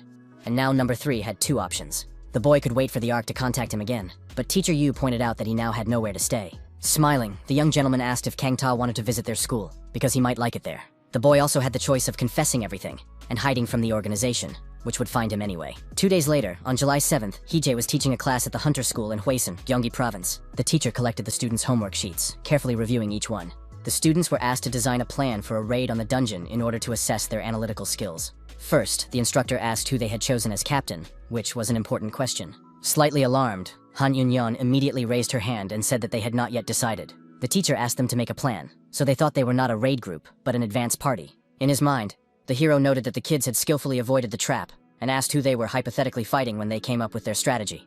The girl replied that they were following international standards, so they tried to avoid using elemental magic as much as possible. However, the team was heading into a tunnel, so she suggested the power of light, and the impressed teacher emphasized in his mind that Yun-yeon was the smartest. If someone from the agency had shown the guy such a plan, he would have recommended that he quit as soon as possible. But unexpectedly, loudly and confidently, the gentleman said that it was good work, surprising all the students present. The fact that a team of 18-year-old teenagers had written an 80-page plan was definitely worthy of praise. The delighted students couldn't believe it and enjoyed their moment of glory, realizing that they were already making a name for themselves. The teacher asked why they were looking so strange, and the enthusiastic Han Yun-young was happy because they had done well. The not particularly emotional mentor added that he really thought so, because the students had done an excellent job. Then he silently watched the happy reactions of the children, who had achieved something grand for themselves for the first time. The young teacher was very pleased to see this and smiled, promising that everyone would receive a sticker for their academic success. After a while, the happy girls were discussing something among themselves, while the always serious Hen Wook was on his phone. After finishing the last sheet, a slightly tense Hee-jae said it was time to get back to the lesson. He thought that all the students had heard the news that the principal had been discharged from the hospital, and they confirmed this in unison. The young man emphasized that this was not entirely related, but that a new student had transferred to their school. The unexpected news surprised those present a little, as such situations had never happened before. Stunned, Han Eun-yeon asked who would want to come to this school, and the hero wondered if that was the only thing that surprised her. The teacher asked her if she was being rude, but the girl reminded him that he had also complained about their school not long ago. Haij said that Miss Kim would bring the new student in the afternoon, and Han Eun-yeon whispered that he had ignored her words because he had no arguments. The mentor added that the new student was in the same class as them, although a year younger, so he asked them not to joke about it. Meanwhile, Kang Ta was riding in Shaman's car, silently staring into the distance, the wind blowing through his hair. The woman pointed to the school where he would now be studying, and the boy asked if they had already arrived. Looking at the building, his expression instantly changed, and he was more than a little discouraged. The stunned boy asked if they hadn't said that the school would be completely finished by next year. Smiling slightly, Hee-jae said in a low voice that now the young man would understand what it was like to be deceived. Kim said that construction didn't take long these days and asked him not to worry. Bringing the tense Kang Tae-woo into the office, the calm teacher introduced him to the other students. The teacher reminded him that he was a year younger than everyone else, and added that from that day on, the boy would be studying there. The mentor asked if the confused young man wanted to introduce himself, but he couldn't even form a sentence. Trying to collect his thoughts, the newcomer looked at those present and said his name again. After a while, Hee-jae and his colleague came to a kiosk where you could order various smoothies and drinks with syrup. The charming brown-haired girl decided to get a strawberry cocktail, whose refreshing taste she really liked. The young man said that the order would be ready in a minute, and the surprised hero rubbed his eyes. The shocked teacher asked directly if the salesman was Hunter Lee's assistant. The polite young man confirmed this and asked if they had met before, and the gentleman noticed his badge. Ji Yugon explained that Song Jin had made something for him, saying that without it, he would not be able to be a barista. The young man asked what Mr. Wu wanted and offered him the menu to choose something. Until now, the hero had only been given instant coffee at this job, so he decided to take a chance and ordered an iced Americano. He asked what drinks children prefer now, and the guy replied that it has been hot lately, so smoothies. A few minutes later, the teacher began to taste the cold drink, noticing that Hong Seo-kyung was gone again. Haij wondered if the financial sponsor Lee Myson or he, who did all the work, should take the place of the director. Nearby, Kang Tae sat calmly on a deck chair, focused on his thoughts and not interacting with anyone. The young man held the exercise machine, previously given to him by his mentor, in his hands and thought about pressing matters, remaining in harmony. Behind him, the main character appeared, placing a glass of smoothie on the table and drawing attention to himself.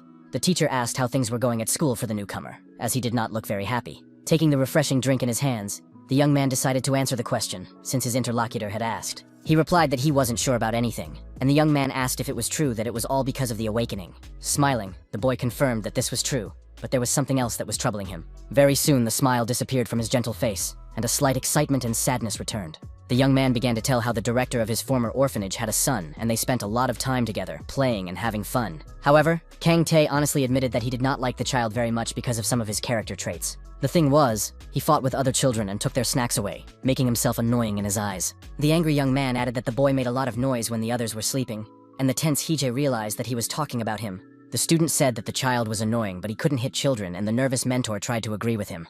The young man added that the lab director soon passed away, and the agitated hero was convinced that he was talking about him. The student remembered that the boy looked normal on the outside, but those around him were in an uproar and began to panic. At that moment, he was very worried because he did not understand the chaos around him. Probably, the boy simply did not realize that he had become an orphan overnight, and at the same time always behaved confidently. Seeing this, Kang Tae realized that no one knows how life will turn out, so it was necessary to cherish every happy moment. The surprised teacher realized that the young man was saying that he had learned a lesson from his misfortune. The hero clearly remembered that he didn't like being bossed around, and he wasn't particularly upset because his parents didn't mean much to him. Besides, the young man had only one real parent, and that was Hong Seok-yong, who was closest to him. Keeping his feet a short distance apart, the student added that, compared to that, he had lived a fairly peaceful life. That is why he never thought he would wake up, and the teacher suspected that the student was dissatisfied with the situation. The boy said that it would have been better if all this had happened earlier, even though it sounded a little strange. At that moment, he brought up the subject of So-hee, saying that he had been watching her for a long time and loved her very much.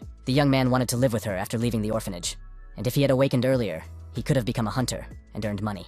Now that the girl was no longer alive, the boy saw no point in becoming a fighter. Haj understood that all he had to do was ask if he wanted to catch the man who killed his sister in order to turn his emotions into anger and control him. However, he considered that if he told a 17-year-old teenager to use it as motivation, he would feel ashamed. In the end, the unflappable teacher advised the young man to do what he wanted. Kang Tae-woo spent a long time in the lab, even though he was born outside its walls and lived like a normal child until he entered elementary school. Even the main character, who was born in the research center, dreamed of leaving it when he heard the boy's story. Therefore, it was not difficult to imagine how much the boy suffered when he was deprived of his freedom in the blink of an eye. Remaining completely calm and without even thinking of pressuring the student, the teacher said that the most important thing was his desire. He added that he would help if the student wanted to become a hunter. But if he didn't want to be one, that was okay too. The confused boy didn't even know what he really wanted. But at that moment, no one demanded anything of him. The mentor said that he could make it his hobby and do whatever he wanted. Smiling, Hee-jae asked if the student knew where the director's annoying son was now, but he didn't get any information. After a while, a crying and very angry Yuji shouted, asking why the stranger was in school and she wasn't. The teacher replied that she had not yet finished middle school, and the girl lying on the ground exclaimed that she had awakened much faster. The calm hero had long been accustomed to the hysterics of the girl, who cried that she also wanted to enroll. The unperturbed mentor asked what she was doing there, since she should be in class, and the angry student cried out that school wasn't important right now. Taking a long breath, the guy continued to endure her antics, trying not to give in to them. Still, he called out to Yoo Hyo-eun and asked her to take her younger sister, who was already getting on his nerves. Hearing this, the girl immediately jumped out of the window to grab the little brat. Landing professionally on her knees, she rushed forward at tremendous speed, which looked very impressive. The enraged older sister was eager to catch up with her sister and grab her by the hair to finally teach her some manners. Grabbing the little girl by the cheeks, she asked in a raised voice if she hadn't told her not to skip school. An angry Yuji shouted that she hadn't said anything last week, but the girl didn't care. The main character was distracted by Kang Tae, who said he would like to try the test. The student admitted that he still didn't know if he wanted to become a hunter, but he really wanted to test himself and check his knowledge. The extremely dissatisfied girl continued to throw a tantrum and argue her point. She shouted that she really wanted to become a hunter, while Yoo Hyo-eun tried to stop her and calm her down. The cool-headed Hyeja once again turned to the young student to explain everything to her in simple terms. The young gentleman said that this academy is not yet officially an educational institution. He added that she would be considered uneducated if she dropped out of high school to enroll here. The teacher asked the girl to study for another year and take the GED, and advised her to wait 6 months to get her diploma. After explaining everything convincingly, the mentor asked if Yuji Young, who was discouraged and silent, understood now. Excited, Yoo Hyo-eun apologized to the man, who asked her to treat the little girl to something tasty from the coffee truck. Smiling, the girl said that her sister would rather die than skip lunch, so she probably ate before coming. The brown-haired girl led her boisterous relative away, and now complete silence and harmony reigned around them. Looking at their backs, Teacher Yu said that now they could proceed with the test without interruption. Exhaling and grinning, he added that there was nothing to worry about here, so they could relax. In his past life, Hee-jae lay on the couch and looked at a wonderful object that glowed brightly. His father called him, so he became suddenly alarmed and clenched his fist, and a drop of sweat began to roll down his cheek. The wary youngster wondered what was going on and whether he had done something wrong, but he tried to remain calm. Hong Seok-kyung had told him not to touch the things he had brought from the dungeon, and the boy assumed that he had found out about his games with the coin. Pointing his finger at the small fist, the man asked what was inside it. The child silently opened his sweaty palm, thinking to himself that he had been caught. Barely holding back tears, the boy said he was very sorry, and the stunned Hong didn't even understand. The man said he wasn't going to scold him, and his son promised not to take his personal belongings without permission anymore. The bewildered father said he wouldn't have brought anything dangerous, but still advised him not to take items from the basement without thinking. The father asked if the boy understood what he was talking about, and the boy thought it was too simple. The serious hunter only asked if his son remembered when his hand and the coin glowed. He also wondered if the surprised Hyejae could repeat the maneuver, as if it were important to him. Without asking any questions, the talented boy performed the trick with the object from the dungeon again, and he succeeded. In an instant, the interested child spread his palm and asked his father to evaluate it. Surprised, Hong Seok-kyung said that, as he had originally assumed, the shining essence was mana. With a slow, careful movement of his hand, he took the gold coin to check something. At that very moment, the magic ceased to work and instantly disappeared, from which conclusions could already be drawn. Slightly tense, Mr. Hong turned back to his son sitting on the sofa to clarify something. He asked if the child had shown his ability to anyone, but learned that he was the first to witness it. Extremely serious, Hong asked him never to show it to anyone but him, and the boy listened attentively. The curious boy asked why, and the man replied that if he told others, they would be jealous because not everyone could do it. The boy called it nonsense, because all you had to do was collect small pieces. The clever youngster added that they fall out of the coin when you shake it, so there was nothing unusual about it. The father asked the boy, who was sprawled on the sofa, if he wanted to go for a walk, but immediately heard a negative answer. Smiling, the gentleman asked if he could teach him a couple of exercises, and managed to change his mind. At that moment, Teacher Hee-jae was sitting in front of Kang Tae and showing him something on a piece of paper. The teacher asked what he could see in front of him, and, upon hearing that it was a drawing, repeated the question. Handing the white card to the student, the gentleman noted that it was normal if he could not see anything else. It was said that the drawing should not be erased, so the young man just had to put it on his palm and not move. The manual for testing mana conductivity stated that first, the auxiliary runes had to be activated to gather power around them. Next, the test subject and the tester would hold both ends of the paper, and then the instructor would pour a small amount of energy into it. The mana flowed from the tester's hand through the paper into the rune and finally into the student's limb. The instructions were followed precisely, and everything happened exactly as described in the manual. When Haijie was 13, long after the coin incident, he finally understood something. The particles that the hero saw were life force, and the only one who could see them with the naked eye was him. The Pioneer Project, which aimed to artificially awaken people, continued unsuccessfully for more than 10 years and ended in failure. Most of those who were awakened felt only a slight tickling sensation in their palms during the tests. But for people artificially endowed with powerful abilities, such as Teacher Wu, the situation was completely different. Suddenly alarmed, Kang Ta exclaimed that his hand was glowing, something he had never experienced before. With a trembling voice, he asked if this was supposed to happen, while his smiling mentor silently observed the situation. Thus, the second successful example of the ARC project appeared, which pleased its creators. The curious boy began to examine the glowing hieroglyph, which was even mesmerizing. The boy learned that Haijie had managed to determine his sensitivity to mana, and it turned out to be quite high. However, this characteristic had nothing to do with the abilities of hunters, so the test had not yet been passed. The master simply used the exam to determine the direction for the students' lessons. He also decided not to mention that the sensitivity was due to experiments and to behave as usual. The mentor asked if there was any weapon the boy wanted to master, and he asked which one was used most often. The teacher replied that most students used swords because they were considered universal. The main character added that the student could always change his equipment if it didn't suit him. The boy said he would start with a blade, and thought to himself that, as he had expected, his opponent was a good person. The youngster assumed that this was why the man had come all this way to help a child he barely knew when he asked for help. At one point, the emotionless mentor looked away when he heard loud noises. Other students were already training nearby, swinging wooden swords in all directions. The curious Haijie turned again to the calm Kang Tae to ask him an important question. Watching the boy's actions, the hero asked the young man if he knew what skill was most essential for a hunter. The new student answered in the negative, while a battle was taking place behind him. Shocked, he turned around abruptly and saw a man falling, something he had rarely encountered before. Looking at the focused Sun Sunjin, the mentor said that the most important skill is the ability to fall. Unexpectedly, the teacher grabbed the confused boy by the scruff of his neck and pulled him along, which he did not expect. Hong Sok-young once said that if your heart is heavy, you need to make your body work, so the master pushed the youngster out of the room. In his inner voice, the boy said that he took back his words about Haijie being a good person, and 3 stern fighters were already standing in front of him. A few hours later, the pale newcomer sat at his desk and seemed to have already given up the ghost due to extreme fatigue. The teacher said that in the morning, Kim Shamin would be teaching the mages, while the rest would be training with the hunters from Daesun. It was also said that in the evening, the students would learn how to clear dungeons with him.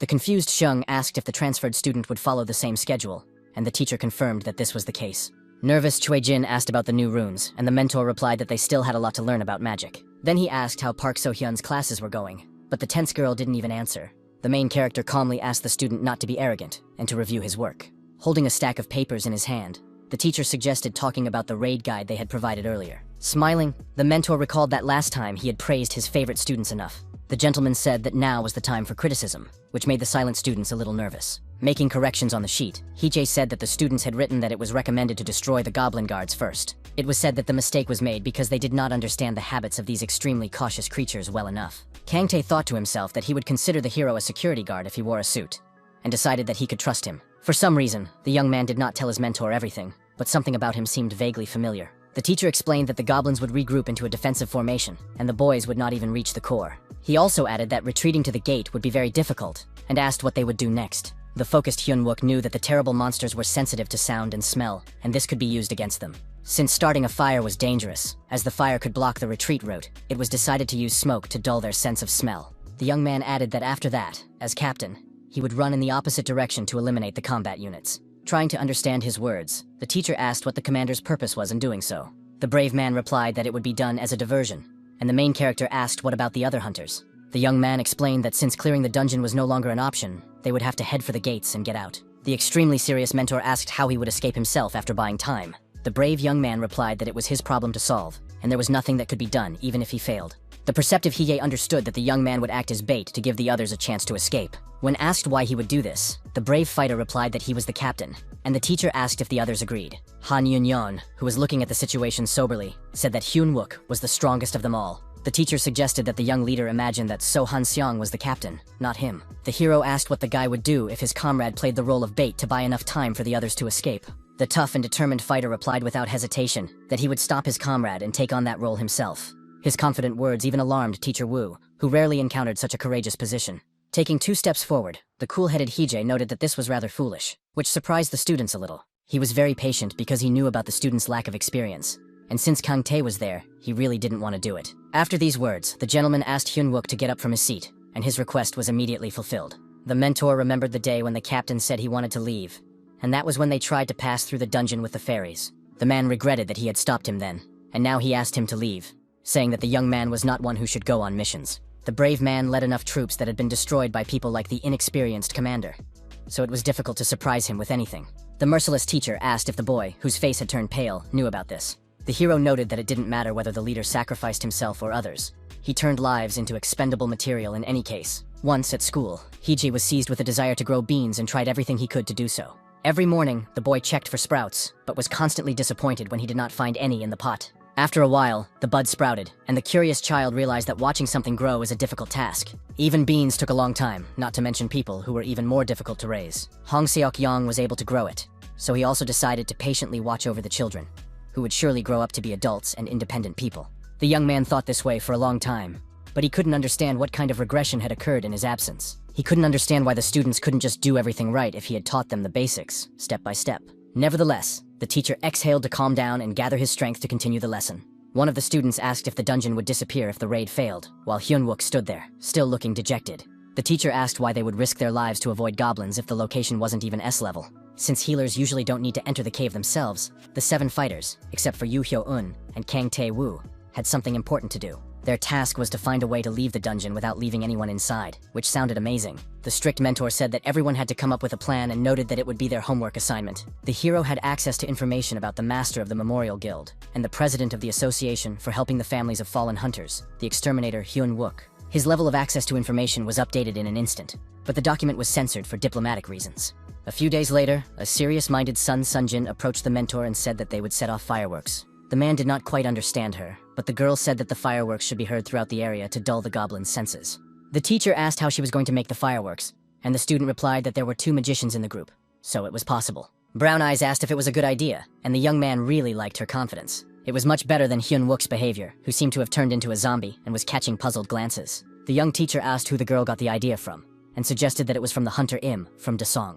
In response, Sunjin smiled slightly, but did not give a direct answer to the question, as if it were a little secret. Deciding not to dwell on it, the hero wrote on the board that the beauty had passed the test. Lee Seong-yeon was stunned to learn that it was possible to ask for help, but Hije said that they were only learning, so it was perfectly normal. The boy immediately ran out of the classroom and headed for a professional who could help him with advice. But unexpectedly, the strict teacher stopped him and asked him to return to his seat immediately.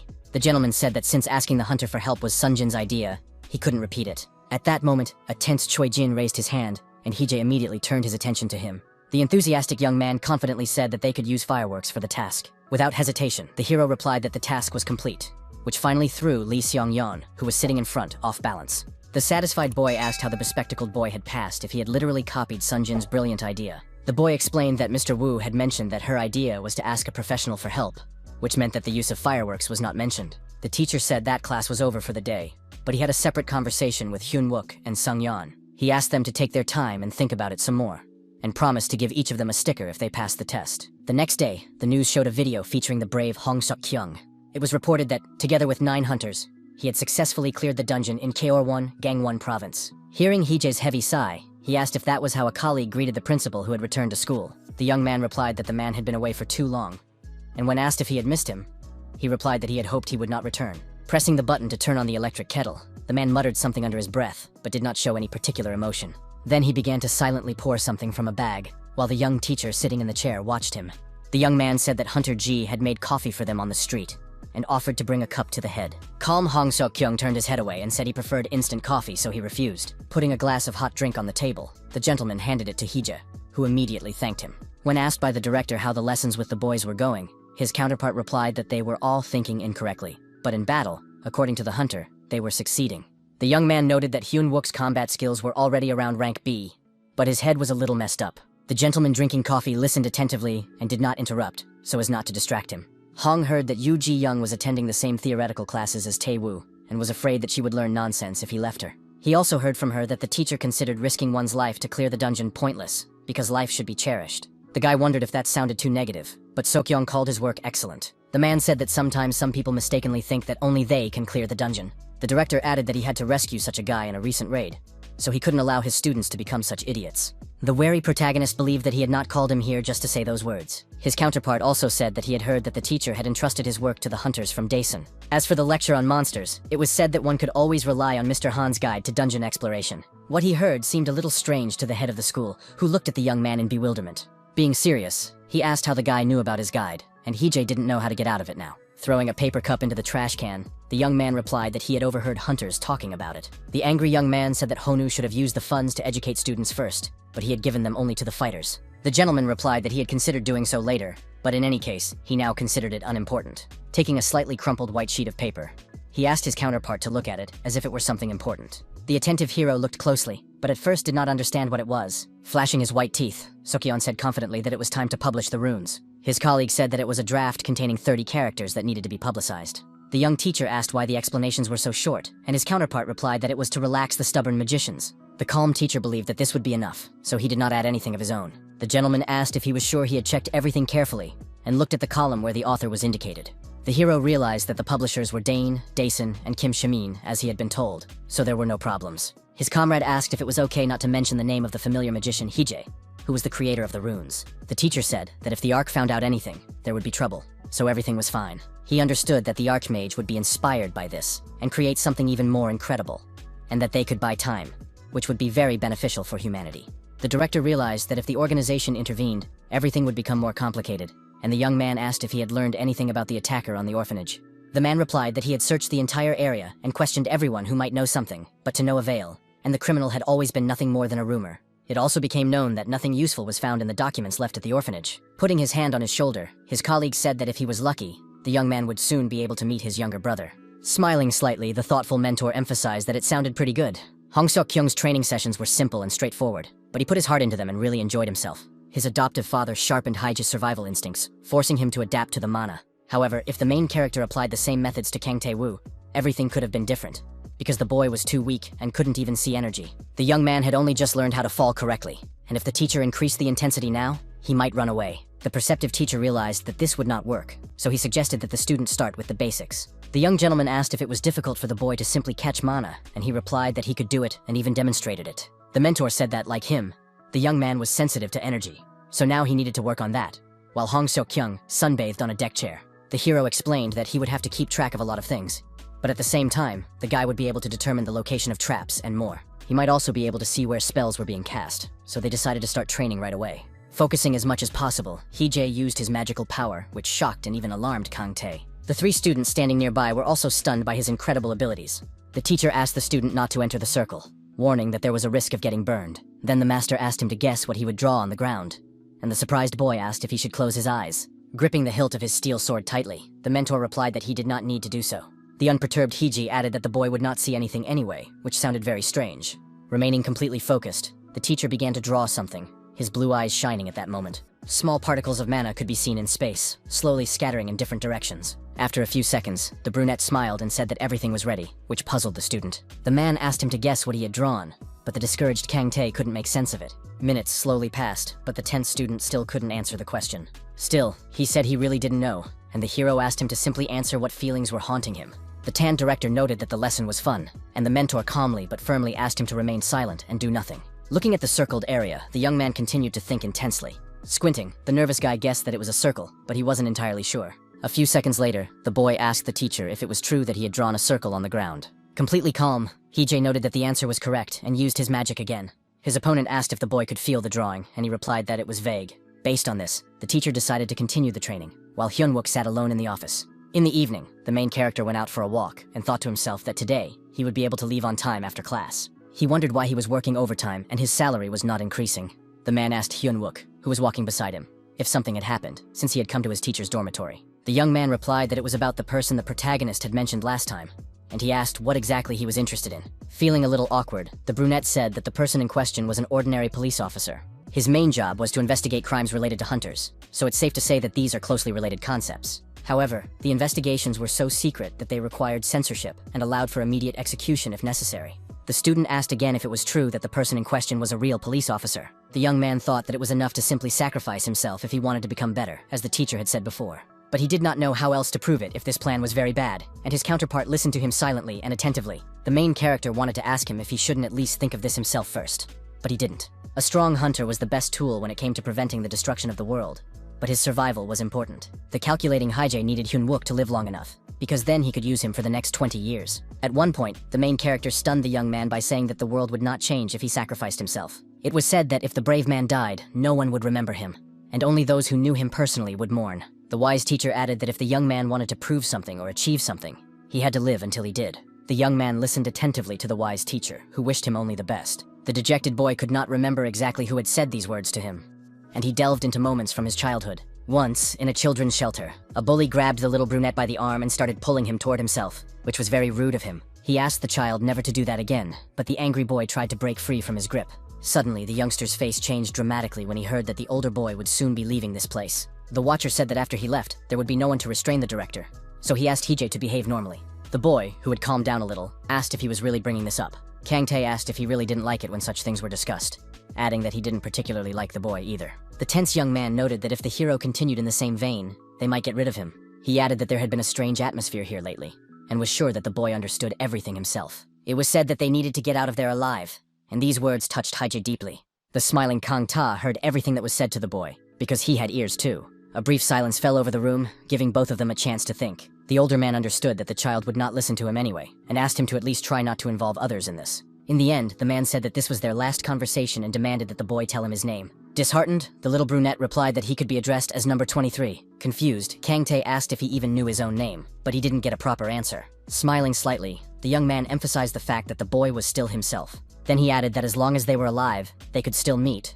but at the moment, he was very tense in class. Confident, the boy exclaimed that it was a triangle, but the teacher considered the answer incorrect. It turned out that it was a square, which the student also wanted to suggest, but hesitated. Slightly upset, Kang said that he was close to being right, but he still missed the mark a little. The mentor suggested ending the lesson and returning to class, but the boy felt awkward going there alone. No one really talked to him, which was unexpected for Hyjae, who thought the young man would quickly make friends with the others.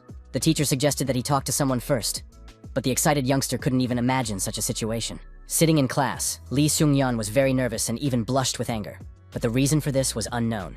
The boy shouted, asking why the teacher didn't just tell them the answer to the difficult question, saying that he was already being too lenient. The student noted that the others had come up with all sorts of simple ideas, but the teacher continued to reject his options. Hyjae, who did not succumb to provocation, asked him to continue thinking, and decided to ask the silent Hyun-wook for his opinion. The man said that if the boy couldn't come up with anything, they would end the survey, but he suddenly said he had an idea. Smiling, his counterpart asked if it was true, and was even surprised by the student's suspicious enthusiasm. The student said that first they would fill the area with smoke to dull the goblins' sense of smell and force them to rely on their hearing. Then the brave young man decided to act as bait, which once again emphasized his selflessness. The serious teacher noted that it sounded like his first plan, and asked if the young man had corrected his inability to return. The young man confidently stated that he would simply kill all the monsters and get out of the dungeon alive. He added that he would fight and retreat to the gate at the same time, and as soon as he reached the exit, it would be his victory. The thoughtful hero began to carefully analyze the commander's plan in his head, in order to find flaws in it. The stunned students watched silently as the cool-headed young man waited for his opponent's assessment. The smiling Hyjae could help them develop the skills they lacked, but they would have to overcome their insecurity and weakness of spirit on their own. In his inner voice, the master noted that, in his own way, the cheerful young man had coped with the task. With a flash of a smile, the calm mentor gave the young man a passing grade, which came as a shock to everyone present. Lee Seung-yeon, who was on the verge of tears, exclaimed that this was literally the same thing the leader had suggested earlier. The teacher replied that if he didn't understand, then he had room to grow, while the others looked at him in bewilderment. According to the teacher, Han Yun-young and Jin Woo were still struggling to understand, but the others seemed to have understood everything well. The man asked if Kang-ta remembered the words he had said earlier, and the boy said that he had a lot to learn to become a hunter. The mentor had already warned the fighters from Daesun, so he asked the boy to take their books and write a summary of each one. Smiling, the main character noted that the kid was doing well, and added that he definitely had talent. At that moment, the angry Lee Seung-yeon looked at the newcomer in the class, who, unlike him, was being praised. Then the boy lowered his gaze to his desk, and looked as if he wanted to cry from moral exhaustion. Confused, Hyjae looked at the seated students and asked if he hadn't said that the class was over. At that moment, he let the students go home, and when they went outside, they said goodbye to him and started to leave. The young teacher remained in the classroom alone with the dejected student who was unable to accomplish anything. The scene seemed quite familiar to the teacher, who decided to inquire about what was happening with the student. The sniffling boy didn't answer him, and the nervous man hoped it wasn't what he thought it was. Wiping away his tears, the boy asked if it was true that even Mr. Wu could see that he had no talent. He began to entertain the idea that he was simply not meant to be a hunter, and it sounded astonishing. The conviction quickly took hold in the student's mind, and he simply did not know what to do with himself. Suddenly, Lee Sung-yeon simply ran out of the office, asking the teacher to ignore his words. Left alone, Hee-jae was discouraged by what was happening and couldn't figure out what it was. Clutching his head, the teacher, who was extremely tense, wondered what was wrong with the young man. The guy began to suspect that there was some kind of initiation ritual at that time that triggered rebelliousness. Very soon, the young man met with Lee Myson, who knew that he wanted to talk about her nephew. The boy confirmed that this was the case and immediately apologized if she was busy and distracted by him. Smiling, the woman sarcastically asked if it mattered when Mr. Wu called her. Deciding not to drag it out, the beauty asked what the hero, who looked tense, wanted to say. Plucking up his courage, the cool-headed gentleman said that student Lee Sung-yeon had no talent, which sounded surprising. The teacher added that if the boy became a hunter, at this rate, he would die within 5 years. Deeply moved, the blonde woman was momentarily speechless and did not even know how to respond to his words. The man asked if she still wanted her nephew to become a fighter, even though it could lead to his death. It had been 3 months since Hee-jae met the children in Mendo, and that was enough time to assess their skills. Park So-hyun and Oh Hyun-wook were undoubtedly prodigies, and Choi Jin-woo had innate advantages thanks to his natural abilities. So Han-son excelled at assessing situations, while the emotionless Sun Song-jin impressed with her agility and speed. The beautiful Han Yoon-young, in turn, had an analytical mind, and Yu Hyo-young was a healer, so she was not taken into account. That left only Lee Seong-yeon, who, in time, might become a mid-level hunter. But the teacher did not think that would satisfy him.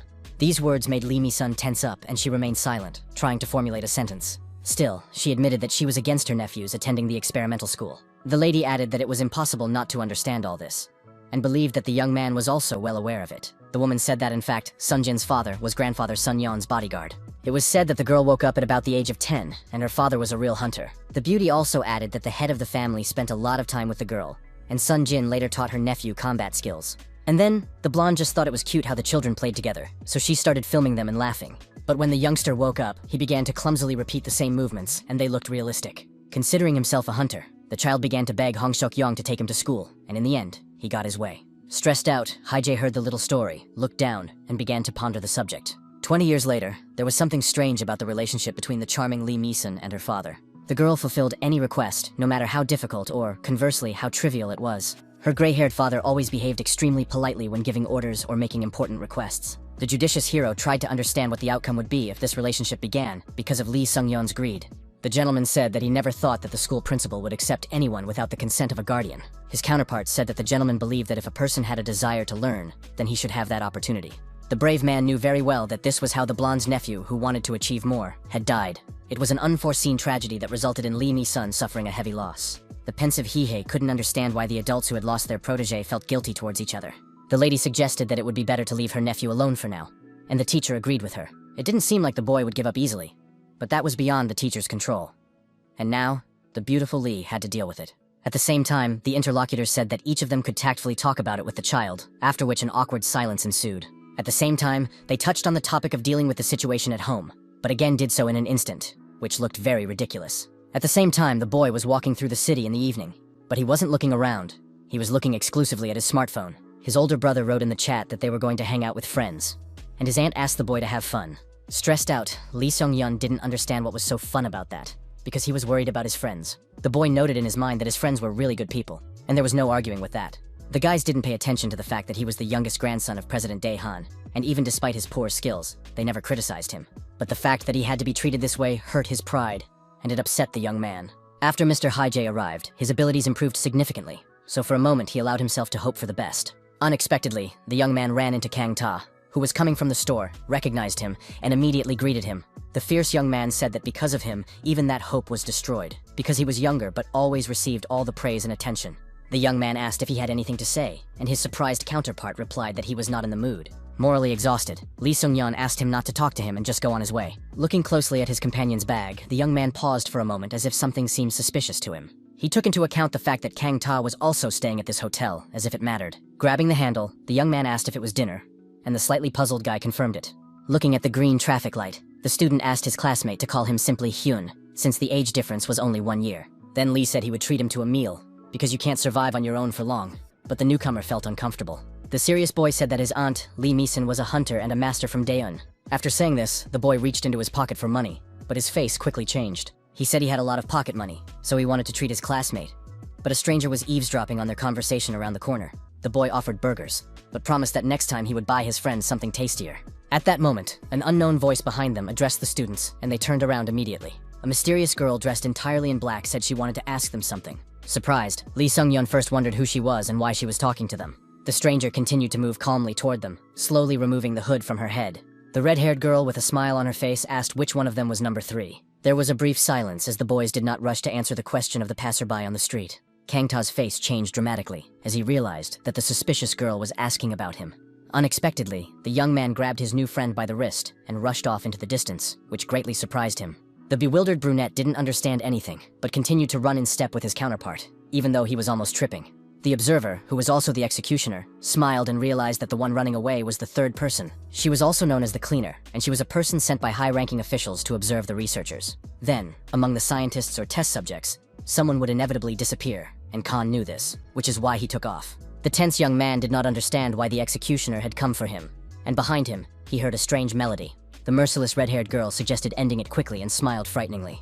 Realizing the horror of the situation, the student continued to run headlong, his pupils shrinking in size. Unexpectedly, the opponent used red magic against the boys, who were already very frightened. Stunned, Lee Seong-yeon, seeing the blood on his friend's hand, cried out that he was wounded, although the young man himself did not even realize it. The surprised executioner couldn't understand how he managed to dodge, and the boy suddenly felt euphoric. Lowering her relaxed hand, the girl asked if he could handle the next test. Then she snapped her fingers, but the brave boy didn't even know what to expect from her. A powerful mana was directed right at the boys' backs, capable of throwing them a long distance. At the last moment, the brave Kang Tae threw himself on his classmate and covered him with his back, thus saving him from injury. The discouraged boy didn't even have time to understand what was happening and simply crashed onto the asphalt. Trying to catch his breath, number 3 thought to himself that this was enough. He felt immense joy when he realized that his lessons with Hia had meaning, which soon became apparent. Turning around, the alarmed boy saw a red-haired girl who had noticed his success. Laughing loudly, the lady said that the database was in complete disarray, but it looked very strange. His counterpart added that he could have just left everything as it was and raised the boy according to the rules, but now he had to do double the work.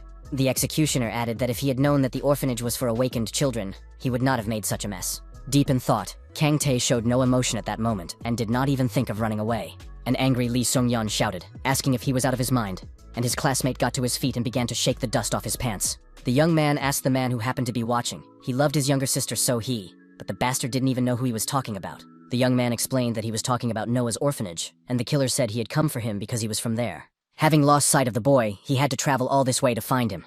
But if he had been there that day, everything would have been easier for everyone. Desperate, Kang realized that this man had killed his little sister, but even if he died, she would not come back to life, and the scoundrel would win. Now the student came to the conclusion that he should not have interfered, and his friend sitting next to him was in shock from what had happened. Clenching his fist, the young man said to himself that he should have told the teachers the truth without asking any questions. It was necessary to bring up the subject of what the director was doing and what they were doing to him at the research center. Feeling no particular emotion, he even felt sorry for killing someone who had succeeded in something. Turning to the third number, who was frozen in place, he suggested that he go with him. The brave man asked if the scoundrel would release Lee Seung-yeon if he agreed, but the brunette was very unhappy with this. The redhead replied that it was difficult, because if a witness remained, there would be problems, after which his opponent refused. The negative answer greatly surprised the killer, who had no intention of leaving just like that. Silently putting his right foot forward, he showed that he was clearly plotting something, even though it looked strange. Stomping sharply on the asphalt, the observer greatly alarmed the guys, who did not know what to expect from him. As a result of the cool stunt, a huge crack appeared in the concrete, leading into a red abyss.